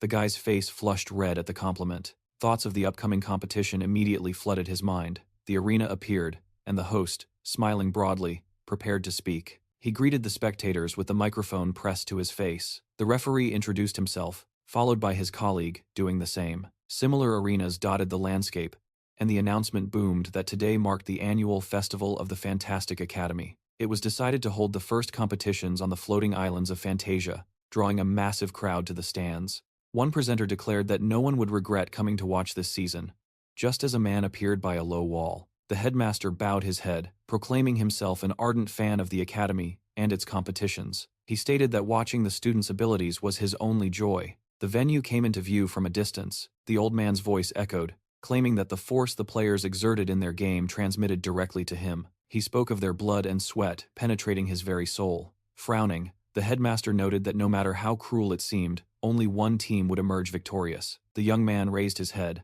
absorbing the words, urging them to show their fervor so they wouldn't regret anything later. Everyone stood ready as the director finally announced the start of the first match. The team moved forward. The opposing team appeared the moment they were announced, and the protagonist's team stepped up to face them. The host whipped the audience into a frenzy, asking for loud applause. The entire arena came into full view. The guy lifted his visor, observing both images at once. The fighter realized that while they were definitely at the Academy Stadium, he could also see the intersection stadium. A device emitting a bright light appeared, as the young man deduced that the three-dimensional projectors on the walls were active. They were designed to broadcast the match to the intersection. Smiling, the young man acknowledged the incredible scale of the event. One opponent's eyes went wide. A man clutched his head, recalling past events and complaining of a sudden headache. Sailor, standing with hands behind his back, noted that his colleague had somehow managed to scrape together enough participants this year. However, he added that it felt like everything would end just like last year. Extending a hand, the teacher spoke. He expressed hope for an interesting competition. Lee squeezed the hand tightly, replying that he wasn't sure it would be interesting for times him asterisk. Smiling, the professor explained that his students were so strong they would exceed all expectations. Snatching his hand back, the rival asked how he dared to make such a claim. The young man smiled, amused by the scene. He realized this was the first time he had seen the professor engage in a verbal battle. Someone standing opposite began talking about the protagonist. With a smirk, the rival noted that the boy had lost his parents early and lived with a single robot assistant. Asking if this kid was the unfortunate head of the family, the hero frowned, asking how he dared to speak like that. Closing his eyes, the interlocutor said he was counting on him for the match. Suddenly, the girl stepped right up to his face. She suggested he shut his mouth before he got beaten. A hand appeared as the student, eyes closed, noted this was the newcomer. She was the most active fighter from the F-City slums who feared nothing. The faces of the 4 team members were shown. He asked if her life was worth mere pennies, since she seemed to have no regard for it. The host, leaning on the table, watched intently. He declared that an incredible psychological battle was unfolding and that they were in for a heated match. As the competition kicks off, his teammate casually pockets his hands and offers a word of advice. He warns the young man to stay sharp. The enemy is just trying to rattle their nerves before the real fight begins. The opposing leader locks eyes with our hero, shouting a taunt. The protagonist frowns, feeling the anger rise within him. Fist clenched, he vows to make them pay for the disrespect on the field. Suddenly, the referee raises a finger to the sky. Rising from his seat, the official bellows that the Academy's long-awaited debut match begins now. The 3 core players from both squads materialize instantly. System windows pop up in the protagonist's vision as the remaining team members spawn onto the digital battlefield. Status screens display his teammates' vital signs. The leader turns to them, his expression grim as he demands their absolute best. A skull icon flashes ominously. The enemy waves mockingly, but the young man's frown deepens, the nerves are gone. The opponent stares him down, realizing his mistake.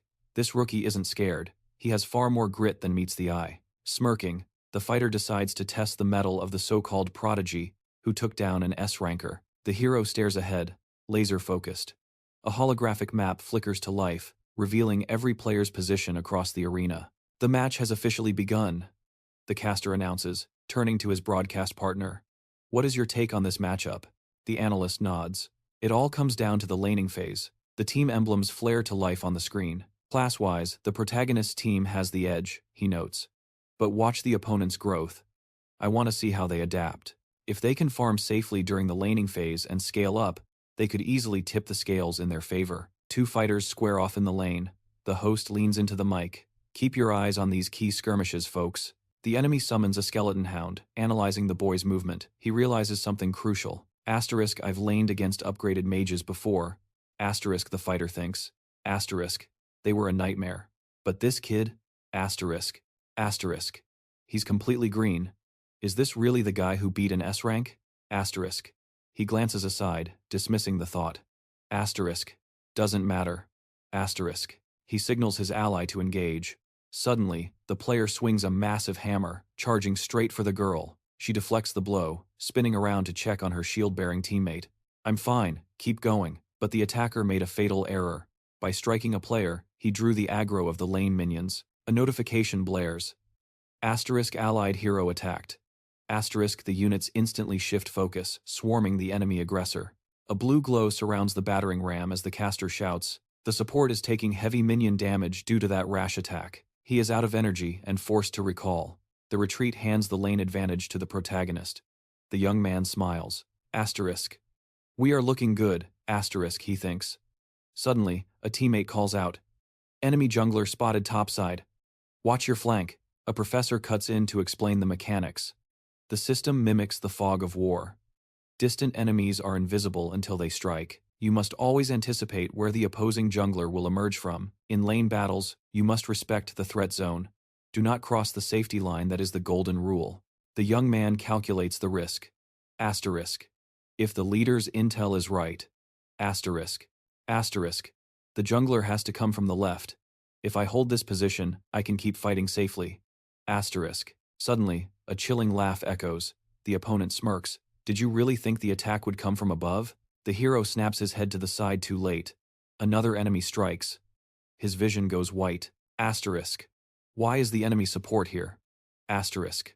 The opponent sneers. Junglers are not the only ones who roam. Kid. The boy grits his teeth as the enemy gloats. I will gladly take that first blood. A kill message flashes across the arena. The host roars in excitement. First blood. The referee turns to the analyst. How did that happen? The analyst breaks it down. Incredible. The bottom support faked a recall to base to restore health. But he cancelled the recall and stealthily rotated mid for a surprise gank. Brilliant strategy. It was a setup from the start. Meanwhile, the young man floats in the respawn void. Frowning in the darkness, he fumes. Asterisk. I never expected him to roam at that moment. Asterisk. Asterisk. It was a premeditated trap. Asterisk. He squints, analyzing the play. He realizes with a sinking feeling, his death was the very first of the match. The whole world just watched him fail. Light flashes, he respawns. I thought he would come for you, the girl says. Another teammate chimes in. Shake it off. Focus. Right, the hero scowls. Steely determination returning. I will make them pay for that with a victory. Back in lane, the enemy watches the young man hug the turret. Asterisk. He has learned his lesson. Asterisk, the fighter notes. Asterisk. He is playing cautious now. Asterisk. He plays it safe, eyes peeled, moving with extreme caution to avoid giving away his position again. His opponent realizes too late this genre was practically made for him. Instantly, the lane explodes into a skirmish. The key to these battles is lane dominance. Clear the mob wave early, and you can roam the map without taking a scratch. Anticipating the next wave, he runs the simulations in his head, knowing the enemy is trying to predict his movement. Did he rotate to another lane, or is he invading their territory alongside his jungler to steal resources? If that's the case, the enemy top laner and jungler are walking into a potential death trap. The call goes out, mid is missing, and a warning aura flares blue around the confused opponent. The three of them stand frozen for a split second, realizing the real game didn't start at the horn. It started the moment they bought their items. The commentator grins, announcing that Team Vipers is systematically starving the opposition of gold and experience points. The enemy leader stares at his teammates, baffled. How did their support rotate this fast? The squads square off. The caster screams as the entire Viper roster collapses on the center lane, launching a coordinated blitz on the base. The referee declares the gold gap is widening. The coach smirks, validating his strategy. Absolute maneuverability. Every member built for speed. He visualizes a snake's tail if they follow Royd's lead. They strike as one. Moving with military precision, the high-mobility unit swarms, encircling the enemy mascot like a python. The instructor watches the snowball effect in action, an infinitely growing avalanche crushing the opponent. The enemy leader snaps. Slashing his blade, he barks an order. Into the forest, we force a fight on our terms. Standing over a dead wolf camp, the fighter realizes the Vipers are fully kitted out for speed. If we let them kite us, we'll just wander until we lose. We have to engage now. We have our levels. We have our gear. We force the turning point now before the gap becomes insurmountable. The plan is set. Gang Yun is the bait.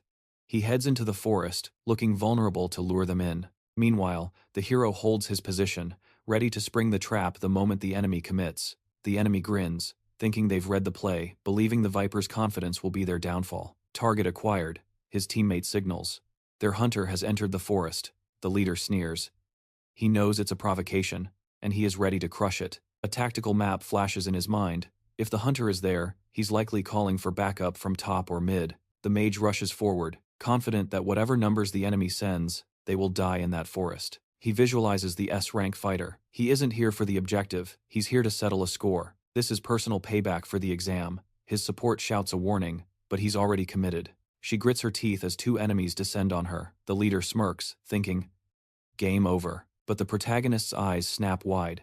Is that really what you think? He raises a hand. You underestimated us. Crack! An ice spear impales the opponent. Confused, he looks back. The protagonist is standing right behind him. How? When did you get here? The map flashes again, revealing the impossible positioning. Flashback to the strategy room. The leader crosses his arms. Can you read their intentions? The young man blinks, his analytical eyes scanning. Is that considered a superpower? Not magic, the mentor corrects. I'm asking if you feel what they're about to do. I can't read minds, he admits. But I can track the direction of their gaze. He glances sideways. Like right now, I can see exactly where everyone is looking. We're discussing tactics, but Jenny's eyes? They're locked on the snacks. She's dying to eat them. The leader narrows his eyes, testing the theory. He grabs the snack plate. Hey, Jenny shouts, reaching out. Give me one. The leader realizes he's right. Despite the comedic interlude, Dae-chun gets serious. A bump rises on the boy's head from a scolding. We're testing this. In the game, you read their eyes. You predict the play before it happens. Follow your gut. The memory fades, and the young man focuses on the battlefield. After endless drills, they confirmed it. His predictions are 80% accurate. Back in the lane, he locks in. The enemy looks one way, but the eyes shift. Intent revealed. As his hound lunges forward to shred the minion wave, the enemy champion vanishes into thin air, leaving the young man scowling in confusion. He knows exactly where they are going. The moment the fighter launches off the ground, the leader crosses the line deep into enemy territory. The protagonist sprints toward the bottom lane, intercepting them. Bam! An ice blast catches one of the opponents dead on. A smirk curls the hero's lip as he clenches his fist. He read their movements like an open book. The commentator screams out the play. Sudden backup, incoming. The holographic display lights up. We have got a massive 3 versus 4 clash breaking out. The enemy captain barks orders, face twisted in concentration. Ignore the tower. Focus the ranger. If we drop him fast, we win this. They plan to nuke them down with every skill they have left, and bail out of the turret's range before it burns them alive. Suddenly, the girl activates Dead Man's possession, locking her legs in place. An enemy arrow whistles through the air, aimed straight at her. The support swings his massive hammer. Holy judgment! Shay's eyes go wide in shock. Her ally tanks the entire combo. His health bar plummets to a sliver. Desperate, he yells for the rookie to cover him. Shay does not hesitate. She dashes in, shouting for him to trust her. The enemy archer freezes right before she drives a knee into his gut. The impact sends him flying. Shay's eyes flash a brilliant blue as she levels her crossbow right at his forehead. She grins, revealing the truth. She is actually deadlier at close range. Meanwhile, the defensive tower locks onto the remaining enemies. Kill notifications flood the screen. The enemy leader scrambles to retreat as the caster's voice booms over the arena. Both members of Team Viper have fallen to the tower. It is a 2-for-1 trade, but Daikon just smiles. This is not over yet. Elsewhere, 2 players corner a lone opponent. The game interface flashes as the commentator updates the crowd. He dove into the enemy jungle hunting for a kill, but look at Matthew. Matthew, hugging the tower, suddenly realizes he is trapped in a brutal 2-on-1 ambush. He frowns, bracing himself. The referee roars into the mic, announcing the elimination. He notes that this squad has reached a whole new level compared to before. The camera pans across the determined faces of all 5 members. They are showing us a real game today, folks. They are making last year's failure look like a bad dream. In the stands, the robot sits on the edge of his seat, optical sensors wide. Master is dominating, the assistant notes. The robot nods enthusiastically, asking, "Have you seriously never seen him play like this? He just created the turning point of the entire match. It is unbelievable." Staring ahead, the robot murmurs, "I am just glad I could help the team."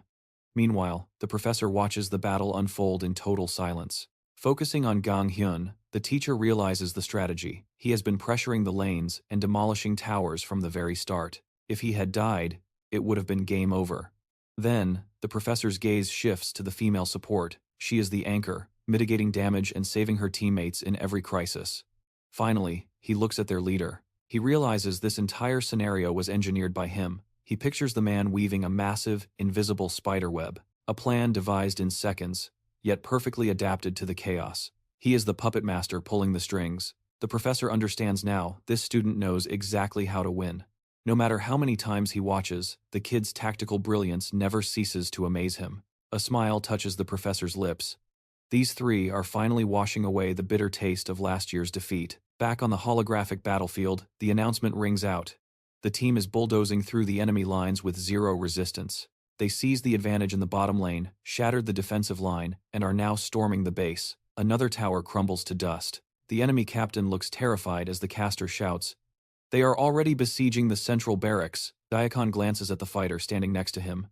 "Do you remember," he asks, "how we lost to these exact same guys last year?" The teammate smirks. "You mean the part where you cried your eyes out after the match?" The fighter scowls. "No, not that part." Gang Hyun turns to them. "Do you remember the crowd? The way they looked at us when it was all over?" They nod. They remember standing before the stands, facing a stadium that was dead silent, cold, no cheers, no applause, just disappointment. That silence felt like absolute hell. The leader stares forward. I hate losing more than anything. Not just to the team across from us, but losing to the academy, losing the audience. His teammate raises an eyebrow. You consider the audience opponents too? Diakon frowns, crossing his arms. That is why I am going to force them to cheer. I will leave them no choice but to scream for us. Let us end this, he commands. Full 5-on-5 team fight.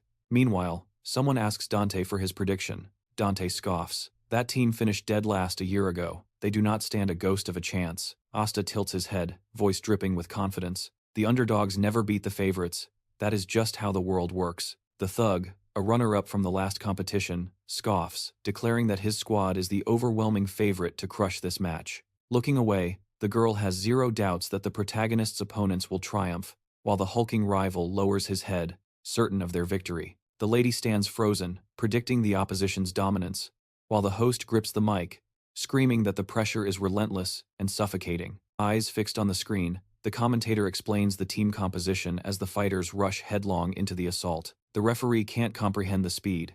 In a blink, they're already storming the tower in front of the barracks, debris flying everywhere. The organizer announces the collapse of the enemy tower. Royd bares his teeth, listening to the grim report that only his barracks and nexus remain. Drenched in sweat, the young man clings to the belief that the tide of battle can still be turned if they just clutch this one fight. Visualizing the attack pattern, the captain decides to bait the enemy using an ally waiting in ambush on the flank. It is time to initiate. Gripping his warhammer, the lizard man realizes their only path to victory involves picking off the ranged dealer first. They have to win this clash. Glaring from beneath his brow, the monster locks onto his target, a wounded mage ripe for the slaughter. As the game kicks off, Noah scans the battlefield, calling out to his teammate to watch her six. She kicks a monster square in the face, shouting praise to her ally, while simultaneously unleashing a scorching fire spell. The protagonist dismisses the idea of passive surveillance. Planting his feet firmly, he casts Wall of Fire, turning the terrain into an inferno. A notification pops up, elimination confirmed. The department head furrows his brow, annoyed that this rookie is dominating despite being the supposed weakest link in the lane. Watching the young man, the enemy realizes the atmosphere has shifted completely since the duel began. This is a different beast entirely. Noah orders himself to focus. He's only caught one so far. He rests his staff on his shoulder, eyes cold. The main character baffles the enemy. The ground crumbles beneath their feet as he pushes off the stone, destabilizing their formation. The protagonist calculates his next move, realizing he needs perfect positioning to maximize his damage from a safe distance. Confident he can secure the win, blue crystals erupt, piercing the enemy's body. Royd's eyes go wide as he watches another ally get deleted. The opposing villain realizes they were too arrogant, underestimating the team simply because they fielded two rookies. But those rookies have elevated the team to a new tier. The king looks down, while the enemy captain finally loses his certainty that this would be an easy stomp. Reaching out, the leader curses his opponents as scoundrels, unaware that Noah has already positioned himself behind his friend's back. The archer draws his bow, watching the magician cast. Royd finally admits these guys are vastly stronger than he ever imagined. Suddenly, the protagonist is credited with 4 kills, a quadra kill. He slings his weapon behind his back as his team rallies around him. Gang Hyun gasps, stunned that his comrade has just wiped out 4 enemies, clenching his fist in excitement. Hyun Jun asks what the plan is. The team shouts to trap the final enemy, desperate to feed the last kill to their ally for a total team wipe. Royd furrows his brow, hearing them plot to hold him down so their friend can finish him. The scoundrel bares his teeth in fury. Enraged at the thought of being reduced to a mere punching bag for a stat pad, he braces as the players rush to attack. Stardust watches from the desk. The host screams into the mic, the entire team has been slaughtered by a single player. A flying island hovers ominously in the broadcast. Eyes widening, the robot is shocked, a pentakill has occurred. He places a hand on the creature's head in disbelief. The young man explains that such an achievement is nearly impossible. Noah raises his head as the host announces they are recording history. It is a total team wipe, with expressions of pure shock.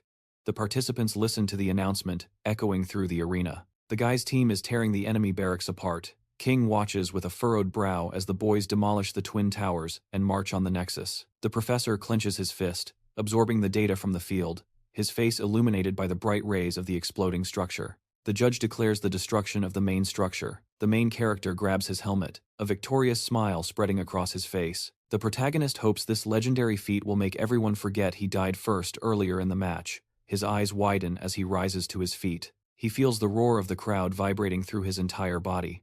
Gang Hyun looks at his friend, motionless in the spotlight. Noah suggests getting used to the glory. The friends embrace as the defeated opponent slams his fist on his console, staring at the arena. Stardust announces the protagonist's team as the victors, microphone in hand, asking the crowd if they enjoyed the explosive opening ceremony. Closing her eyes, the lady announces it is time to interview the MVP, the player who made this game truly unforgettable. Feigning confusion, Noah greets the audience, smiling. The interviewer asks if he's nervous about his very first on-air interview. The main character realizes the whole world is watching him.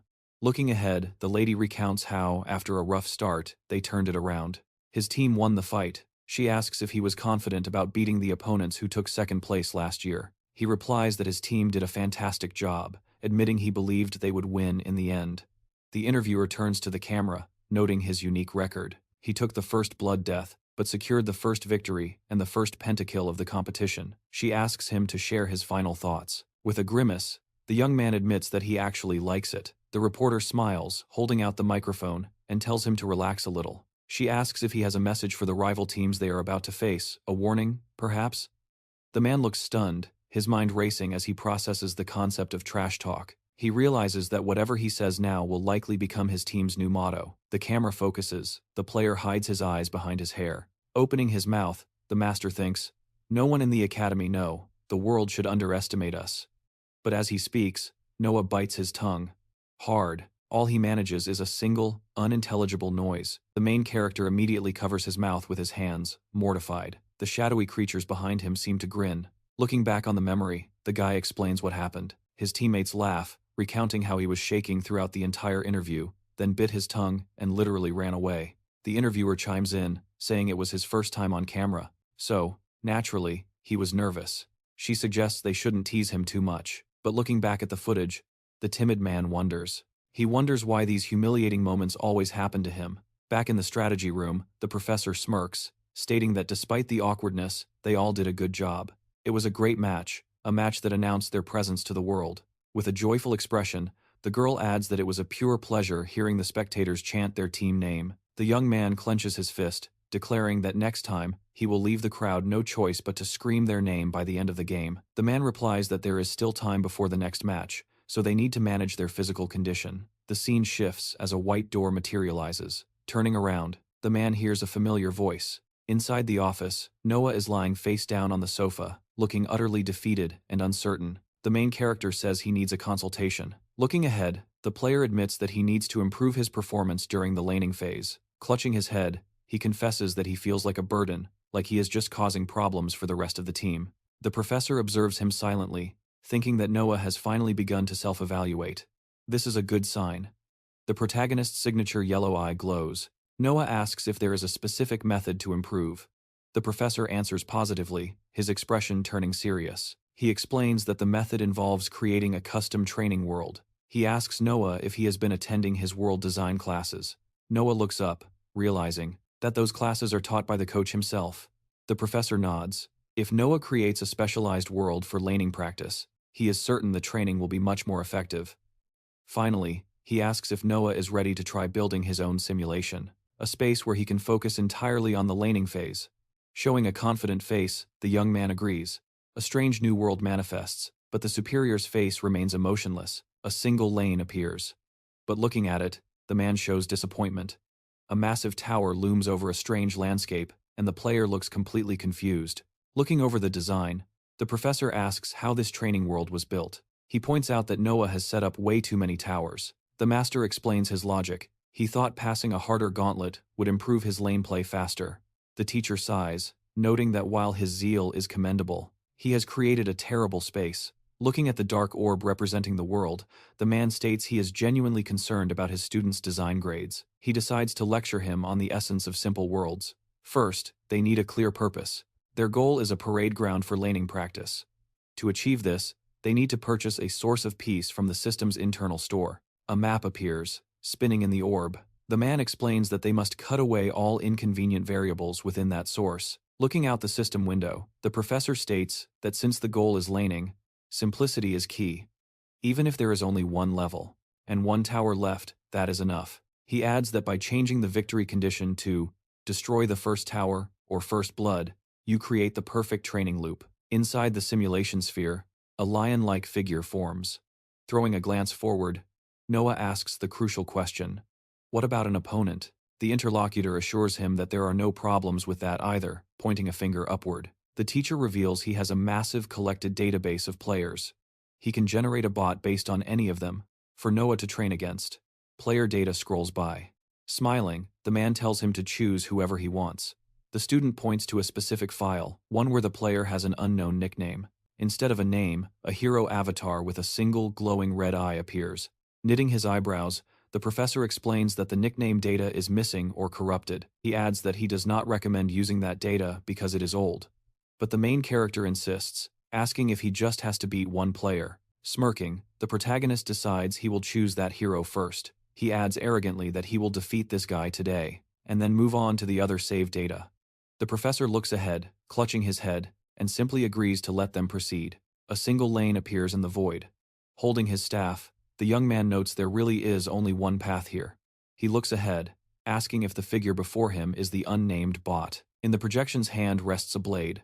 Looking back, the man tells himself he needs to win quickly and move to the next opponent. He recalls the basics of lane battles. Do not get attacked by monsters. Advancing alongside his minions is the foundation of the basics. Suddenly, the opponent launches an attack. The blade plunges deep into Noah's chest. The protagonist's yellow eye widens in shock. He thinks, an attack at such an unexpected moment? He realizes the enemy didn't even draw the tower's aggro. Noah miscalculated. He himself had stepped just outside the tower's defensive range. The enemy is truly strong. The villain's legs lock around the protagonist. And suddenly, the guy is sent flying backward. The character's eyes glow purple with intensity.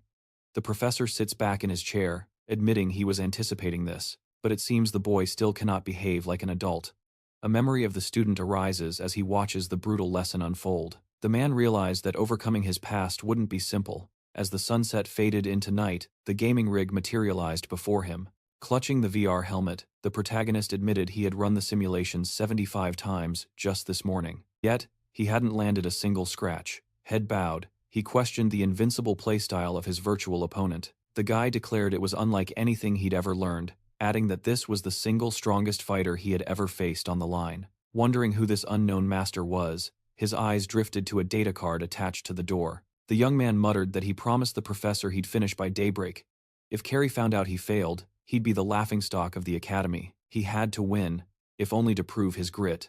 Suddenly, his focus was broken by an unfamiliar voice and a heavy hand on his shoulder. "Training until morning?" the player asked, impressed by the frightening dedication. Smiling, he added, "Dioxin's friend, you two are really built different." Surprised, Noah asked how the stranger knew Dioxin. The man smirked, revealing he was already a second-year student. Resting a hand on Noah's shoulder, the upperclassman noted that getting the first pentakill in the competition was an impressive feat. "I've actually become a fan," he added, before admitting that things were currently rocky between him and Dioxin.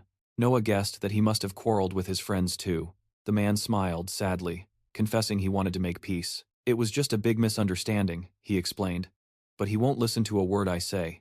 He's incredibly stubborn." Grinning, the protagonist asked if that was the whole story. The stranger's expression darkened slightly. "Don't nag me about the details." Turning away, the stranger muttered that Dioxin hadn't changed a bit, waving his hand dismissively. "I'll be rooting for you in the next match," the man shouted.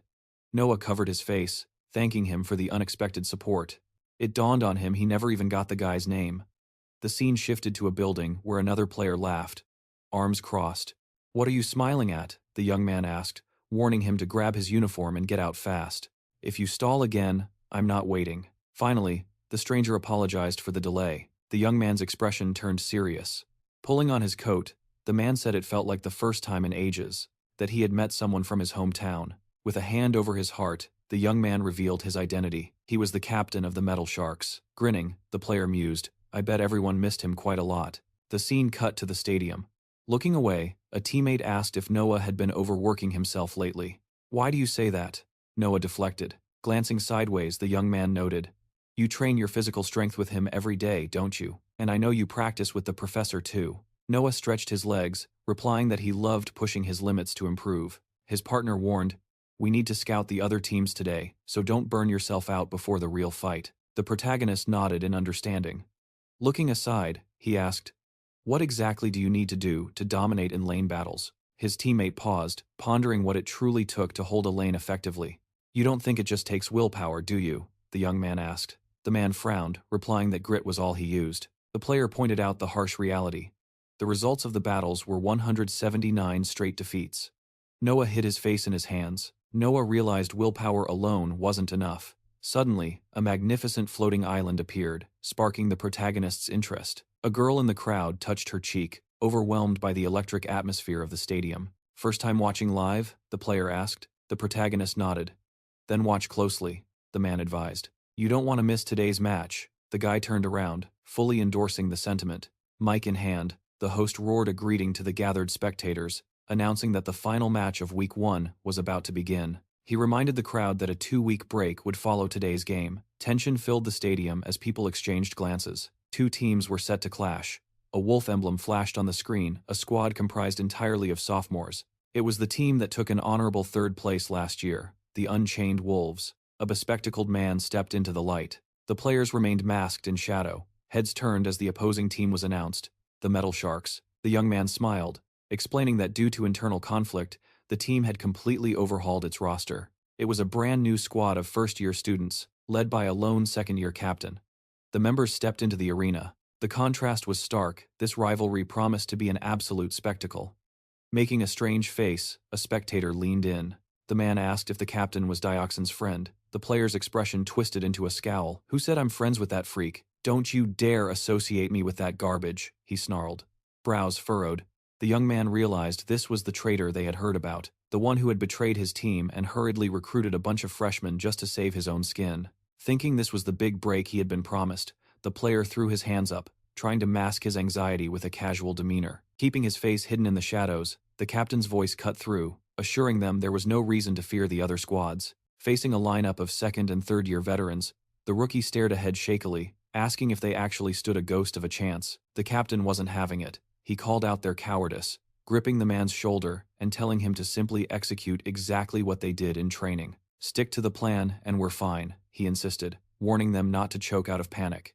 The subordinate nodded, signaling he understood the assignment. A grim look crossed the player's face as the massive view screen lit up, signaling the match was starting right now. The character on screen smirked, revealing that the enemy was also playing a mid laner.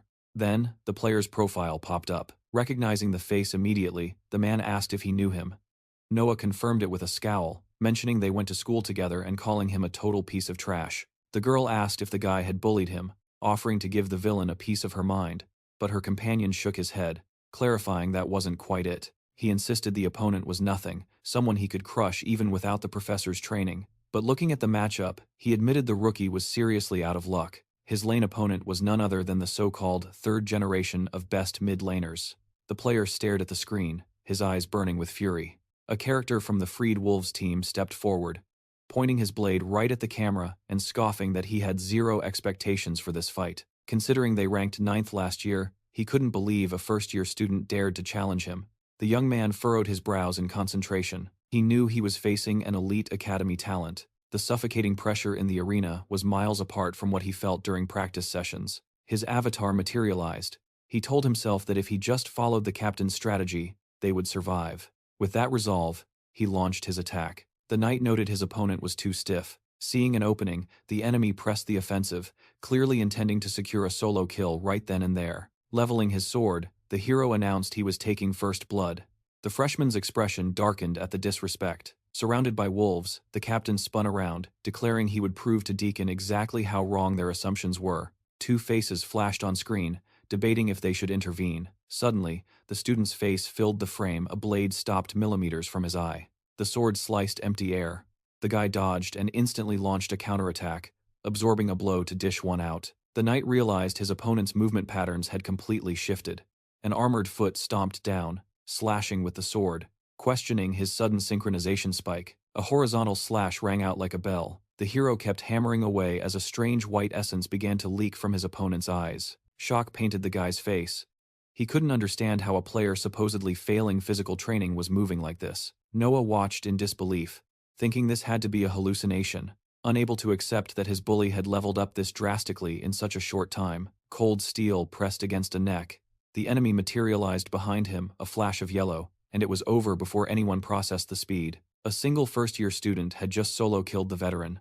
The assassin stared blankly at his blade while the girl landed her own strike. The crowd watched, stunned, realizing this underdog squad was actually dominating the lanes. The captain's eyes glowed a vibrant green. Clad in a helmet, the man led the charge, demolishing turrets one by one and marching straight for the Nexus. A face with glasses flashed by, a strange symbol glowing on his neck. The main structure began to fracture and collapse. The Nexus shattered, confirming that the impossible had happened, a scenario no one predicted. The man held his helmet in his hands, victorious. The young man grinned, keeping one hand in his pocket while the other clenched into a fist of triumph. It was official. The bottom-tier rebellion was unstoppable. The opposing team members looked on, their faces twisted in bitter dissatisfaction. Carrie lashed out with a kick. She smiled, remarking that she felt she had been a bit too passive in the last match. The guy told her to take things seriously. She shot back that she was serious, adding that her specialty was strictly close-quarters combat. The young man looked troubled. He was thinking back to the Metal Sharks duel they had analyzed last week, and something about it had him on edge. On screen, the avatars clashed. A character threw a heavy punch, launching an offensive right in the opponent's face. He sliced through their defenses, targeting the weak point. Furrowing his brow, he swore he absolutely would not lose to the captain. A graphic flashed up on the bracket board. The immortal Devil Kings had secured a victory. Next up, the White Owls were locked in combat against the Vipers, standing with hands casually in pockets. The player declared they had met sooner than expected. It was time for revenge. A glowing purple eye stared intensely at the opposition, but the young man paused, asking why his target wasn't there. The girl looked confused, realizing he was hunting for a specific rookie. Gripping her blade, she gazed ahead and broke the news. Even if he wanted revenge, he wouldn't get it today. That rookie was just a benchwarmer for this match. The crowd's eyes were glued to the screen as the player launched his assault. The results rolled in. The Freed Wolves took their match. Then, the crowd gasped in bewilderment as the colorful mermaids also claimed victory. The player frowned deeply. Suddenly, a massive shark avatar materialized, signaling the arrival of the Metal Sharks. As the opponent's nexus crumbles to dust, the Metal Sharks captain flashes a winning smile. Victory is theirs. Then, the ratings for the second week of the tournament flash onto the screen. Digital windows pop up, displaying the next matchup. The Immortal Devil Kings versus the Metal Sharks. A young man stares down at the schedule in his hand. He announces their third opponent. Noah's brow furrows as he thinks about the Sharks, and the specific person on that team who wronged him. Pure anger washes over his face. Glancing sideways, the girl realizes he is already deep in his own head. He is obsessing over the traitor. Carrie slides a hand into her pocket, casually remarking that she could not care less if the guy is a traitor or not. After all, she has never even met him. She continues, arguing that honestly, it is wrong to judge the situation after hearing only one side of the story. She admits she is trying to empathize, even if it is harder than she expected. Then, with a confident smirk, she shifts the focus. They just need to aim for victory. If they win, everyone gets what they want. Simple as that. She asks if he agrees, and the young man just lowers his head in silence. He turns around, asking if his face makes it that obvious he is only thinking about the traitor. The rest of the team puts on serious expressions and nods. Yes, definitely. Later, at the player dormitory, a soda can rattles out of a vending machine. Noah tosses the bottle to his partner, telling him to think fast. His partner catches it and thanks him. Looking straight ahead, the protagonist asks who his friend's team is facing this week. The friend replies that they are up against the White Owls. The protagonist notes that taking down last year's first-place team will not be a walk in the park. The White Owls are champions. However, the player admits he will not be starting. He is sitting this one out as a substitute. Apparently, he is in a slump. Without looking at him, the guy asks if that is really true. The player replies that his strength or lack thereof is irrelevant right now. You only know your worth when you clash in battle. Suddenly, a voice cuts in. A man, face obscured, tells him to grab his drink and get lost. The young man asks what his problem is. He looks over and spots the offender. The hero steels himself. He beat this guy before, so there is absolutely no reason to be afraid. He feels like the winner here. But the warrior just smirks, asking if he has heard the news. They will be facing each other in the next game. He mentions he has leveled up his abilities a bit since they last met. Then, with heavy sarcasm, he adds that he is surely still no match for the great protagonist. After all, the hero scored the competition's first pentakill. Pressing the button on the machine, Noah puts on a confident face and tells him to bring his best game. The opponent looks down at the outstretched hand with utter contempt. Brow twitching. The main character asks if he is seriously just going to ignore him. The protagonist grits his teeth in frustration. Scene changes under the glow of a lamppost. A captain sits on a bench, asking his subordinate what he wants to know. Staring into the distance, the subordinate asks a favor. Can they please not use it during the game against their next opponent? The captain sneers, asking if he is saying that because he is afraid to use the assistant. Lowering his head, the young man denies it. The captain places a hand on the guy's head. If he is not a coward, then what is the problem? He reminds him of his own words. There isn't a single person in this academy smart enough to catch them. No one knows about the assistant. The captain insists he will do everything to ensure they win, defeat everyone, and change their lives together. After all, the assistant's chip implanted in his body is completely undetectable by the game's security system. The player stands there, unable to meet his captain's eyes. He listens as the captain explains that if they just keep their heads down, no one will ever know.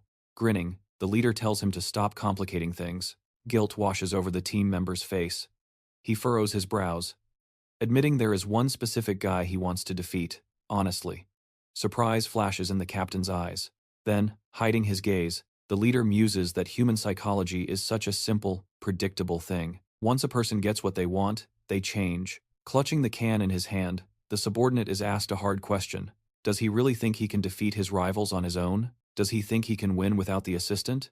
The subordinate claims he is confident, but the captain cuts him off, reminding him that this is not just about a team. The captain turns around, cold and direct. He tells the boy he seems to be misunderstanding something fundamental. He did not get to this position because of his natural abilities. He got here because of the assistant. Raising a hand, the man warns him not to forget the real reason he abandoned everyone in the first place, why he was recruited as a first-year student. Thanking him sarcastically for the drink, the enemy player clenches his jaw tight enough to crack a tooth. Hands deep in his pockets, the captain sighs. He says the kid is still too young, that is why he is so tragically obsessed with the past. Suddenly, a look of surprise strikes the man's face. The team members glance at each other, and the young man knits his brows in confusion. He looks absolutely stunned. Raising a hand, the leader greets his opponent without even showing his face. The player vows that in the next game, he will prove everyone wrong. Turning his back, the captain simply remarks that the most common flaw in people is their obsession with the past. Suddenly, a photo of the players flashes up, drawing surprised looks from the group. One asks if their friend is okay. He has massive dark circles under his eyes. Pointing to his phone, the guy insists everything is fine. He just needed to prepare something. Without lifting his head, he reveals that he has been working on countermeasures for the battle against the metal sharks. He has compiled a complete pattern analysis and several specific combat strategies. He tells them he is sending the files now. Looking at the phone, the player is floored. He actually prepared all of this in a single day? It is incredible. Absolutely every habit of every metal shark member is described here in excruciating detail. The teammate notes that his persistence knows no bounds. But internally, the student wonders if he went a little too far. He thought he had already sorted out his feelings about the traitor, but seeing him in the flesh, the emotions flood back. The crowd stands back to back, tension rising, eyes closed, focus engaged. The young man reminds himself, victory is the only target. Nothing else matters. Why make it complicated? Hands behind his head, his teammate states the obvious. They need to unite to win this team battle. Noah realizes the guy is blaming himself. A smirk tugs at his lips. He has no intention of losing either. The moment he reads the situation, the special training kicks in. Suddenly, a lion avatar spawns in the arena. Monsters clash in the jungle. A sharp cut, the opponent strikes. A purple-clad hero emerges from the shadows. The longer he battles the Nameless One, the clearer it becomes. He finally sees the missing piece in his gameplay. Perfect timing. A kick flies in, Noah dodges. Brows furrowed, he realizes the Nameless One thrives on that specific rhythm. That style suits him. Noah admits his weakness in lane battles stems from failing to read the critical moments. But he will grind, again and again, until he masters that split-second read. Fire erupts in his palm counterattack. Cup in hand, the professor asks the obvious question. Have you been fighting the Nameless One this entire time? Noah averts his gaze. 712 matches. 712 defeats. The older man notes that 700 losses in 2 weeks is intense. The student finally asks, who is the Nameless One, really? The professor's reply is shocking. I don't even know. It is ancient data. As he sips his tea, the teacher thinks to himself, he's just glad his creation is winning. He asks Noah why he's so calm. Even after retiring from the pro scene, that competitive fire shouldn't have died out. Staring ahead, the professor calculates the mental toll. 700 matches, 0 wins. The stress must be suffocating. But Noah speaks up. He learned something. Flashing a thumbs up, the protagonist announces, "Today, for the first time, I actually landed a hit. If I keep this up, I might actually win." His face remains stone cold, betraying no emotion. A smile creeps onto the professor's face. He realizes Noah has finally unlocked his true weapon. Scene shift. A floating island arena. Microphone in hand, the caster bellows, "Today, the battle of the two special squads begins." The players enter the stage. The rival team steps into the light while the professor stands by his students. Last year, these two teams were dead last, but this season, they've crushed the competition to become the leaders. In the arena, the rival captain pushes up his glasses. Noah furrows his brow while a girl on the team smiles. "Let's show them a good game." As always. Hand extended, Noah offers a polite greeting. The rival leader just grins, referencing their last heated conversation. Anger flashes across the villain's face. Without flinching, Noah responds. The casters shout, "The game has officially started." A demon avatar battles a shark. Noah stands his ground alone. Meanwhile, Carrie pops up in the comms window. She demands to know why he's sighing before the monsters even spawn. "You can't play emotional, you know," she teases, pulling a goofy face. Noah retorts, "Rare to hear you grumbling. Usually, you just get angry first." She shoots back a suggestion. She claims she'll be calmer once she crushes her lane opponents. The confident lady adds, "Those extra heroes? Easy pickings." Smiling, she proposes putting heavy pressure on the bot lane. Her partner instantly agrees. She launches her attack. "Shall I begin?" Suddenly, opponents emerge. The host's jaw drops in surprise. Smash. A tower crumbles. Carrie lies defeated on the ground. Less than 7 minutes in, and the enemy is already obliterating the bot lane tower. The girl stares at a gray screen. She opens her eyes, realizing her partner lost the mechanics battle. The enemy sorceress smirks. Too easy. Her eyes glow a menacing purple. The captain, face shadowed, declares they'll breeze through this match without breaking a sweat. He orders his team, "Deploy the assists immediately. Crush them." A strange rune glows on his neck as the player strikes. Another disaster, a solo kill. The enemy announces victory in the top lane as well. The audience gasps in total shock. The team balance is collapsing. The enemy girl smiles while Noah's teammate looks on in horror, finger raised to his lips in silence. The enemy captain declares their goal, a total blowout. They want every single lane. Finish them before they can even respawn. The demon avatar stares into the river. The host freezes, stunned. But wait, not all the lanes have fallen. The game map flashes on screen. The professor's eyes narrow. The focus shifts to the central lane. A fierce duel unfolds. Noah furrows his brow, and suddenly, his attacker is at a loss. Noah stares straight ahead, expression hidden. The enemy leader's face twists in rage. The host screams, "How is this even possible?" Just when total defeat seemed inevitable, hope survives in one lane. The crowd leans in. The enemy girl flees. Pure fury erupts from the rival leader. Noah gazes through the system window as the players engage in a desperate, fierce battle. The offender knits his eyebrows, the captain's warning echoing in his mind. But he dismisses the doubt instantly. He convinces himself he can take this guy. After all, he studied Noah's fighting style inside and out. He knows every tick. Noah isn't used to holding the front line. That's the weakness. If he exploits that hesitation right now, victory is in the bag. Just watch out for the synchronization, he tells himself. That speed boost is the only real threat. He can't afford another loss. His dream of becoming a pro gamer was crushed once before. He won't let it happen again. Suddenly, a sharp crack rings out. A staff materializes in the protagonist's grip. Magic surges through the hero's hand. His face is set in stone, his eyes glowing with a fierce, piercing orange light. The enemy swings for a kill shot. Fist inches from the target, but he's too slow. Asterisk. Bam. Asterisk. The impact sends the offender flying, jaw dropping in shock. Our young hero realizes he can actually pull this off. Time to pay back the insults. He charges forward, but the captain's image flashes in his mind. The leader watches, stunned. "I didn't think he'd actually pull a move like that," he mutters. "I underestimated his guts. What do I have in common with a guy like that?" he scoffs. But it doesn't matter now. The match is about to be decided once and for all. He steps into the fray to end it. Darkness engulfs the arena. Sword in hand, the player declares with chilling calm, Found you. A flash of light. The hero ducks, his mind racing. Asterisk. If the enemy team is winning their lanes, the Forester is definitely going to target the center. Asterisk. Gritting his teeth, the young man makes a choice. I am never going mid. But the opponent licks his lips, eyes gleaming with malice. Predictable as always, the enemy sneers. I can read you like a book. Up in the spectator box, the assistant leans forward, hands on his hips. The man notes. So, the two rivals finally meet. Beside him, the robot whirs. Do they share a special history? The man nods solemnly. They entered the academy together, both students with high-level recommendations. They took first and second place, respectively. The robot tilts its head. Does that mean they were friends? The man sighs. More than friends. It seems those guys knew each other way before the academy.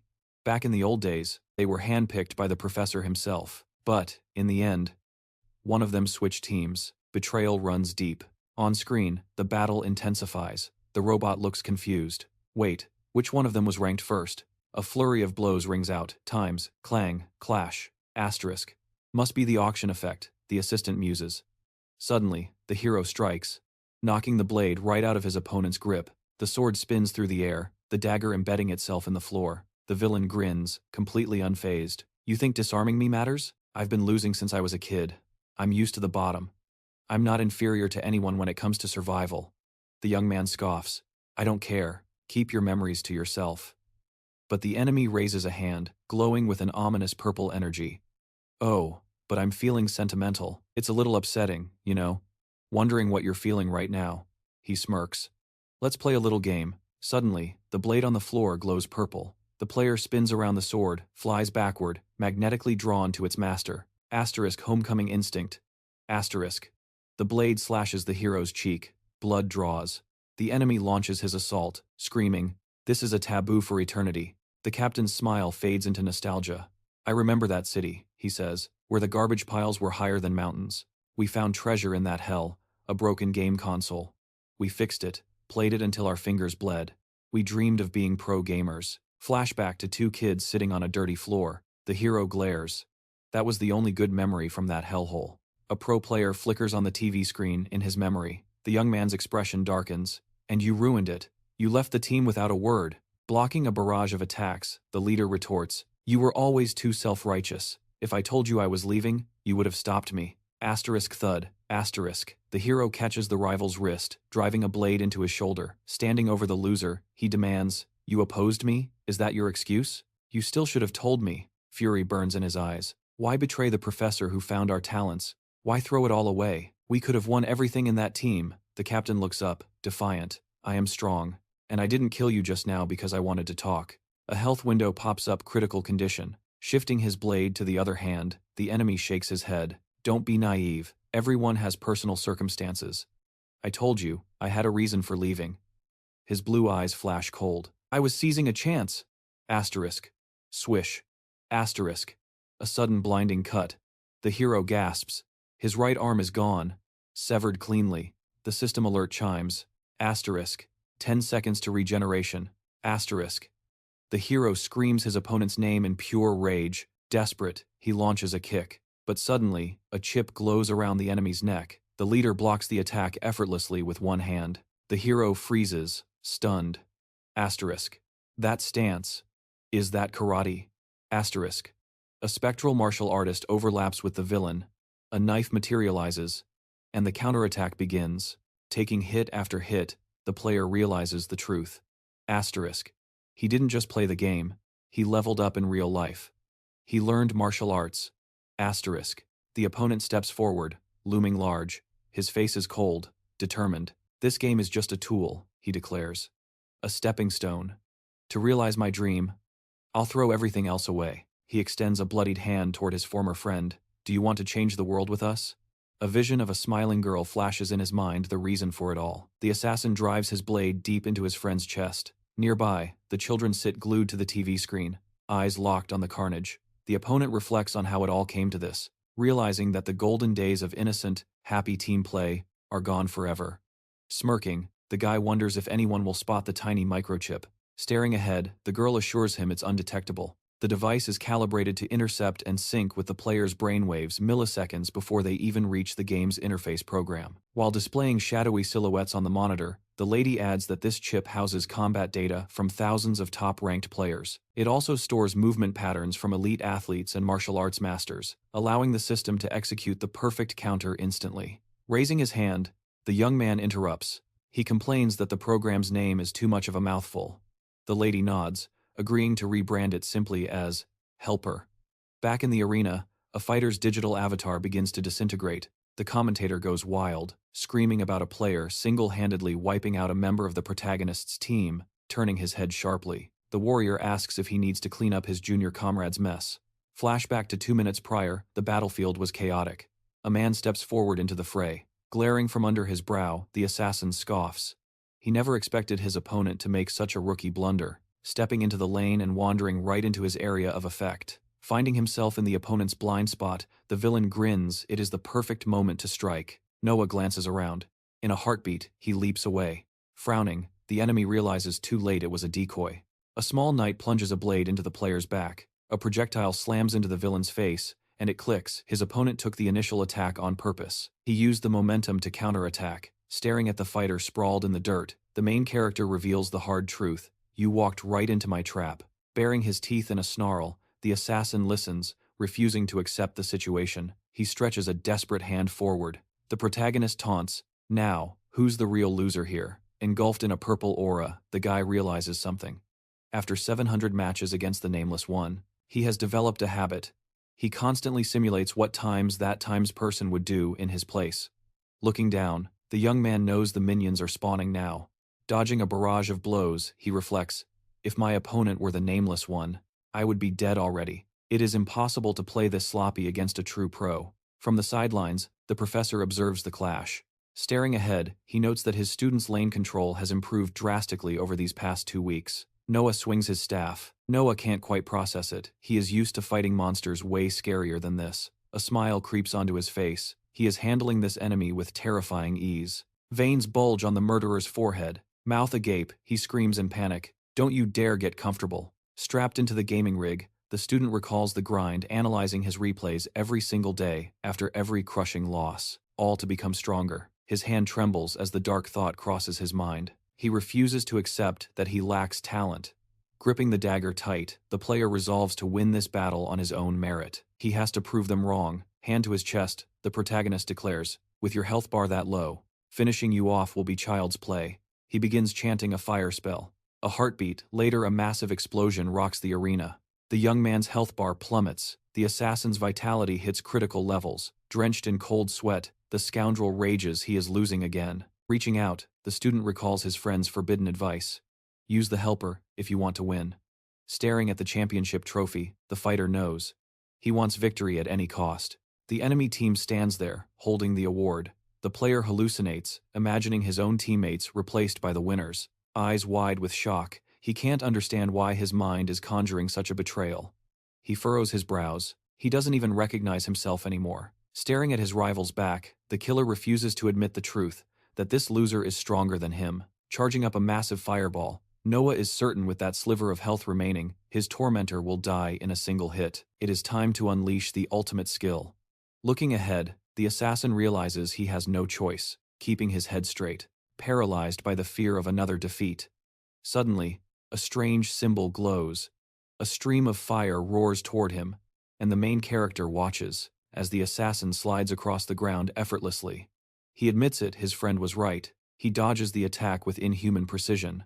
Smiling, the warrior speaks, mocking his comrade for pretending he wouldn't use the cheat. Watching the protagonist take a heavy hit, the scoundrel notes that his ally is surprisingly good at piloting the helper. In the real world, the guy sits in his helmet, the device whirring with processing sounds. He rips the headset off. Teeth clenched in frustration, the young man listens to the announcer's voice. The enemy team is victorious. An overwhelming defeat. The opponent stands frozen. Holding up his fingers, the captain signals his teammate, telling him he will turn a blind eye to the insubordination this one time. Frowning, the student absorbs the words, that the team will continue to rely on him. The enemy leader turns away, and the guy lowers his head in shame. A shadow of grief falls over the young man's face. Hyun looks away. Noah stares at the floor. Soha buries her face in her hands. Shay gasps, unable to speak. As the winners exit, the professor scrutinizes the screen. Raising her hand, the girl challenges the man to show a real game next time. Frowning, the teacher realizes something doesn't add up. The room is packed with players, but our guys just hang their heads in defeat. Through the sweat dripping down his face, Kim mutters that even Gang Hyun, the one who is always smiling. Everyone is reeling from the shock of their first defeat, and the guy with his head hung low mutters that they were completely helpless against the sheer physical dominance of their opponents. He asks who would have thought he would lose so easily to brute force alone, while nearby, the girl clenches her fist in frustration. Noah parts his lips to speak, noting that this game felt off because, from the very beginning, he had proven to himself that he could read the flow of battle.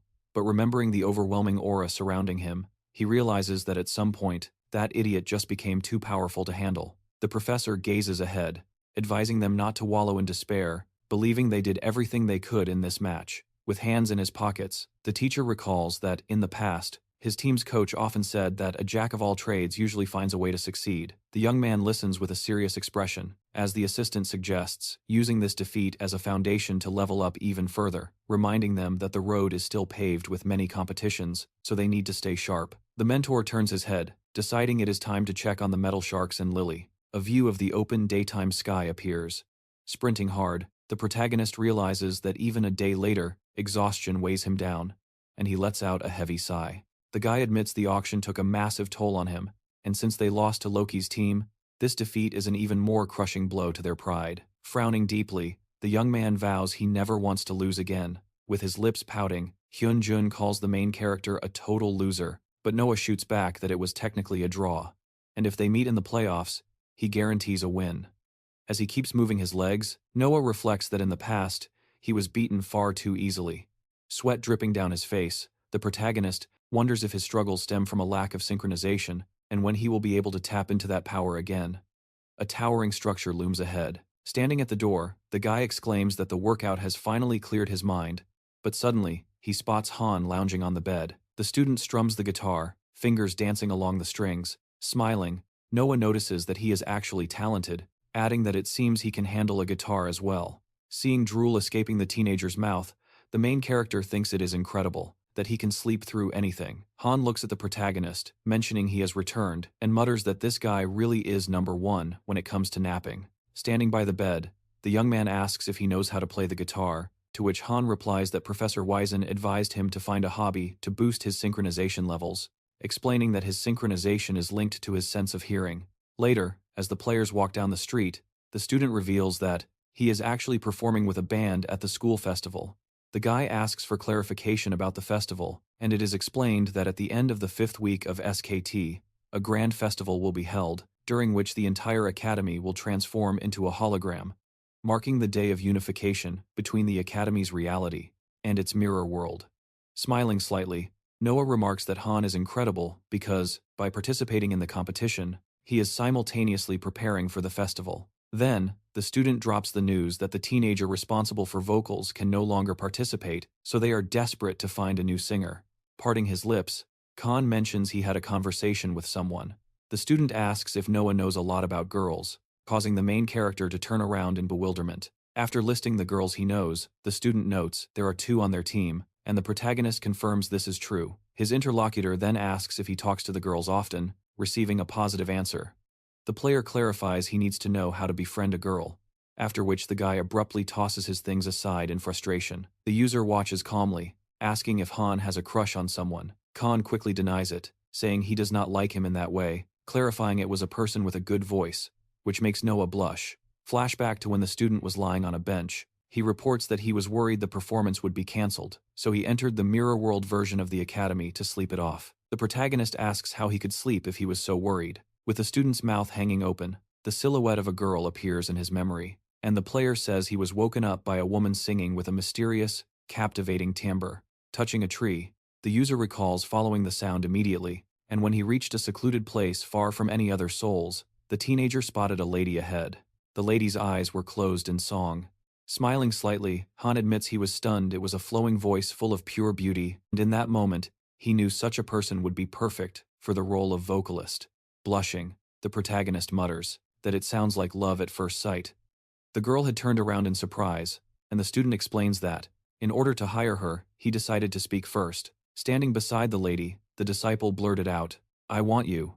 Sweat drips down the lady's cheek. The player stares straight ahead as the singer abruptly runs for her life. Furrowing his brows, the guy exclaims that anyone would run away after hearing words like that. The user defends himself, claiming he thought she would not want to talk to a stranger for a long time, so he kept it brief. His interlocutor adds that it was way too short.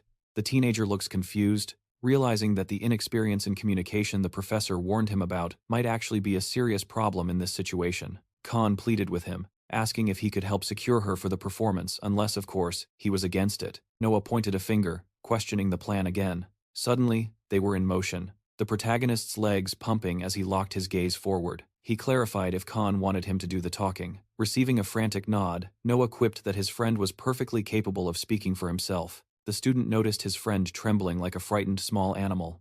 Noah asked if he could handle it, but the protagonist parted his lips to speak. He warned that tracking her down wouldn't be easy, but the student insisted it was fine, claiming his hearing was sharp enough to find anyone.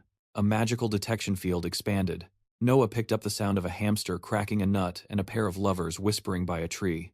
He heard students shuffling by, debating the winner of the SKT match. Then, cutting through the noise, the girl's face flashed in his mind. The lady raised her hand abruptly. Bursting into a sprint, the player shouted that he had locked onto her signal from the other side. The guy was stunned by the sudden burst of speed. A glint of light flashed in the distance as the user skidded to a halt across the ground. Heaving a heavy sigh, the young man asked how she moved so fast. His companion pointed ahead. She was right there. Noah's eyes widened. Hand pressed to her chest, the lady sang loudly, weaving through the trees with a smile. The protagonist muttered under his breath. He finally understood why Khan was so serious about this. The lady stretched her arms wide, embracing the melody. The protagonist observed that watching her sing with such happiness felt like healing for the soul. The guy had to admit the music was incredible. Grinning with satisfaction, the student confirmed that this was the voice he needed. Suddenly, the young man's expression hardened into focus. The lady spun around. Hands deep in his pockets, the student marveled at the beauty of her song, while the player let a rare smile tug at his lips. The girl gasped, mouth opening in shock as a blush crept up her neck. Noah shot a glance at his comrade. Pressing her fingers to her lips, the lady demanded to know why they were stalking her, accusing them of pure torture. The main character muttered that this was a huge misunderstanding. He knew she had the wrong idea, and as the link between them, he had to take the first step. Spreading his palms to show he meant no harm, the protagonist asked her to just listen. He insisted it was all a mistake. The girl's jaw dropped in surprise. She asked if he was the ARC player from Team BK. Pointing a finger at himself, he asked if she recognized him. The lady replied that she follows the league religiously, so she knows him well. She added that he's famous for scoring the first kill in the competition, and for being the first to die. The guy bit his tongue, squinting in pain. He thought she really could have left out those last two details. But the singer beamed, her jaw dropping as she realized something else. She saw that the second person was a member of Team CR and a massive fan of Shay. The young man stepped in. Noah noted that the misunderstanding seemed to have cleared. He signaled for Khan to speak, sensing their personalities were nothing alike. Sweat dripped down the student's cheek. He apologized for scaring her last time, admitting he was totally inexperienced with people. It was his first time dealing with this. Scratching her head, the girl assured him that everything was fine. The player explained that he had accidentally heard her singing before. Standing in front of him, the lady turned a deep shade of red. The user confessed he was deeply impressed, believing her wonderful timbre had the power to cheer people up. Placing a hand on his chest, the teenager asked if she would mind performing as the vocalist for their group at the festival. Noah muttered that it sounded literally like a love confession. Parting her lips, the singer asked if he was really offering her a spot to perform. In front of everyone at the academy? Receiving a nod, a light ignited in the girl's pupils. Clenching her fists in excitement, the lady exclaimed that it sounded interesting, and she wanted to try. She reached out, touching the elf's shoulder. The main character noted that it worked out perfectly. But then, grinning, the lady stated she had one condition. The singer warned that under no circumstances should they look for her in reality. Looking down, the girl insisted they follow this rule. Khan didn't care about the details. He just needed her to perform. Raising her hand, the vocalist suggested they meet here tomorrow at 1 o'clock. Rays of sunlight caught a strand of her pink hair as she spun around. She dropped her name and told them to drop the honorifics next time. The scene shifted to a massive structure as the protagonist walked down the corridor. The protagonist remarked that she was much more colorful and chatty than they expected. The student frowned, saying it was strange. Turning his gaze to the side, the guy agreed. It was true, especially that request not to find her in reality. He added that it was a bizarre request. Looking ahead, the student wondered about that strange sensation he felt earlier. It felt like synchronization. Clenching his fist, Noah wondered if Haruru might actually be an NPC, or a ghost that didn't exist in the real world. His comrade rolled his eyes, telling him he reads way too much manhwa. A view of the city opened up. A black microphone appeared, and the girl belted out a song, mouth wide open. She closed her eyes, lost in the moment. The singer's expression was pure bliss as she lifted the corners of her lips. Raising her hand, the vocalist exclaimed that she couldn't believe she was actually rehearsing for an outdoor performance like this. She added that the intersection was the absolute best place for it. Everyone treated her so well here, she could finally sing with her whole heart. The guy standing in front of her asked if her name was truly Haruru. Awestruck by her beautiful voice, and convinced that on the day of the festival, every single person in the academy would faint from amazement. When the student asked Han where he found such a talent, the young man blushed, admitting they were just incredibly lucky she agreed to help. Curious, he asked if she had tried performing with a group in the past. The answer he received was unexpected. It would probably surprise everyone to know that this was actually her first time opening her mouth to sing like this. The teenager said that made him want to be friends with her even more. He asked to exchange numbers, but the lady hesitated, noting that would be a little difficult. Touching his chin, the student suggested they all go for a short walk to cool off, inviting the singer to come along. Sweat trickled down the vocalist's cheek. Suddenly, the player intervened, stating he had already made a promise to Haruru, a promise not to meet her in reality. Scratching his head, the guy apologized, and the user quickly added that he was exhausted and wanted to sleep, as always. That meant he would miss the walk too. Looking at the girl, Han asked if they should get going.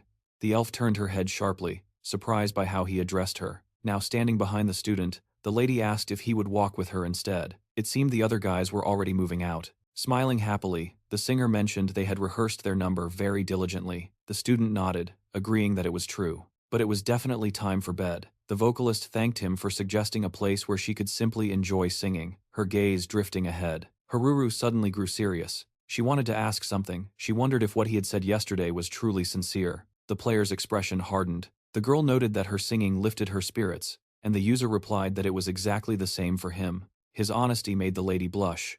A moment later, the singer turned her head, continuing to walk forward into the night. The vocalist admitted she could feel his straightforwardness. Han apologized if it bothered her, but she immediately exclaimed that she didn't mind at all. Fingers crossed nervously, Haruru mentioned that the commentators had written that he seemed to look straight into the soul of another person, seeing them from the inside. She asked if he was able to know what she was thinking. The student deflected, saying he just wanted to sleep, and offered to head back. Closing her eyes, the girl realized she hadn't really thought that through. The student began to explain that these were just his own thoughts. Through the sweat beading on his face, the player asked if he could ask a question of his own. The lady opened her mouth in pure bewilderment. The user wondered why she had set such a specific condition.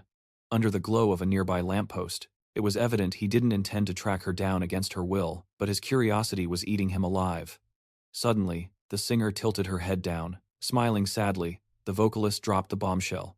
She claimed she was a ghost who died in the intersection, and therefore she had no physical body. The teenager's expression shifted to deep thought. Imagining bright connection lines, Han muttered that he could hear the sound of that strange heartbeat again. Standing before the girl, the player realized that only when they talk about reality do fear, fun, positivity, and negativity merge into a rhythm of mixed, opposing feelings.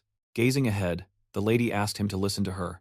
Sweat rolled down the user's cheek. The student asked if she brought up ghosts, and the singer simply closed her eyes, basking in the moment before shooting back a counter-question. She asked if it was true, leaving the student completely baffled. What was even real to her? The protagonist stood there, eyes filled with confusion, lost on how to react. Jaws dropped in surprise. Dioxin pointed an accusing finger straight at Shay, while the other players exchanged looks of pure displeasure. Gang Hyun face-palmed, frustration mounting. He wondered if their team could actually hold it together. Suddenly, the view shifted. A magnificent flying island drifted onto the screen. The camera cut to the standoff between the two squads. Griping his microphone, the host announced that the competition had officially begun. He turned to the analyst. "What's your forecast for this fight?" The scene panned over the VR capsules as the analyst weighed in. "Well, I believe this time, the latter rankings will reflect the effort. See, KS used to be strong, but their key third-year figures have all graduated. Now, they're left with rookies who have zero gaming experience. That's why they're on a losing streak. Meanwhile, users in the gaming halls watched intently. The consensus was shifting. Sure, BKD lost to MA in the last match, but look at their performance. They were excellent in the first 2 rounds.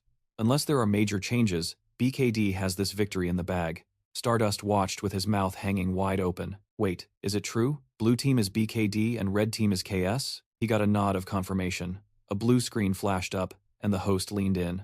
This is defying all my predictions. From the very start, KS is crushing them in total gold. The flying island loomed large on the display. They're sitting on 6,000 gold already. KS is in the lead. Playing against them, Dioxin clenched his jaw, furious at the state of the game. The player shouted, "Gang Hyun, rotate. Move the line and help the others." He wiped sweat from his face, muttering a cursed apology. Noah bit his lip in disbelief. A dark aura swirled around the protagonist as the system notified him. He was heading into the jungle. "Don't get killed. Rotate the line. Be ready to back us up." The pressure was suffocating. "Enemy missing mid." Gang Hyun lowered his brows, grumbling. "Dioxin is micromanaging way harder than usual today. I can barely keep up with his pacing." Suddenly, Shay launched a kick, diving deep into the enemy formation. Gang Hyun watched her, concerned. She's overextending, he realized. She needs to pull back. Archers rely on positioning. But Shay waved it off, convincing herself everything would be fine. Frowning, she tried to shake off the doubt, telling herself she was just in bad shape. But then ambush. Enemies rushed her instantly. Her mouth flew open in shock as she screamed for her partner. In the booth, the professor and assistant sat on the edge of their seats. The host yelled, "BKD is shaking. They are way more unstable than usual. I'm seeing total dissonance in the team." Sweat poured down a spectator's cheek. Did the game against MA break them? On the field, the enemy warrior smiled menacingly. "These BKD clowns can't play at all," he scoffed. "Zero teamwork." He opened his jaw to roar. "This is an easy first win for us." But then, bam! Out of nowhere, Gang Hyun flattened his opponent. He gripped the enemy's face tight. Standing over the defeated foe, Gang Hyun's voice was cold. "What do you think you're doing?" the host screamed. A player from BKD has just secured a solo kill. The camera panned up to the bright daytime sky as the question hung in the air. Could this turn the tide of the entire game? Gang Hyun tapped his forehead, signaling focus. Dioxin exploded. What was that disgusting gameplay? "If you don't understand the concept of control, just follow my orders." Shay snapped back. "Your commands are too rude to even listen to." Dioxin scowled. "Don't you get that your selfish play is ruining the entire competition?" Shay shot back. "And don't you get that your screaming is ruining my times game?" Suddenly, a sharp clap echoed. Gang Hyun stepped between them. "Stop. We won the fight. Why are we tearing each other apart now?" Dioxin lowered his gaze, simmering. Gang Hyun continued. "Because of your orders, I couldn't play my game at all. Does the teamwork you preach about only depend on one person?" He turned to Shay, who looked confused. "And you? Are you trying to win a one-on-one duel or a team match? You can't just rely on mechanics and ignore the strategy." Crossing his arms, the young man asked, "Did the 2 biggest troublemakers just have a lover's spat?" Soha chimed in.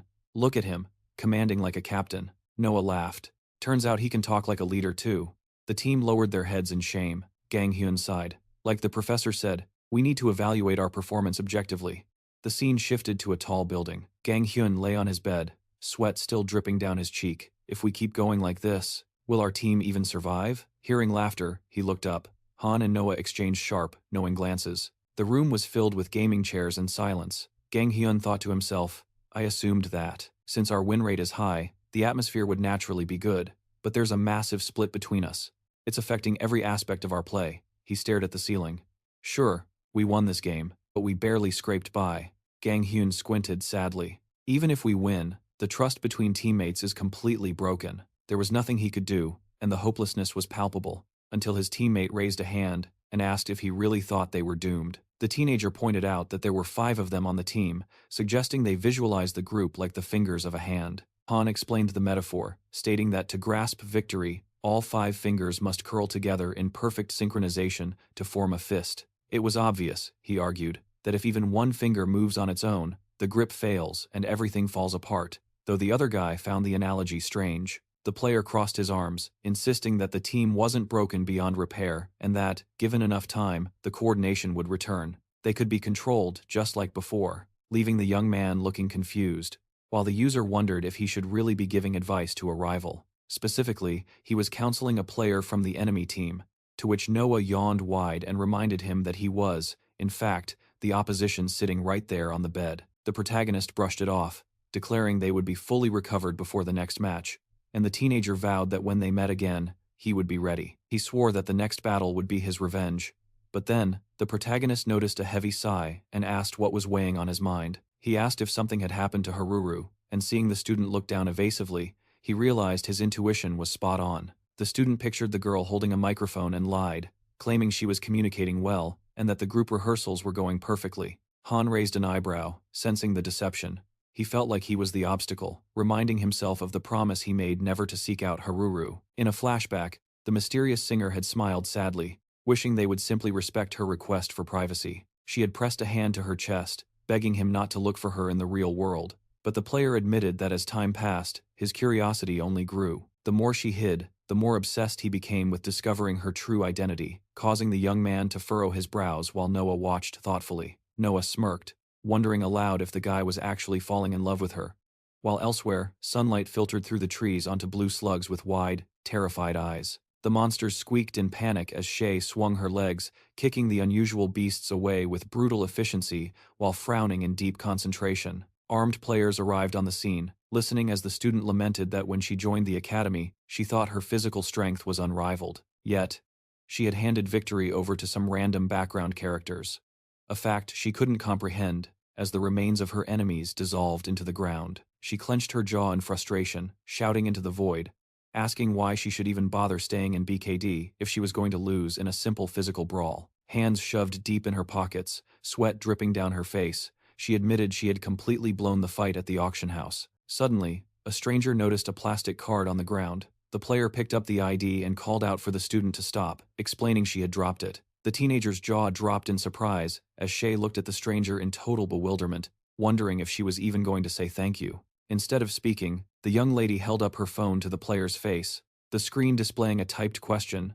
"Are you Shay from BKD?" Keeping her hands in her pockets, Shay confirmed it was true, but couldn't understand why this girl was communicating through text messages. The girl blushed instantly, pressing a hand to her heart, and typing out a confession that she was actually a huge fan, causing Shay to raise her eyebrows in shock. She couldn't believe someone was asking for an autograph after her loss. But the mood shifted when a tin can clattered out of a nearby vending machine, and the girl handed Shay a drink. The player was taken aback, but the young lady explained via text that the drink was a return gift for finding her student ID card. The girl typed that she had always wanted to talk to her idol, to which Shay, wiping sweat from her face, replied that it was bizarre to hear someone call themselves a fan of hers. Biting her lip, the student muttered that the girl was weirdly cheerful, and asked if there was a medical reason she was using a phone to talk instead of her voice. She asked if the girl had been mute since freshman year, and what her name was. In response, the lady tapped the screen, and Shay finally cracked a smile. Her expression brightened with genuine joy as the girl revealed her name,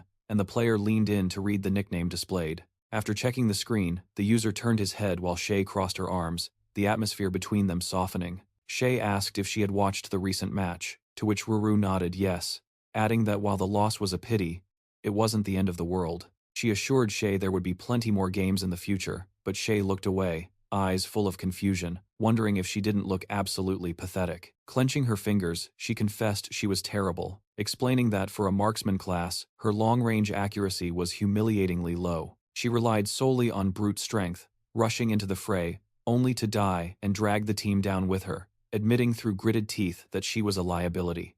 She felt like a bad influence on the squad, but the singer suddenly shoved the phone back in her face, smiling as she explained why she became a fan. It was precisely that reckless trait she admired. She showed a clip where the user grabbed an opponent by the hair, noting how Haruru had praised that moment. The text read that it didn't matter how many enemies stood in her way, she never retreated, always moving forward, regardless of the odds. Even if the results weren't always perfect, the girl believed that Shay shone the brightest in those chaotic moments. Closing her eyes in content support, Shay blushed deeply as the lady touched her chin thoughtfully, typing out a question. Could the Heroes of Time team function without a traditional gunner? The singer suggested that perhaps melee combat was simply her true calling, causing the player to lower her gaze in deep contemplation. She wondered if it was really necessary to force herself into the bottom lane with a ranged character, and as sunlight flared between the trees, a realization hit her. The vocalist quickly apologized, claiming she knew nothing about the game and had said something stupid. But the user thanked her, realizing the advice had changed everything. Sitting on the bench, the student spoke quietly into the phone, clarifying why she was whispering and checking if her throat was still sore. Cold sweat trickled down Harura's cheek. Raising a hand, she whispered that she would only tell him the news, wondering if he could keep it a secret. A massive structure loomed in the distance. Noah scratched his cheek, sitting opposite Dixon. The main character wondered why the team leader had called him out here. Was he in trouble for messing up again? The player's expression was grave, the corners of his lips turned down in a grim frown. Suddenly, the user apologized, causing the protagonist to raise his eyebrows in sheer surprise. Dixon lowered his head in shame. The student apologized for confusing everyone during the game with his erratic orders and for ruining the team's atmosphere, all a result of his crippling anxiety. Squeezing his eyes shut, Dixon admitted that he had exposed his indecisiveness to everyone after just one defeat, failing as a team leader. He was sorry. Raising a palm, the guy cut him off, saying everything was fine and that the loss was actually due to his own shortcomings. The young man looked toward his leader. Dixon's eyes went wide with surprise when he heard that Noah also had a confession to make. "Do you remember when I told you Nightmare and I went to the same school?" The teenager grinned, a sense of dark satisfaction in his voice. The main character revealed that he was actually the target of that guy's bullying back in high school. The protagonist pressed his lips together. He explained the gap between them. That guy came from a rich family, while he was an orphan who grew up without parents. In reality, they weren't even on the same playing field. Smiling faintly, the young man remarked that the only thing he was sure of was his gaming ability. The player from the Metal Sharks clenched his jaw, feeling a chill of fear. Noah said he had defeated him in every sports competition they played, believing that if he could surpass him virtually, he would win a psychological victory. Sweat rolled down Dixon's cheek. At the same time, the main character admitted that this time, he had lost the only battle he thought he could win. And although they were angry, he found the loss terribly annoying. The protagonist exclaimed, however, that the result was not yet set in stone. Dixon's eyes went round with surprise. Clenching his fist with determination, the guy declared that the score was now equal. Given that he took first place upon entering the academy, his score with Loki was tied. Looking down, the student listened. They just had to draw the next match. If they did, they would sweep the remaining fights, break into the playoffs, meet Emma again, and definitely defeat them this time. The professor had smiled and said that if he really cared, he should just meet the main character, and perhaps all his worries would disappear. Dixon finally understood what he meant. It wasn't just about strategy. It was that raw refusal to lose the drive to reach the goal, no matter what. Checking his phone, Noah noticed it was already time for training. Suddenly, the protagonist turned to the team leader. Dixon looked up abruptly as the guy raised his eyebrows and asked, "You coming to train with me?" High walls materialized around them. Dixon, hands deep in his pockets, realized this meant Noah had been grinding through these intense sessions alone. That explained why his lane play had improved so drastically recently. Looking at the screen, the young man said he could choose the enemy's weapon. He asked which one he wanted. The player's pupils narrowed sharply. The user replied, "Give me a single dagger." Noah's jaw dropped. He was serious? The leader wondered if he was stressing out again, but the challenge was set. Suddenly, an opponent materialized in front of the student, the enemy surrounded by a terrifying magical aura as he tossed his weapon. The student muttered about keeping the goal simple. He added that he had come to this academy for one reason, to become a professional gamer. In the past, Loki had extended his index finger, revealing that his reluctance to lose wasn't just competition, it was a feeling of betrayal from leaving the team without even consulting him. The teenager's face flushed red at the memory. A picture of a legendary player flashed on the TV screen. The student said the simple reason he wanted to be a pro gamer was because he wanted to be like Faker. Suddenly, the student's rival lunged. The user raised his eyebrows, realizing he needed to focus. In a flash, Dixon raised his sword. The leader's pupils constricted as the enemy's eyes burned with a bright, unnatural light. Asterisk, clack, asterisk. The enemy knocked the weapon right out of the student's hands. The defeat screen appeared, standing behind his comrade. Noah asked if the opponent was too strong. Through the sweat dripping off his face, the student asked a question. Did the professor provide this data? An unusual, swirling energy surrounded the opponent's body. He had to know. Dixon thought to himself the movements were slightly faster than he expected, but he couldn't say for sure since he'd only seen it once. The leader begged to play a few more times. Meanwhile, the main character gaped, shouting that it was his turn now. Later, footsteps approached a door. The young man knocked. The man sitting at the table told him to enter without looking up. The teacher asked what had happened at such a late hour. The player's expression was somber, his hands kept in his pockets. The student asked if the game data held by the protagonist belonged to Faker. Cold sweat instantly broke out on the mentor's face. Lowering his brows menacingly, the student clarified. Where did he get the data of the best player who hid all his tracks, and how was he connected to Faker? Parting his lips, the gentleman asked why he thought so. Dixon, looking straight at him, replied that since early childhood, he had analyzed his game and tried to repeat every single move. He was sure more than anyone else alive, he had watched videos of Faker's games. Two ghostly holograms of the world's top-ranked player materialized in the arena, and the leader realized something chilling. The longer he analyzed this anonymous combat data, the more certain he became that he was staring at the legendary Faker himself. Stretching out his hands, the student confessed he had planned to buy these replay files at an auction, willing to pay an exorbitant fortune, but the seller never appeared. Now he understood why this was priceless data that couldn't be bought. Jaw-dropping in realization, the disciple stammered that the mere fact the professor possessed these files implied a terrifying truth. The student's eyes went wide, but the professor instantly pressed a finger to his lips. With a serious frown, the teacher whispered that if he was truly interested, he would explain everything later. Placing a hand over his heart, the young man swore he would take this secret to his grave. Suddenly, the opposing team materialized on the field. The mentor's lips curled into a confident smirk, his hands relaxed in his pockets. He announced that in this fifth round, they would be facing the Victory Unicorns, and if they stuck to the plan, they would crush them. The gentleman noted that their last match had taught them the brutal necessity of communication and teamwork, and he trusted that this time they would reveal a completely different beast on the battlefield. At that moment, Robot grinned, shouting for power to flow through them, while Noah lowered his brows, muttering about teamwork as he glanced at the stoic Doc Chun and Shay. The protagonist wondered if his team could handle the pressure. Shay frowned, clearly displeased, but suddenly raised her hand, leaving the others gaping. She asked if she could switch roles and play as a vanguard this time. The protagonist glanced aside, thinking of her usual style, sharp and distant like arrows, always positioning herself on the back line. Crossing his arms, the user noted that she had formerly played as a ranger for him until now, but she confessed she felt the role didn't fit. She was insecure about her long-range accuracy, but had kept fighting, relying purely on her raw physical specs. Bowing her head, she admitted she knew playing as a vanguard on the front lines was far harder to sustain than sitting back as a shooter, and the close-quarters chaos of the second half would make it even more brutal. But she believed that melee combat was the only way to unleash her true potential. Sweat dripping down her face, the girl declared she wasn't doing this for personal glory, but for the sake of the team's absolute victory. She stated firmly that she refused to be the dead weight dragging her friends down any longer. The professor, biting his lip, realized she had found her own answer. The player looked down, flustered by her intensity, but the teacher remarked that it was a brilliant idea, surprising the user into raising an eyebrow.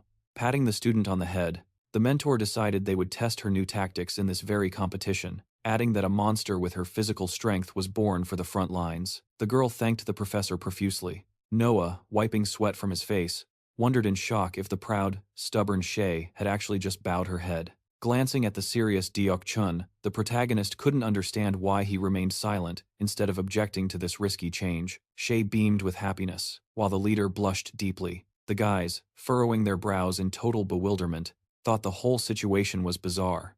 Suddenly, the view of the floating island map opened up, and a sharp spear materialized out of nowhere. The student dodged the lethal strike by a hair's breadth. A split second later, she slammed her fist into her opponent's gut, the impact turning his eyes white from the sheer pain. The host screamed that this was Shay's fifth kill for Team BKD. At the same time, she clenched her fists and let out a roar. Stardust, watching from the commentary table, noted that the girl had bounced back, overcoming the trauma of her previous game. Today, she was magnificent, and the gamble to switch her to a melee fighter was paying off in spades. Haruru held up a plaque with Shay's face on it, while the commentator declared she was undeniably the MVP of today's match. The protagonist lowered his brows in frustration, a bright flame flickering near his palm as he shouted that she was literally unstoppable today. He couldn't accept that she was the only one shining this brightly.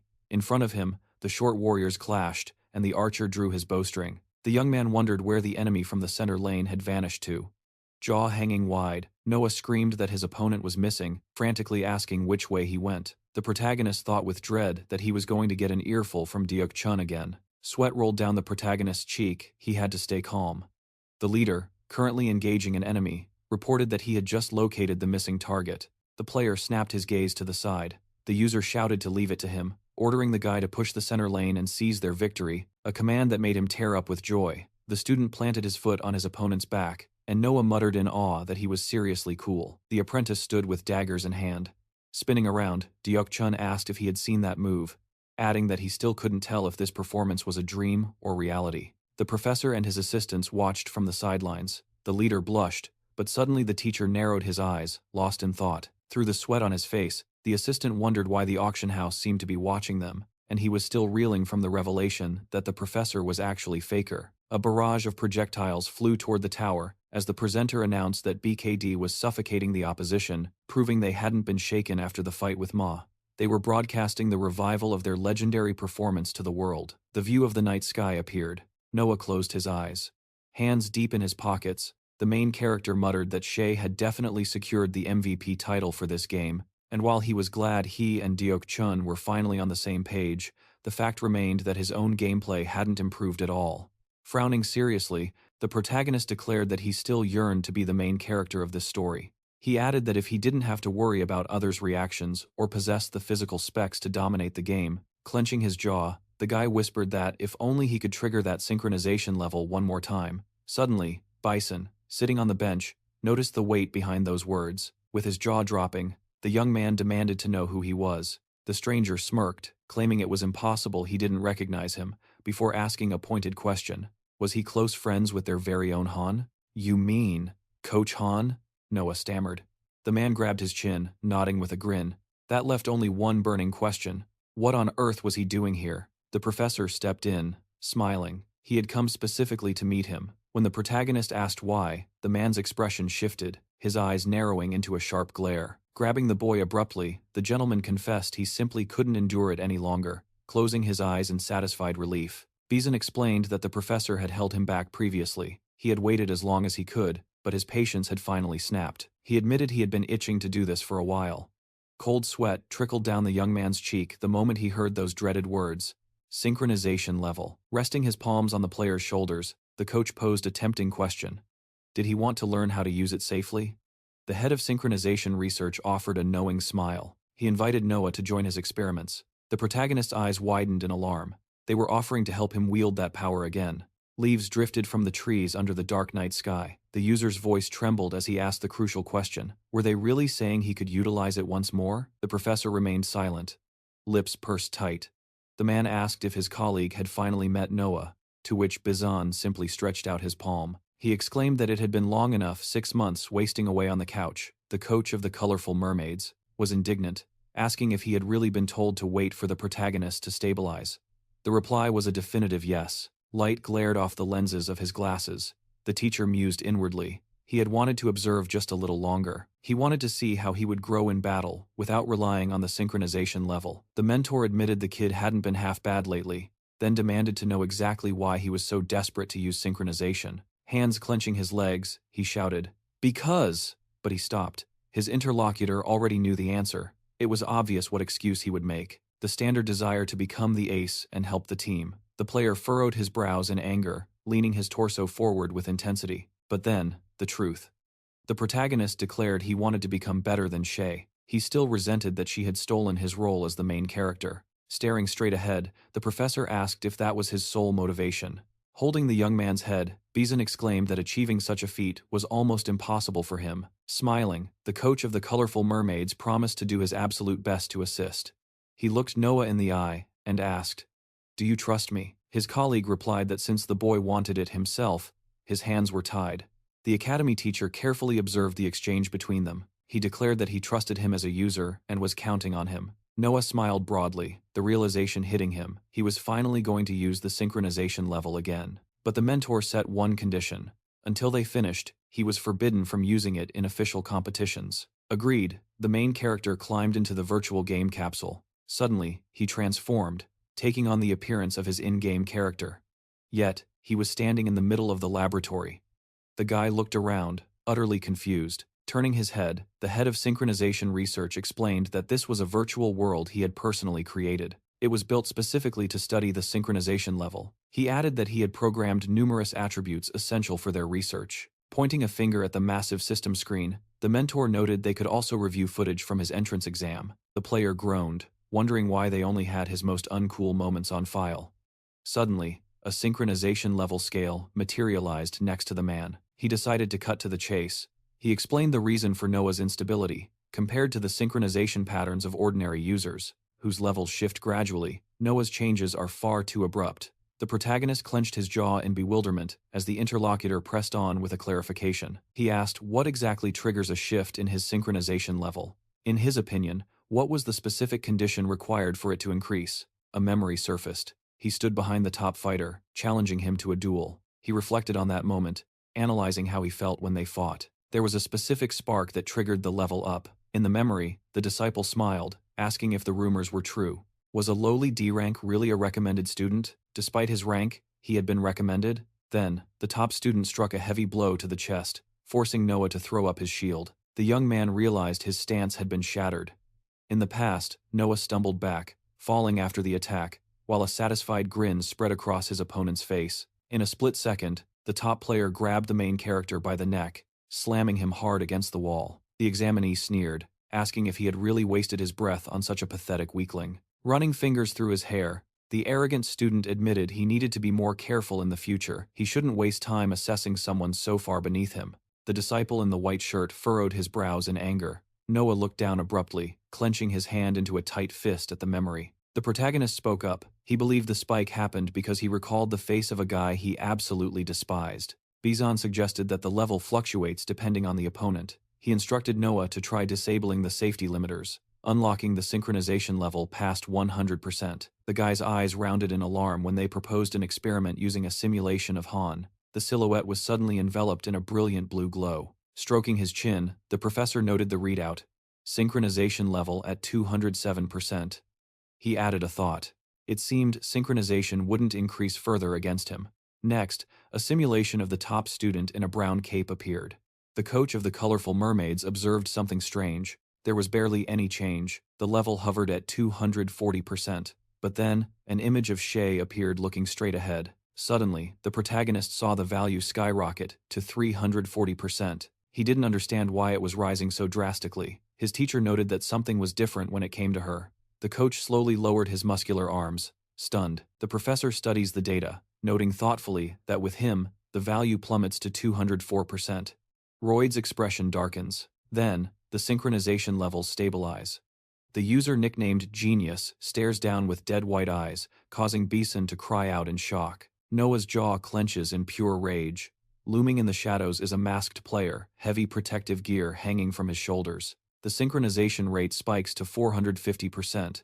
Placing a hand on his side, the teacher declares this the highest reading he has ever recorded. The connection is revealed. It's Nightmare from the Metal Shark team. Lifting his chin, the protagonist exposes the truth. This man bullied him in high school. Every single day, he was called a loser. Now, holding his chin high, he refuses to accept defeat ever again. The mentor finally understands the levels fluctuate based on raw emotion. The player flashes a thumbs up. His old enemy is just some guy who thinks a skull mask looks cool.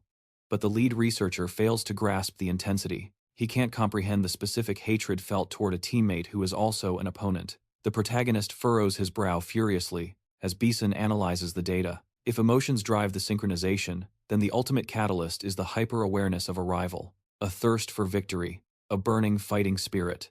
Surrounded by large flasks of liquid, the professor decides he needs to uncover every detail. He pushes to proceed immediately to the next study. Outside, the view of the office building looms under the night sky. Exhausted, a user collapses onto his pillow, arms resting on the mattress. Han notices his neighbor looks completely drained. He brings up the rumors. Is it true the mentor is running them through a gauntlet of experiments? The answer is a weary yes. It's all related to synchronization levels. The coach of the colorful mermaids, twirling a needle, had asked if pain affects the rate. It has been a brutal regiment. They were confined for 5 days. The man looks like a harmless uncle, but his obsession with research makes him terrifying. Suddenly, a thought occurs. Does Han's teammate mind that a rival coach is helping him train? Looking down from the top bunk, the guy replies he doesn't mind at all. He wants to fight Han at his absolute peak condition. There is no one on their team chasing cheap fun. He mutters that every team has its own true colors.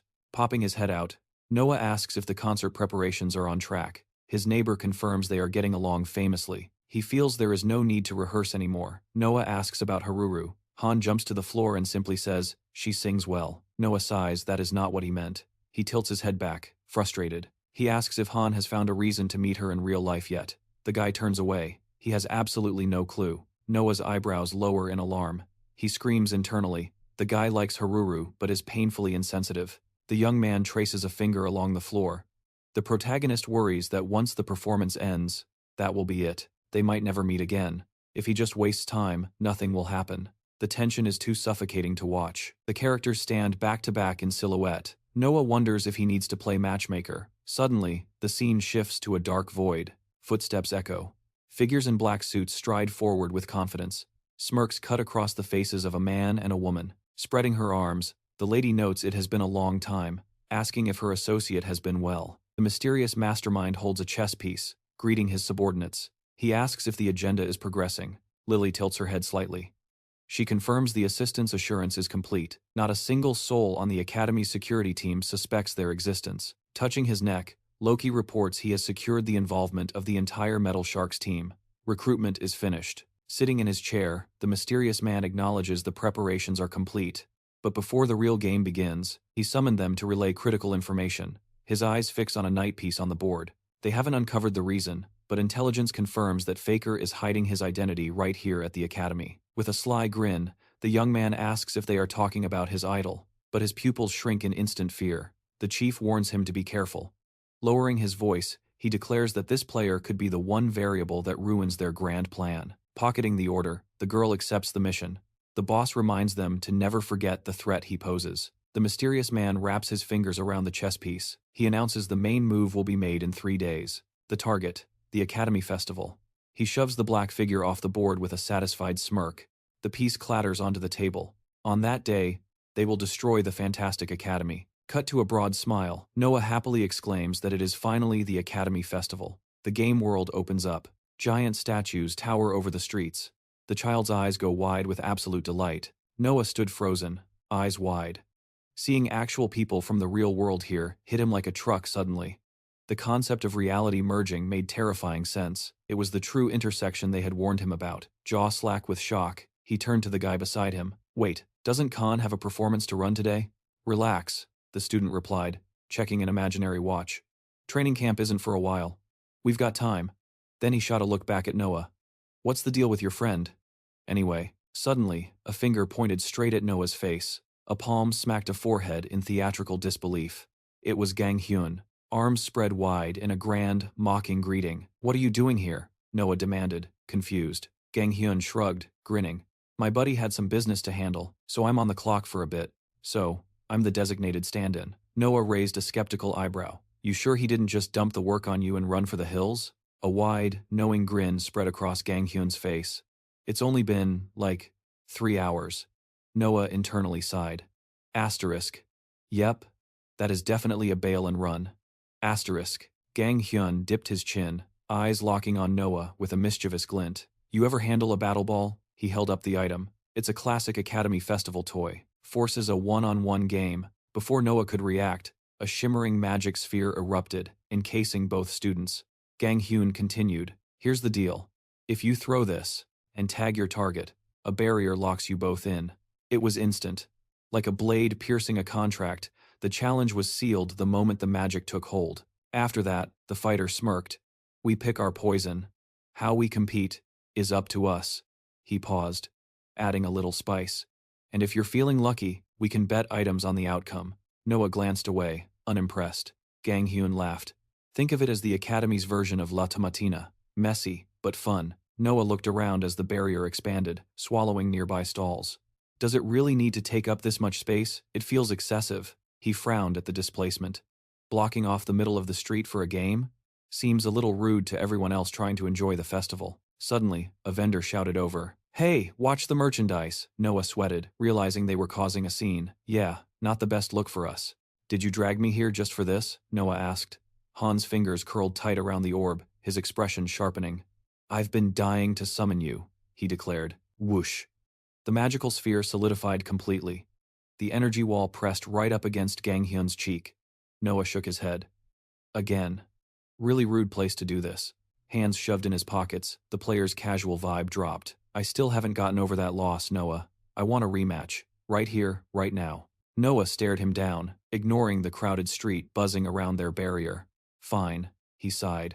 How do we decide the game mode? The student pointed up. See that cube floating there? It spins. Whoever it lands on gets to choose the torture. He smirked. Been a while since we went head to head, huh? Noah couldn't help it, he smiled back. Yeah, it has. The cube slammed into the ground. It landed face up. Image of Han. He won the pick. Meanwhile, elsewhere at the festival, arms were laden with transparent takeout bags. Shay was happily tearing into a skewer while clutching a burger in her other hand. Her eyes sparkled. There is so much delicious stuff here. It's cheap, and the calories don't count in the intersection, her friend Harura replied. Literally the best place to binge. The two girls strolled down the vibrant street. Then, the singer turned soft. Thanks for coming with me today. The idol waved it off. What? We're friends. But to the fan inside Shay, it was a massive honor. Harura looked at her friend seriously. So, what's the plan after the gig? You gonna tell the rest of the group the truth? Shay's hand flew to her neck nervously. A cold bead of sweat traced her jawline. Honestly? It's terrifying. I might run into someone I know, in real life, she whispered. But I'm so scared. What if I disappoint the people who only know the game version of me? They sat on a wooden bench away from the crowd. She finally opened up about the diagnosis. Aphasia. Harura tilted her head. Wait, so you literally can't talk? Shay closed her eyes and pulled up a system message. It explained, asterisk, vocal cords functional, but speech centers blocked. Asterisk, she could make sounds, but words? Impossible. A bittersweet smile touched the vocalist's lips. Doctors say there's no physical damage, it's psychological. Probably from the shock back then. Childhood trauma, she murmured, tilting her head down. And the people here, they like me for my voice. My singing. She looked at her shoes.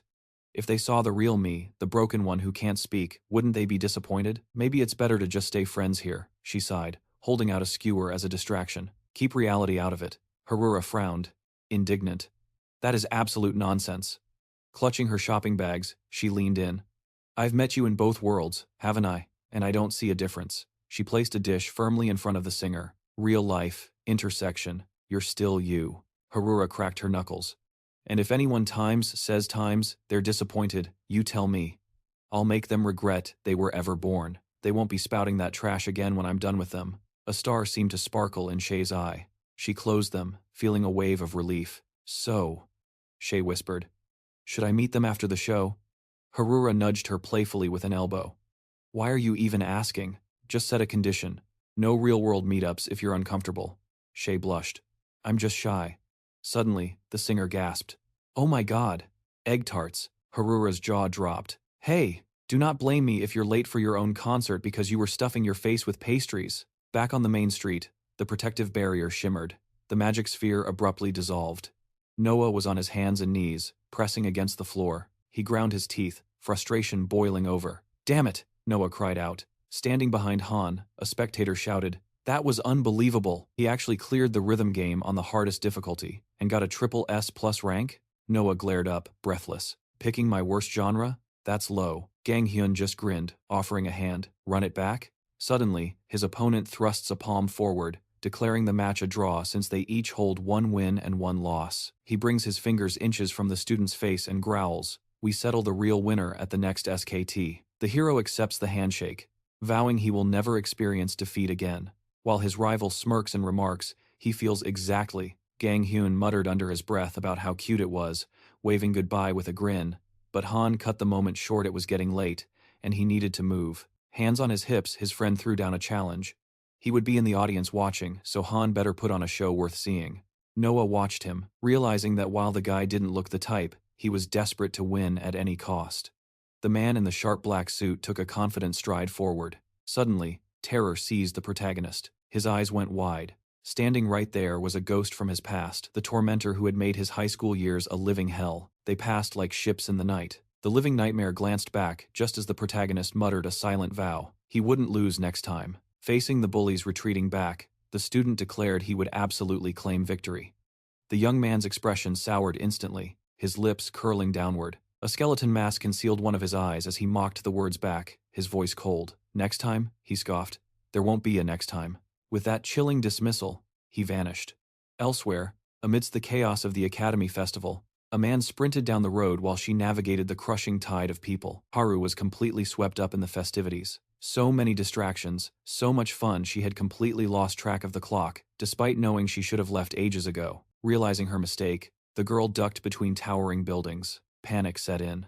The gathering was starting any minute, and she was running on borrowed time. She needed a shortcut, fast, but as she turned into a dim alley, her path was blocked. Strangers stood there, decked out in multicolored costumes, the shadows of the beast. Masked figures littered the ground. Suddenly, one of the standing henchmen turned to their leader, voice trembling. "Elder, shouldn't we stop before it's too late?" The villain, face hidden behind a hair mask, snapped back. "Are you whining again? Have you forgotten we're in this together now?" A teammate in a mouse costume clasped his hands nervously. The leader's voice dropped to a menacing growl. "Don't forget, if we botch this mission, we're all dead meat." The vocalist tried to scurry past the alley unnoticed, just as the thug spoke up. "Focus. The only thing that matters is the target." The academy director. Haruru froze, eyes widening in shock. She overheard the rest. Once the director was out of the way, Jimmy would seize control of the entire academy. She inadvertently shifted her gaze, alerting them. Snap! The villains whipped their heads around, locking eyes with the singer. Before she could run, pain exploded, forcing a cry through her clenched teeth. The idol collapsed to the pavement with a heavy thud. Gasping, she looked up, her vision filled by a looming figure adjusting a bear mask. "Did you hear that?" the hooligan demanded. Haruru raised her eyebrows, feigning innocence despite the terror pounding in her chest. "No, nothing," she stammered again, insisting she was clueless. The man wearing a monocle just let his jaw slacken and let out a heavy, weary sigh. Resting a cheek against his hand, Sailor grumbled. Just his luck. Of all people, he was the one entrusted to babysit this chaotic festival. Slumped in his chair, the professor lamented his misfortune. His colleague shot back. "Quit whining. I'm stuck here with you, aren't I? Take a break. Why don't you?" The world design supervisor chimed in, changing the subject. "Speaking of work, did Lily volunteer for duty today?" He mused. "Ah, youth. It truly is a miracle." Lily tapped a thoughtful finger against her chin.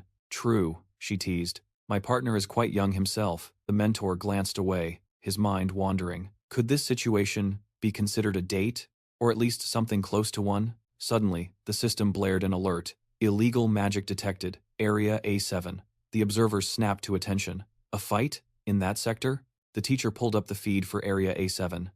There, displayed on the high-definition screen, was the singer cornered by a gang in animal masks, her pupils constricted to pinpricks. Beside her, the colleague gasped. "Masks? And is that a student smiling like that?" Sailor was furious. The audacity, pulling a stunt like this right in the middle of the academy. Did they have no fear? "I'll strip their personal files bare," he roared. But then, focusing on the back of the ringleader, realization hit the professor. It was Loki. Suddenly, Lily raised her hands toward her mentor's face just as he started to identify the student.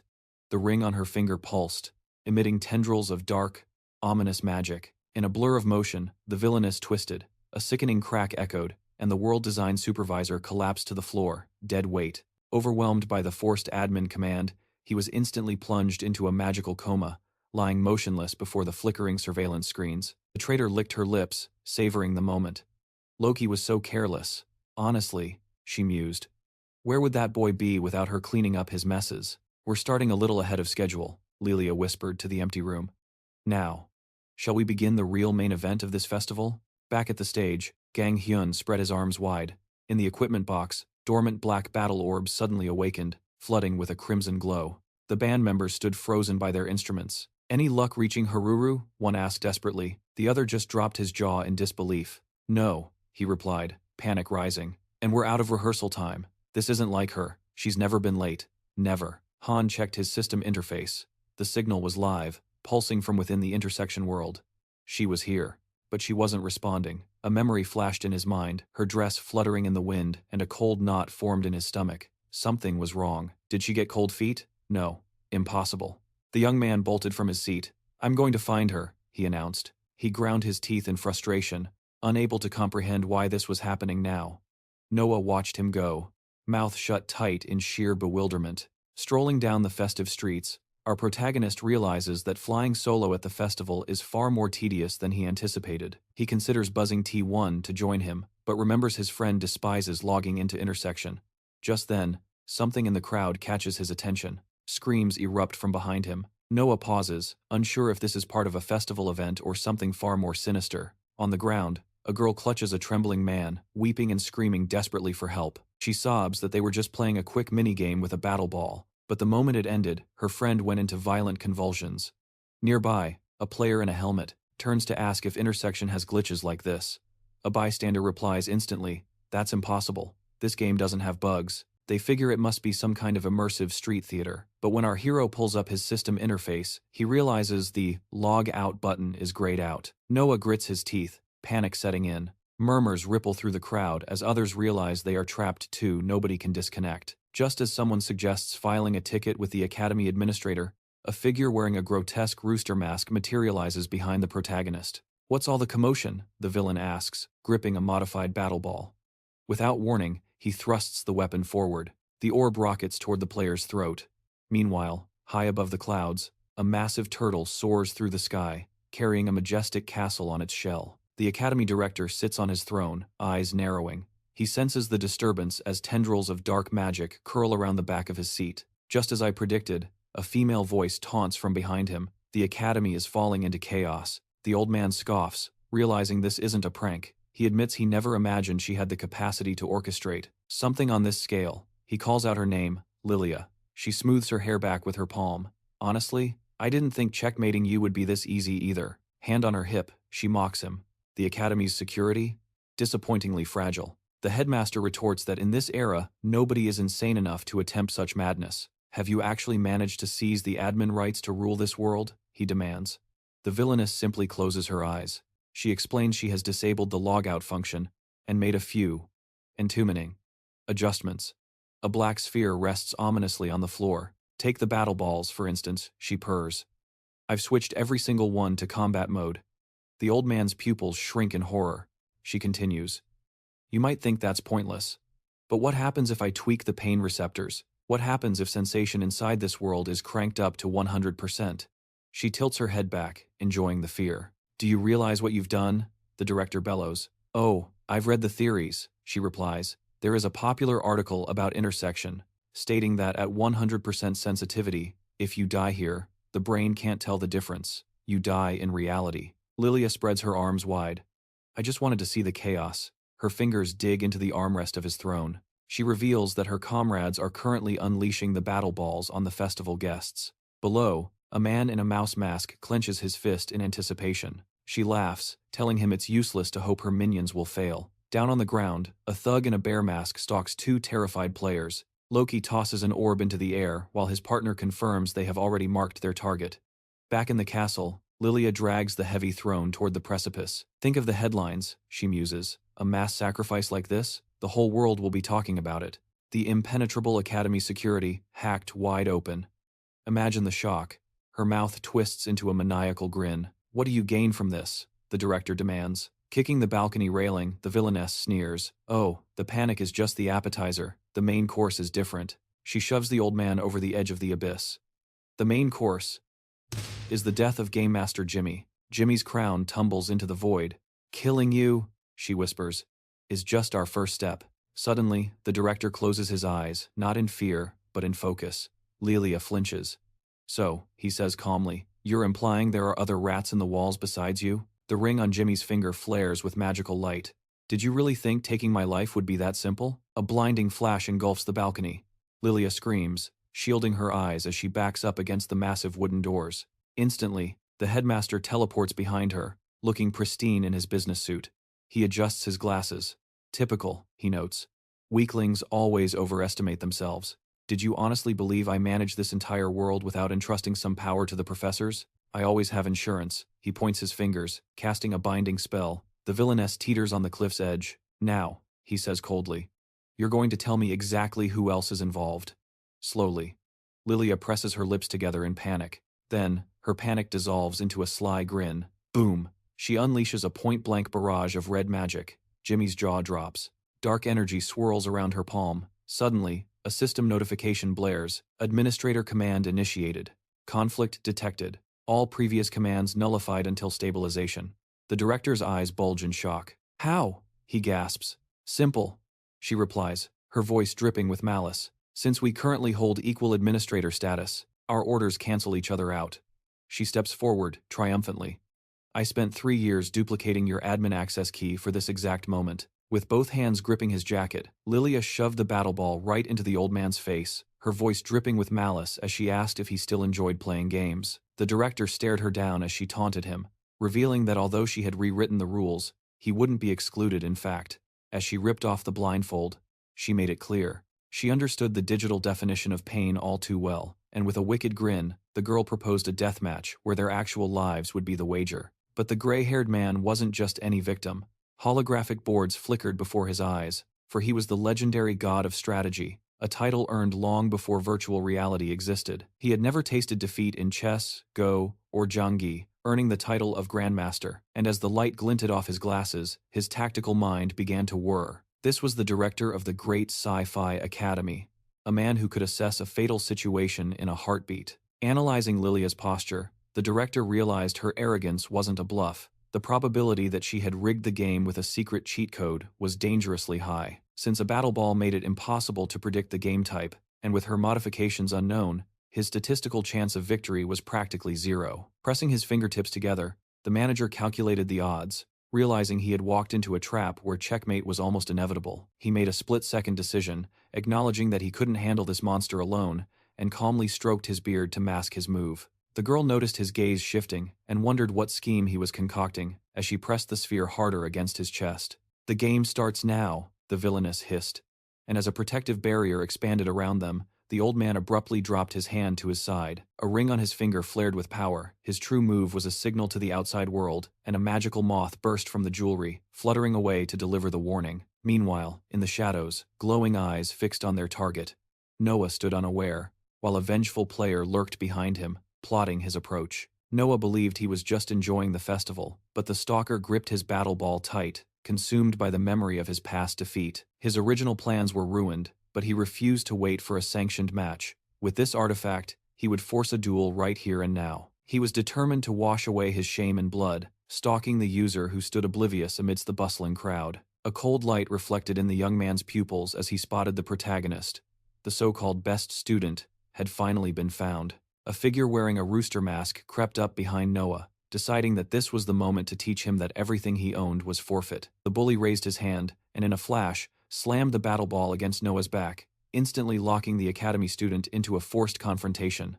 Noah furrowed his brows in anger, declaring he knew who was behind this, but the attacker mercilessly crushed the sphere to activate the sequence. A magical barrier slammed into the main character's back, knocking him to the ground, while the surrounding crowd began to shout in outrage that someone was using a battle ball in a safe zone. Even in this chaos, Noah felt a wave of exhaustion and anxiety wash over him, realizing something was terribly wrong with the system. Suddenly, a massive notification window popped up for everyone, a priority voice call from the BKD enforcement team, and Noah pressed the button to answer. He couldn't understand why the professor's assistant was broadcasting to everyone until Gang Hyun appeared on screen, decked out in heavy, unusual combat armor. A girl nearby stopped chewing her food, her lips parting in confusion, while others stared wide-eyed at the terrifying protective gear hanging from the assistant's shoulders. Gang Hyun's expression was thunderous as he screamed that this was a code-red emergency and demanded absolute attention, causing Noah to snap his head toward the screen. The order was absolute. Avoid all combat, and under no circumstances, use the battle balls. A cold drop of sweat rolled down Noah's cheek as the gravity of the situation hit him. The assistant revealed that the professor had sent a distress signal. The academy's mirror world had been hijacked by a terrorist organization. These extremists had hacked the system, cranking the physical pain feedback within the battle balls to 100%.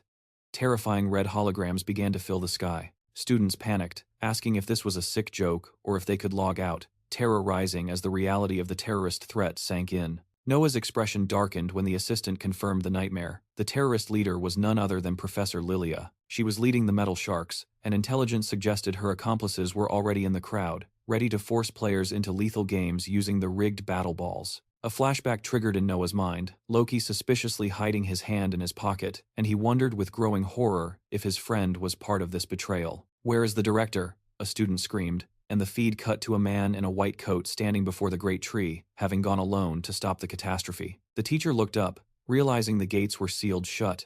Trapped at the base of the tree, he calculated the dwindling options for survival. A student's jaw clenched in pure fear as he realized their mentor was trapped in the lion's den with the terrorists. and the panic began to spread like wildfire. Everyone wondered what to do, but the assistant's voice cut through the chaos, ordering an immediate evacuation to the central square to hide until the professor could regain control. Clutching her leg, a girl in the crowd whispered that she thought she had already encountered one of the terrorists. A system call went out to Haruru, and the assistant begged the lady to run and avoid combat at all costs as she frantically pressed the hologram. "She's not answering," the student muttered, while nearby, a man in a mouse mask stood ominously, a battle ball resting in his palm. The user clenched her fist, realizing the rumors of random attacks were true, and screamed that if they touched a single hair on her idol's head, there would be hell to pay. She vowed revenge, but the scene shifted to the open-air building, where a frantic voice bellowed for everyone to evacuate immediately. Noah's jaw set in fury as he grasped the full scale of the crisis. He turned to the crowd, commanding them to never touch a battle ball. "Follow me to the square," he shouted, leading the evacuation, while a terrified voice from the crowd cried out in response. He convinces himself that being trapped is just a system glitch, but beside him, the girl shudders, muttering about goosebumps as he glances away. Remembering the assistant's warning, the protagonist decides to keep quiet about the pain sensitivity settings, while another player questions if this lockdown is just another bug. As the woman collapses, Noah presses his palm against the barrier and shouts to the two players inside, his mind racing because he is flying blind here. He knows nothing about this terrorist cell, and the uncertainty gnaws at him. Is Shay safe, and does she even have a chance against these villains? Inside the sphere, the two students square off, but the protagonist screams at them to stand down and avoid combat at all costs. "Wait for the admin," he urges, jaw set tight, while the top-ranked student realizes the situation has gone completely off the rails. On the street, a figure promises to bring backup, but under the rooster mask, his intentions are dark. He is hunting prey. He didn't expect to run into a high-tier user here, and the stranger's brow furrows as he recalls their last encounter. The humiliation of that defeat burns fresh in his memory. He hasn't forgotten the insult of losing to this kid. It happened during the admission exams, and as he steps closer, he locks onto those calm, defiant eyes, a look he has sworn never to forget. The terrorist sneers, deciding that even with an assistant, this kid is just fodder, and with his rooster mask half hidden in shadow, he invites his victim to play.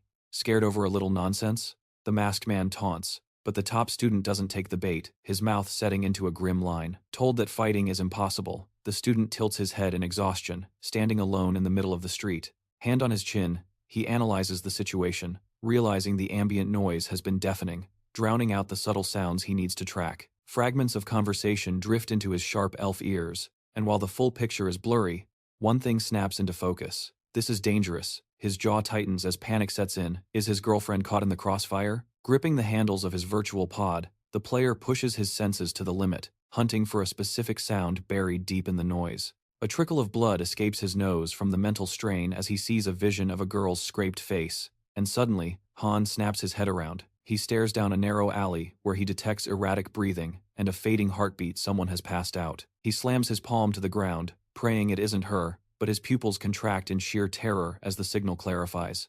There, slumped between the buildings, lies the singer, and seeing the familiar ribbons in her hair, his expression crumbles into grief. Meanwhile, T. Odin props his head on his hand and starts to cackle, sprawled over the table as he muses on the situation. "Nothing recharges the batteries like a good drama," the robot quips, the power cord snake linked from his back to the wall socket. He realizes that since arriving at the academy, the electricity bill is one less thing to worry about, so following Noah here was definitely a solid move. The cyborg moves to the window, scanning the crowd below, unable to understand the appeal of these chaotic festivals. T1 notes how they have blurred the lines between reality and the interface, but honestly, the real world is putting on a much better show. He muses on humanity's addiction to virtual reality, when suddenly, players start vanishing in flashes of teleportation light, leaving the streets nearly empty. Gripping the windowsill, the robot wonders aloud if the people projected by the holograms have been wiped out. Is it a server crash? He cranks his head back, checking for a facility-wide power failure, but the show goes on, so the power must be fine, and the cyborg frowns, disappointed that the answer isn't that simple. "Not my circus, not my monkeys," he decides, returning to his surveillance just as a masked intruder breaches the admin sector. This is the heart of the Academy's mirror world, and lounging in the command chair, Loki looks completely at ease. Loki admits he never expected Professor Lily to have the guts to target the director personally. The monitors glow, casting eerie shadows across his face. Things are heating up, and he notes that with the facility under their control, the capture of the leader is imminent. Everything is going according to plan until his eyes snap to a danger alert showing a man with a bag over his head stepping into the frame. The terrorist barely finishes his sentence when the uninvited guests arrive, and figures in white lab coats come striding down the corridor. The intruder speaks up, noting that the chaos outside proves Professor Lee wasn't lying, while Sarah averts her gaze, guilt washing over her. She still can't wrap her head around it. Professor Lilia, the mastermind behind this disaster? It seems impossible, and Professor Saylor, who was on shift with her, should be safe, or so Duncan hopes as he watches through the crude eye holes cut into his mask. He warns them that with pain sensitivity cranked to 100%, every step needs to be calculated, while the villain sneers, shocked that such renowned professors have actually shown up. I guess I should roll out the red carpet, Loki says, hefting a battle ball in his hand to welcome the faculty. Behind him, the coding specialist eyes the intruders, assuming this baghead is the accomplice Lilia mentioned. I'll handle the trash, his colleague barks, telling him to focus on stabilizing the control center. Loki spreads his arms wide, theatrical and mocking, asking, "Don't you know? Once the battle ball is active, this territory is impenetrable from the outside. As long as the game is running, this corridor is a dead end." He smiles, ready to use the artifact to seal their fate. Sora grinds her teeth, rubbing her aching shoulder.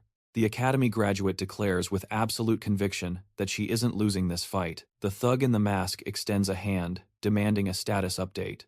A panoramic view of the virtual world's main plaza flickers into existence on the screen. Han sits heavily on the wooden bench. Haruru lies motionless across his lap, his expression grim as the corners of his mouth turn down in despair. It doesn't look like she is waking up anytime soon. Her eyes remain shut tight while the vocalist gently strokes his beloved's hair, fear tightening his chest. The player is still trying to process the chaos when someone suddenly shouts the name Janice. His brow furrows, fists clenching, white knuckle tight in sudden rage. A member of the Colorful Mermaids team can't believe his eyes, accusing his comrade of being on a date in the middle of a life-or-death crisis. Talk about disrespectful. He shoots back that it is definitely not a date, but the guy just won't shut up about it, like some arrogant noble. A bead of sweat traces down Han's cheek. Suddenly, his partner screams out he has just spotted a high-level target. Jaw-dropping in shock, the user describes the enemy. A complete lunatic, totally addicted to the game, and mentally unhinged. A loose cannon who snapped the moment the noise started. He adds that the rampage began almost immediately. The scene shifts to a flashback. 5 students are standing off against a stranger. Gina steps forward, her voice trembling as she speaks. Hearing about the intruder chucking battle balls at everyone, she begs the Academy senior to intervene and capture him. The man in the diving suit thrusts the object forward, boasting that the suppression of numbers will not work on him. It turns out he forced a duel with the battle ball, locking them in a one-on-one fight. The clash is instant. The bucket helmet goes flying off the guy's head. He reports that the aftermath was a horror show. He managed to take out the senior, but the victory is bitter, his lips pressed into a grim line. The elf can't wrap his head around it. Haruru suffered the exact same fate. His teammate points out the pattern. Everyone who loses to this psycho falls into a coma and cannot wake up. Cold sweat rolls down the snowman's face as the realization hits. He screams that the psycho is definitely the source of the glitching chaos. Suddenly, a voice cuts in, demanding to know if that is true. Deok Jin lowers his brows in confusion. He clarifies that the attacker wielding the battle balls was wearing a mask. Han, still on the bench, asks if the guy belongs to Team Noah. Gina nods. She is absolutely confident in her assessment. Han grinds his teeth, the realization hitting him like a truck. It is Professor Lily's associate, the very one his mentor warned him about. His eyes go wide with terror. He shouts the warning. Those masked maniacs are forcing duels on others with the battle balls. Even if they refuse, they are dragged in, whether they like it or not, just like the man in the chicken mask did. The rookie stares blankly, not grasping the danger. Why target random players? Deok Jin's pupils narrow sharply. He realizes that if these people are using battle balls, in a setting with 100% sensory feedback, it means they are hunting for the specific card needed to win the game. Anxiety for the professor spikes. Hiding behind a tree, the student wonders if his childhood friend is really the traitor. He hesitates, then presses his finger to the system screen. He does not want to believe it, but he has no choice. The call connects. Loki answers with a twisted grin, asking why he is calling out of the blue. Frowning, the user demands his location. Loki dodges, asking where Han is, then chillingly invites him to enjoy the festival together. The villain scratches his neck, feigning innocence. When asked if the noise is related to him, a satisfied, predatory smirk spreads across his face. The camera pans down. Bodies of defeated professors litter the floor at his feet. Twirling the mask in his hand, he commends his friend's sharp intuition. "You always were observant," the young man taunts. Then the knife twists deeper. "But there is no going back to the way things were." Loki raises an eyebrow, wishing him a pleasant stay in this nightmare. Han's expression crumbles, realizing his childhood friend has fully embraced the role of a traitor. Furious, Han screams into the receiver, demanding to know where he is. The scene cuts abruptly to the aerial vehicle hangars. The professor mounts a magical dragon, gripping the reins with iron determination. He says if the portal is broken, then he will fly there himself.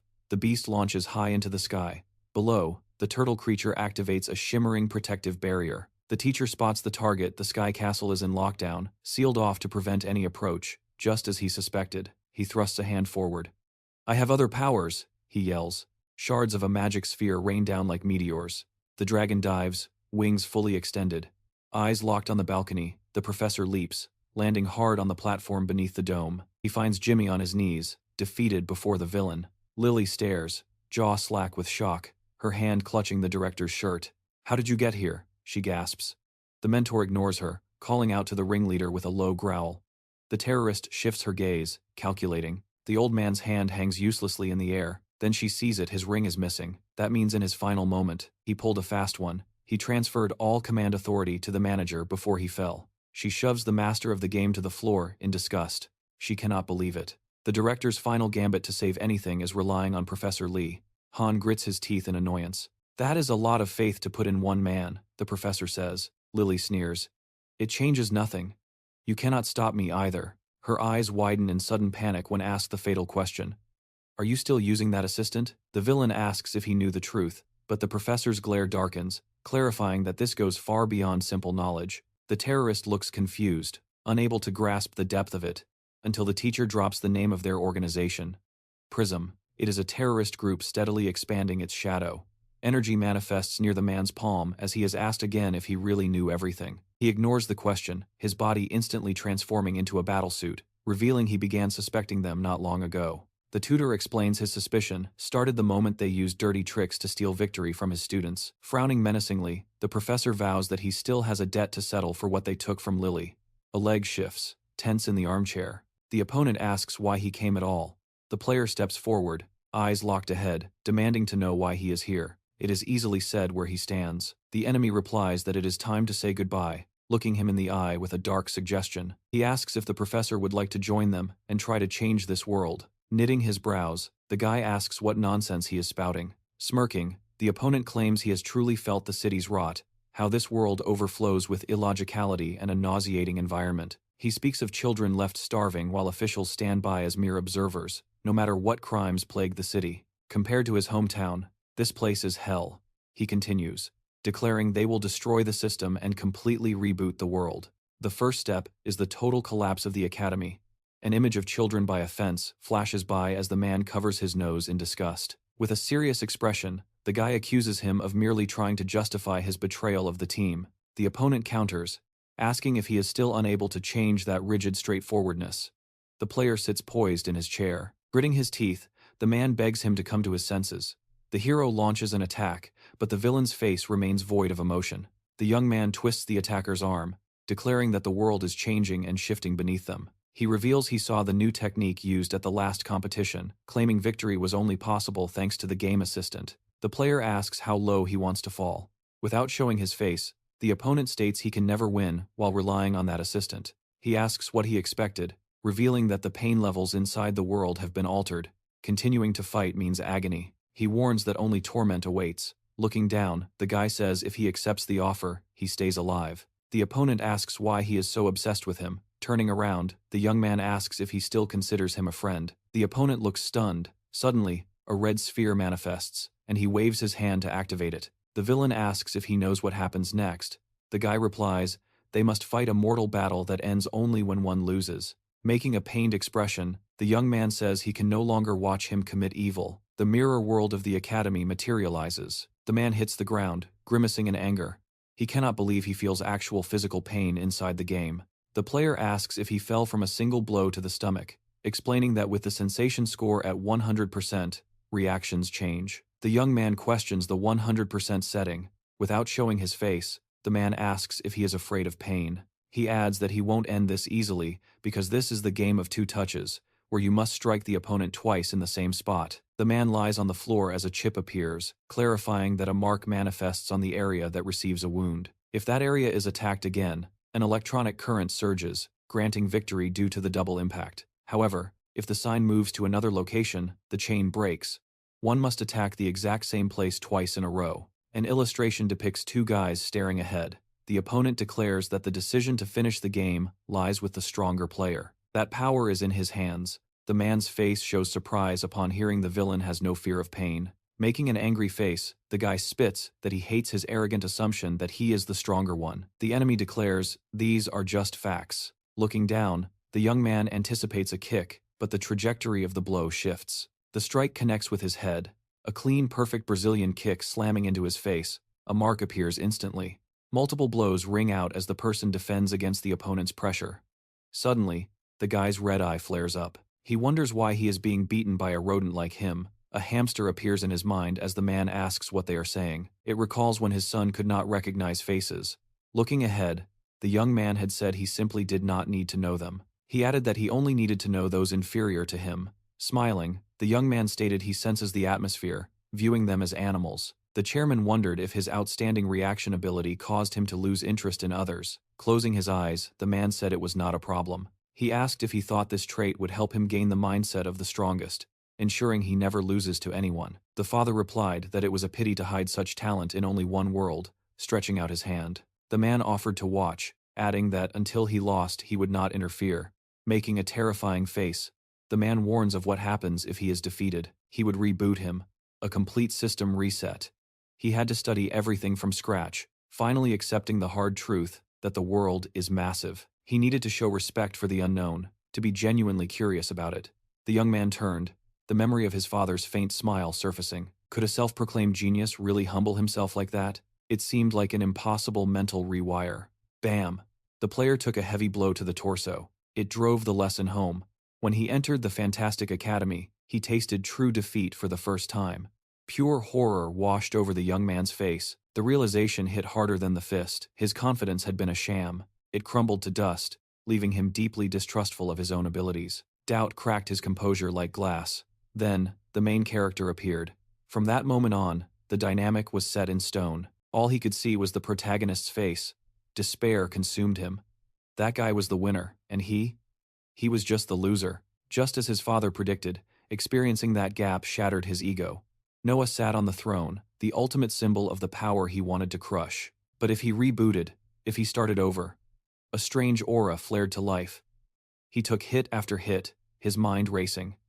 He would reboot 1,000 times if that is what it took. He remembered the words, admit the world is big, respect it, show interest. Does that mean admitting they are on the same level? His body screamed in rejection. His instincts fought it, but he was obliged to do this to defeat Noah. He swung a massive blow, distorting his opponent's face. The enemy's features came into focus, a strange mask hiding his identity. A sweeping leg kick sent the man sliding across the floor. Gripping the barriers, the young man gasped. The moment he admitted his weakness, he started seeing things that were invisible before. A smirk tugged at his lips. Your combat level. You are right up there with the best fighters in the world. You use a unified core style, but you weave in other elements perfectly, depending on the situation. It is seamless. He raised a fist. The enemy paused. Why the sudden praise? The young man stepped forward. Because, for the first time, I am actually interested in you. It is not as bad as I imagined. Whack! He delivered a kick. The player paused. Wait, did you just copy my kick? He raised his fist again. The opponent scoffed. You just mimicked my Brazilian punch technique. Looking straight ahead, the young man shook his head. You are a little mistaken. My attack was a slashing motion, and it landed a little higher. He adjusted his clothes calmly. I just need to calibrate the targeting. The masked man stepped back. You have changed. Suddenly, I am worried. He narrowed his eyes. I need to end this game right now. A brutal blow landed square on his face. But the young man just stood there, thinking he had absorbed the impact with his cheek. Are you not afraid of pain? The enemy asked. Placing a hand on his head, the man sneered. What are you trying to accomplish? Staring straight ahead, the player dared him. If you have anything else, show me. I am taking everything you have. This is what his father meant. Living in a spacious world meant treating every person as raw material for his own experience. He stepped right into the man's personal space. I admit it, the hero whispered. You are still stronger than me. The man smiled. Someone once said, what does not kill you makes you stronger. But the game ends if I hit the same spot twice in a row. He readied his stance. Let us see which comes faster. My leveling up. Or your victory. The enemy stared him down as the man's legs tensed for a charge. Meanwhile, a red ball materialized in the player's hand. He threw it. How long are you going to keep running away like this? Carrie smiled, dodging. You think I am crazy enough to fight a monster like you head on? She knew the game's pain reception was set to 100%. She sprinted ahead. Her priority was the mission. The professor's assistant ordered an evacuation of the square. I do not know the head count, but I need to get them as far away as possible. Suddenly, the lady looked surprised. He was walking away? The enemy scoffed. No point wasting time on you. You were trash in the competition, and you are just good at running now. Consider yourself lucky.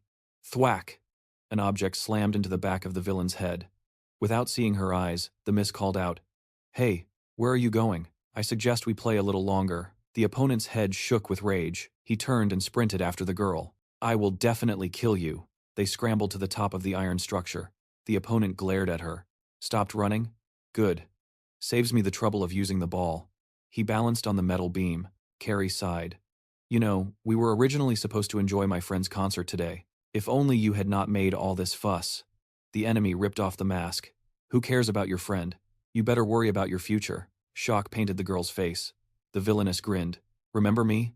Remember how I crushed you back at the competition? Unable to look away, the man spoke. You will regret forcing me to take this off. It is equivalent to signing your own death warrant. The lady tilted her head. So, you are the attacker? Suddenly, the enemy's eyes went wide. Carrie swung her leg in a massive arc. I just wanted to repay you for that loss. The blow was blocked. The opponent sneered. You lost then, and you are still not afraid? Even knowing the sensations are 100% real? The villainess knitted her eyebrows, kicking back hard. You really are a hopeless girl. She covered her face with her hand. Your movements are too troublesome, the villainess thought. But I will teach you a lesson. No matter what you do, you cannot win. Carrie knitted her brows, watching her opponent extend a hand. The challenger declared calmly that she was now activating the assistance program. This system, she explained, reacts instantly to any situation by utilizing combat data from the single best player in the world. She smirked, asking if Carrie really thought she could win against an AI assistant of that caliber. A look of genuine shock crossed Carrie's face as she clarified the situation. So, you're saying that fighting you is actually equivalent to fighting thousands of the world's elite masters all at once? The opponent smirked wider, nodding in confirmation. Exactly. You aren't just fighting me. You're facing an opponent you can never defeat.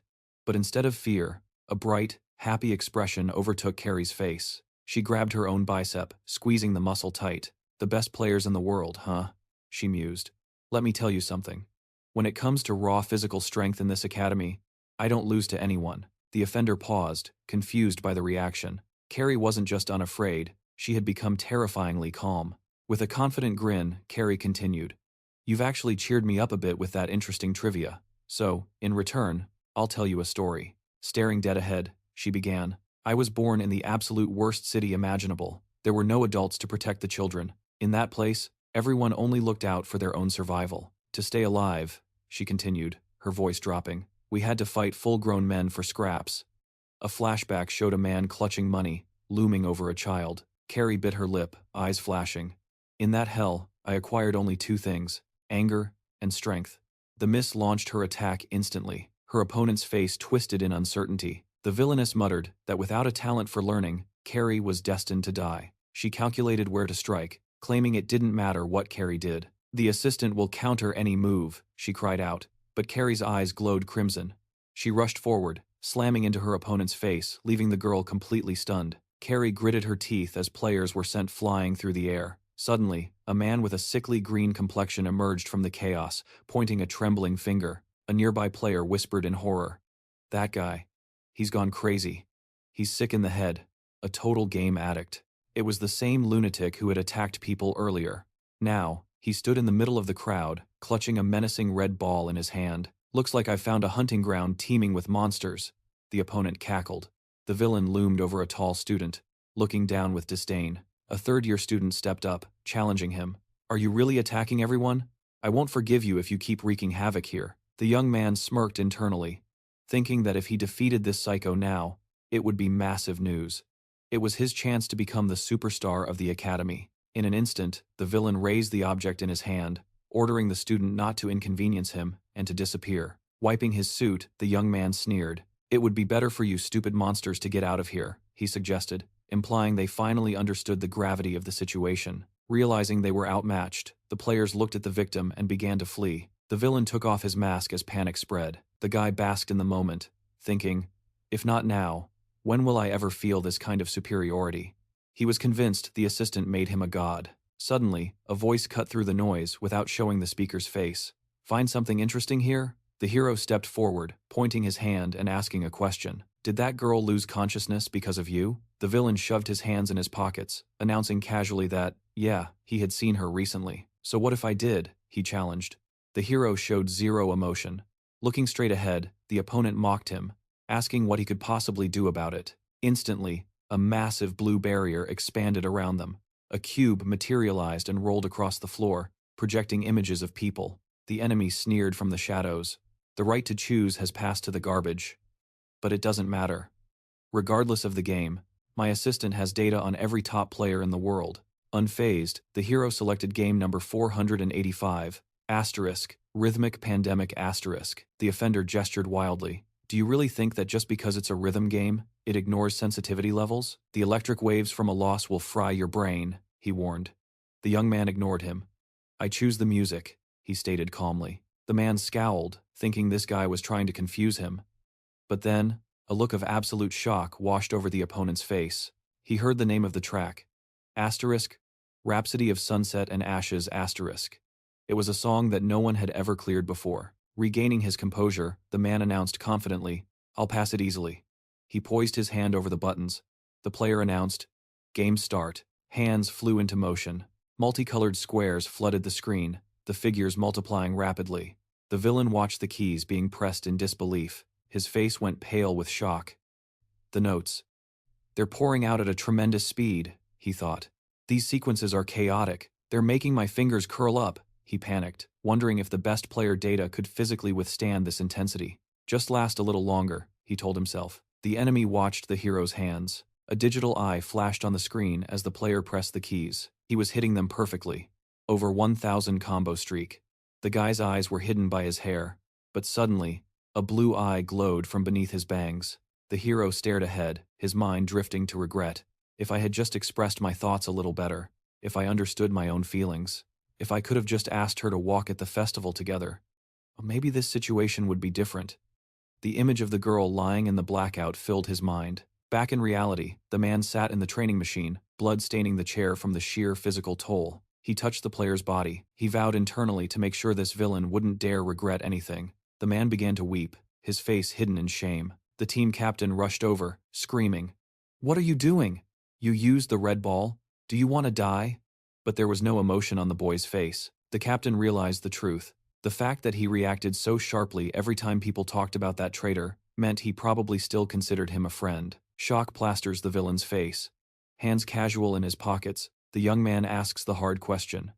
How did his old friend fall so low? A yellow glove flashes on screen. Flashback. 7 years ago. A boy sits amidst a mountain of trash, clutching a scrap of red cloth. Education isn't an option for the city's bottom feeders. Their entire curriculum is survival, sorting through the filth day after day. They process the refuse cast off by other cities just to scrape by. Mountains of garbage stretch endlessly, reflected in eyes completely void of hope. Suddenly, the boy slumps forward. His friend rushes to catch him, staring ahead with worry, asking if he is holding up. How about we rest today, he suggests.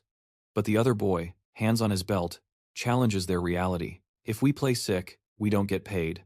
Brows furrowing, the friend snaps back, asking how he can be so cold. They just took a break, and he doesn't look like he is faking it. But the harsh truth remains. No work, no food. It is disgustingly filthy here. Gritting his teeth, he calls his friend crazy, but the partner just insists they have to endure it. Don't you remember? He asks. That kid almost killed us with a loose brick last time. He mutters about the psychos targeting them, saying he would love to stare that kid's parents right in the eyes. But that is impossible. His parents threw him out long ago. Sweating amidst the refuse, The young man regrets his words immediately. Then, a smile breaks out. The partner found something interesting buried in the junk. He waves him over, looking down at a discovery. It is a gaming console, an ancient model. Hope flickers as the child asks if it still turns on. Worth a shot, the young man says. A screen flickers to life.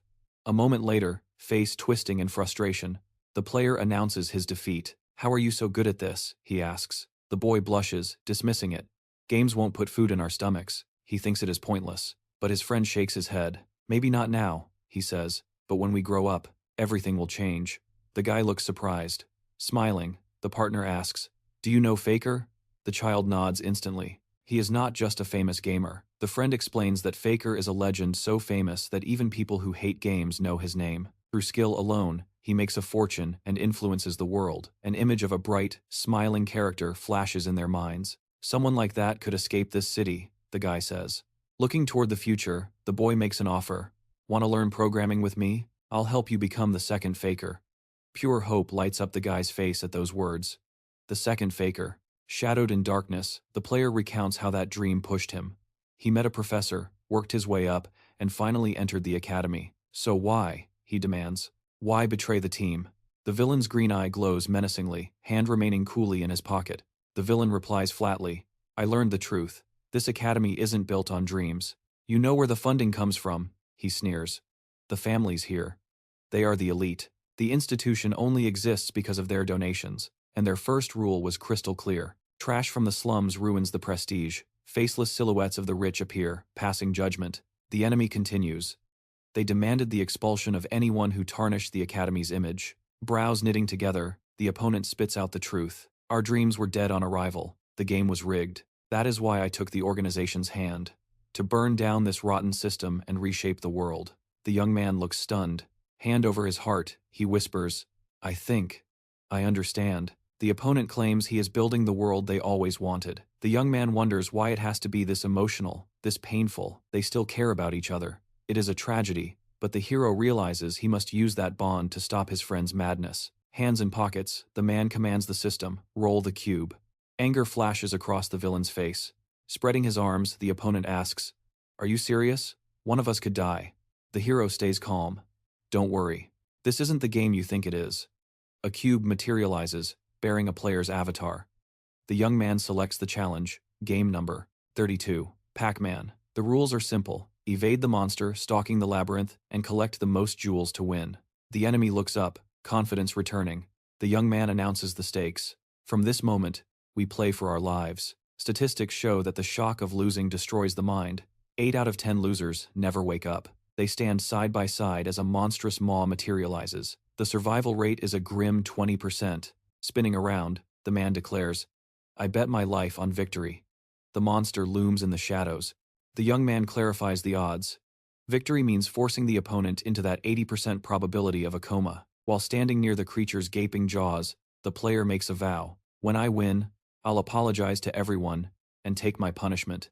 Horror dawns on the villain's face. Stop grinning, he screams, but the hero just smiles. Let's play. Stop. The opponent reaches out, desperation written all over his stunned face. The barrier shatters into light particles. Sweat drips from the enemy's brow as a massive spirit turtle ascends into the air. A colossal shield manifests.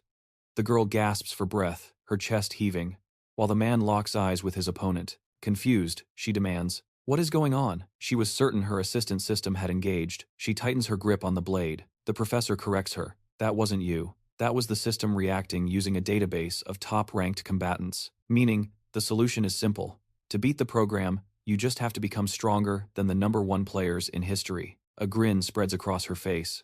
So that's how it is.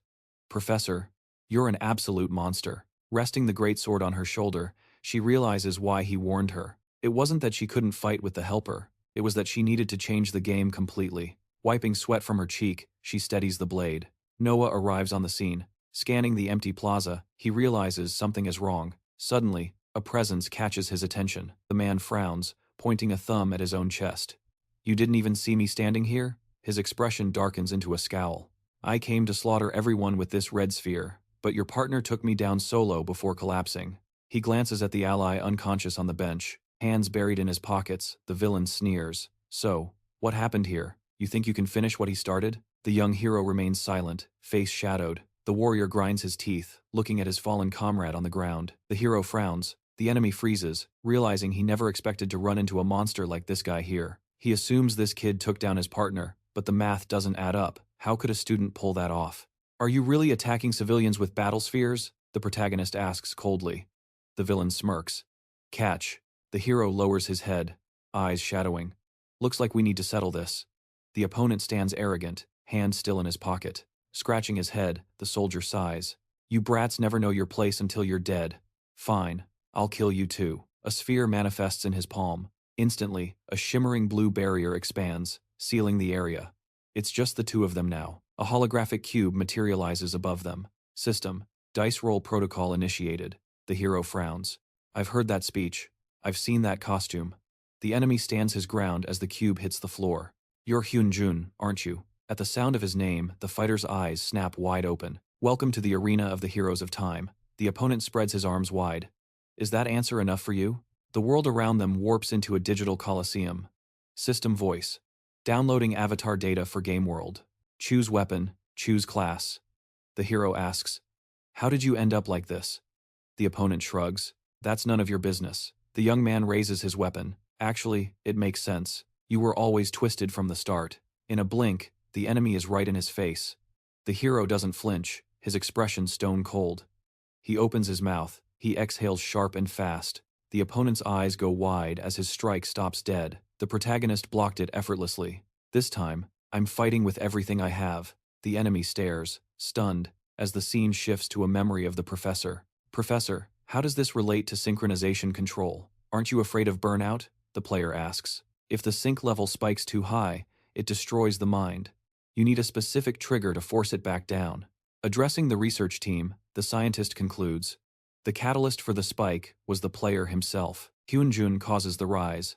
Therefore, the inhibitor must be someone in his immediate circle. We need to screen everyone he knows. One of them is the key.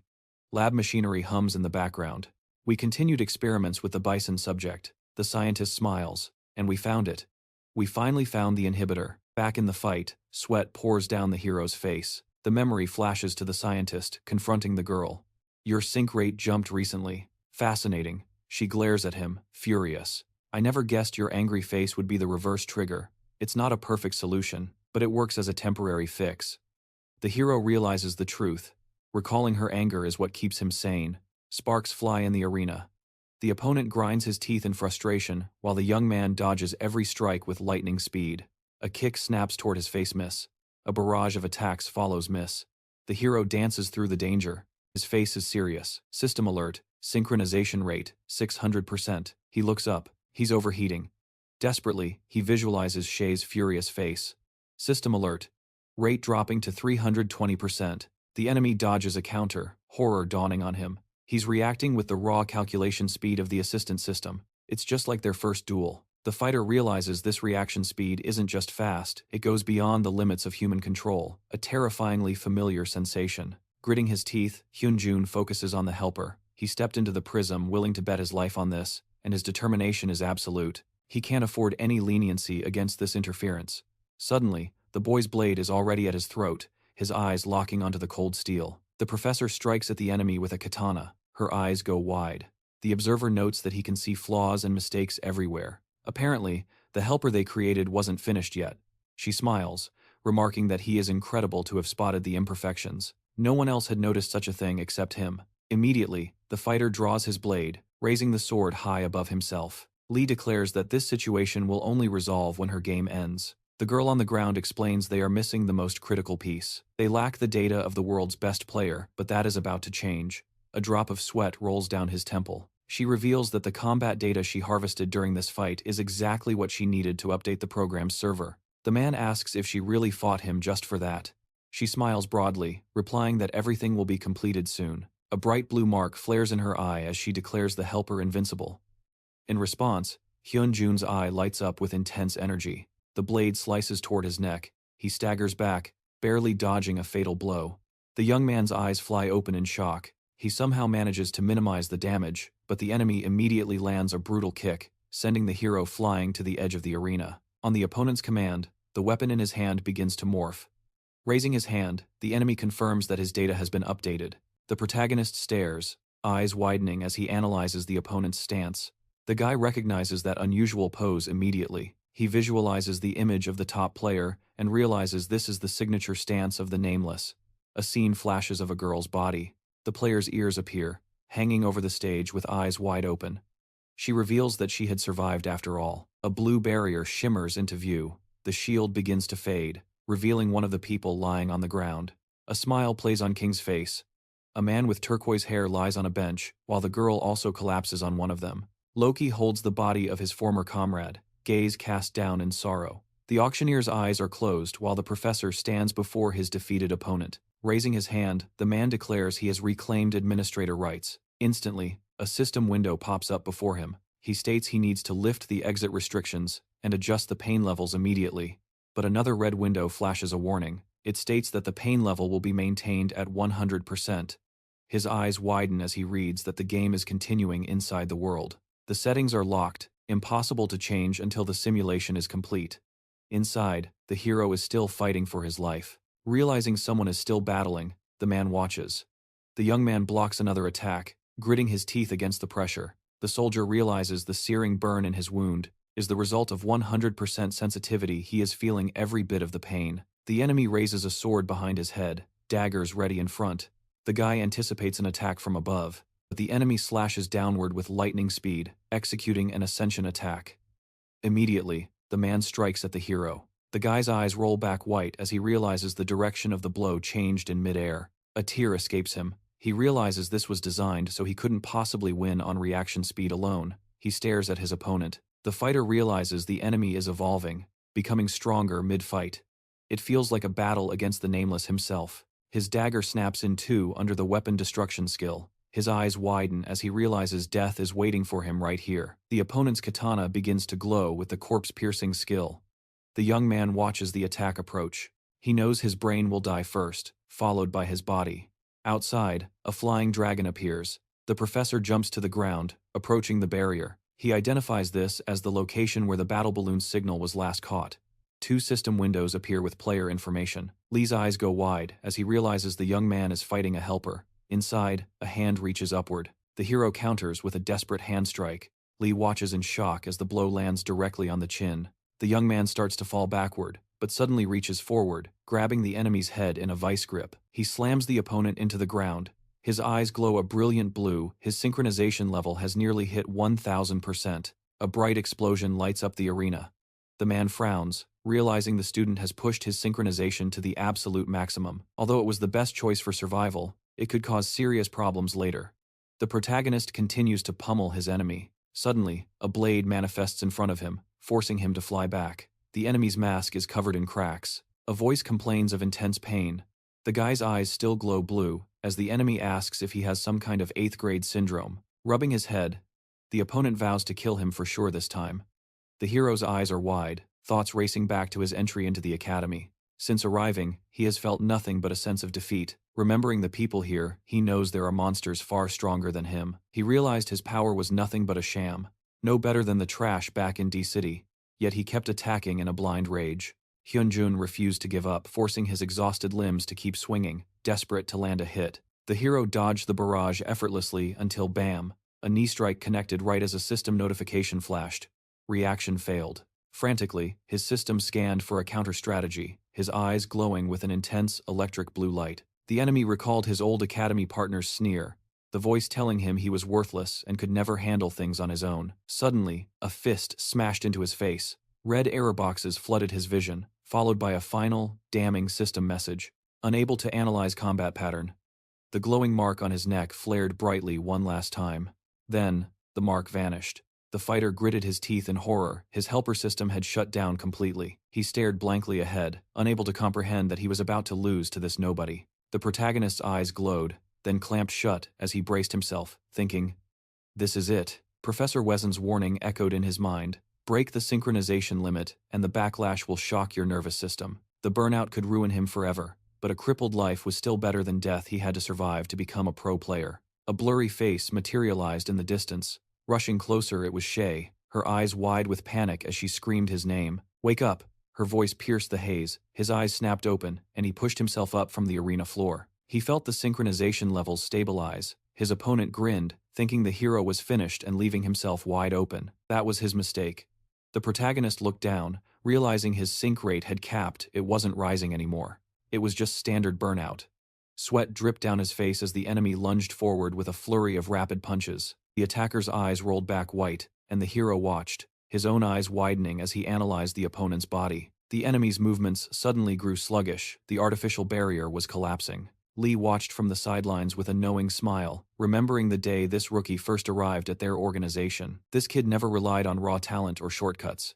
He trained day after day, grinding endlessly when no one was watching. He had forged his own strength. A fighter like that would never lose to a fraud relying on a system hack. The helper user crumpled.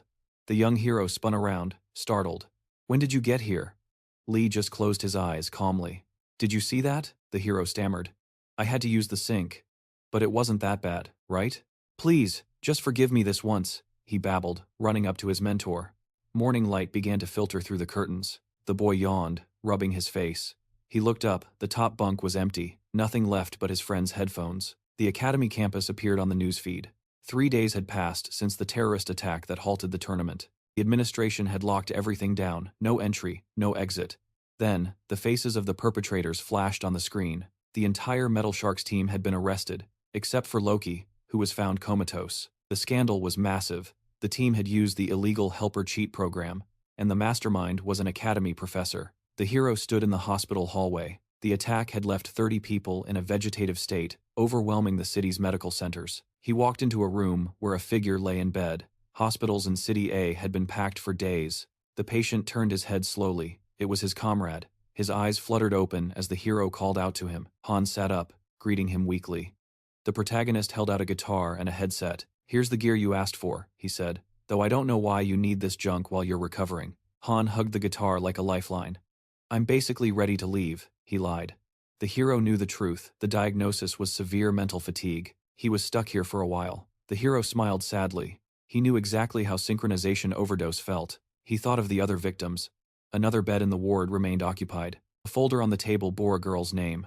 Daichin and Haruru were still trapped in deep comas. The hero looked at his friend. "Did you go to her room yet?" Han shook his head. "She's literally right upstairs," the protagonist pressed. "You should go." The hero grinned as Han mumbled some lame excuse about not being ready. Finally, Han looked up, determined. "I'm going. I don't want to live with the regret." The hero nodded. "Thanks, man." Just then, his phone buzzed. It was a call from his girlfriend. "Where are you?" she shouted.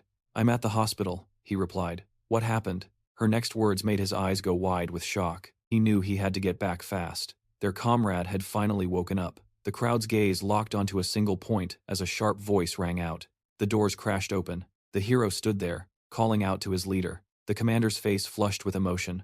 The whole squad was waiting. The head buried his face in his palm, fighting back tears, asking if this was real.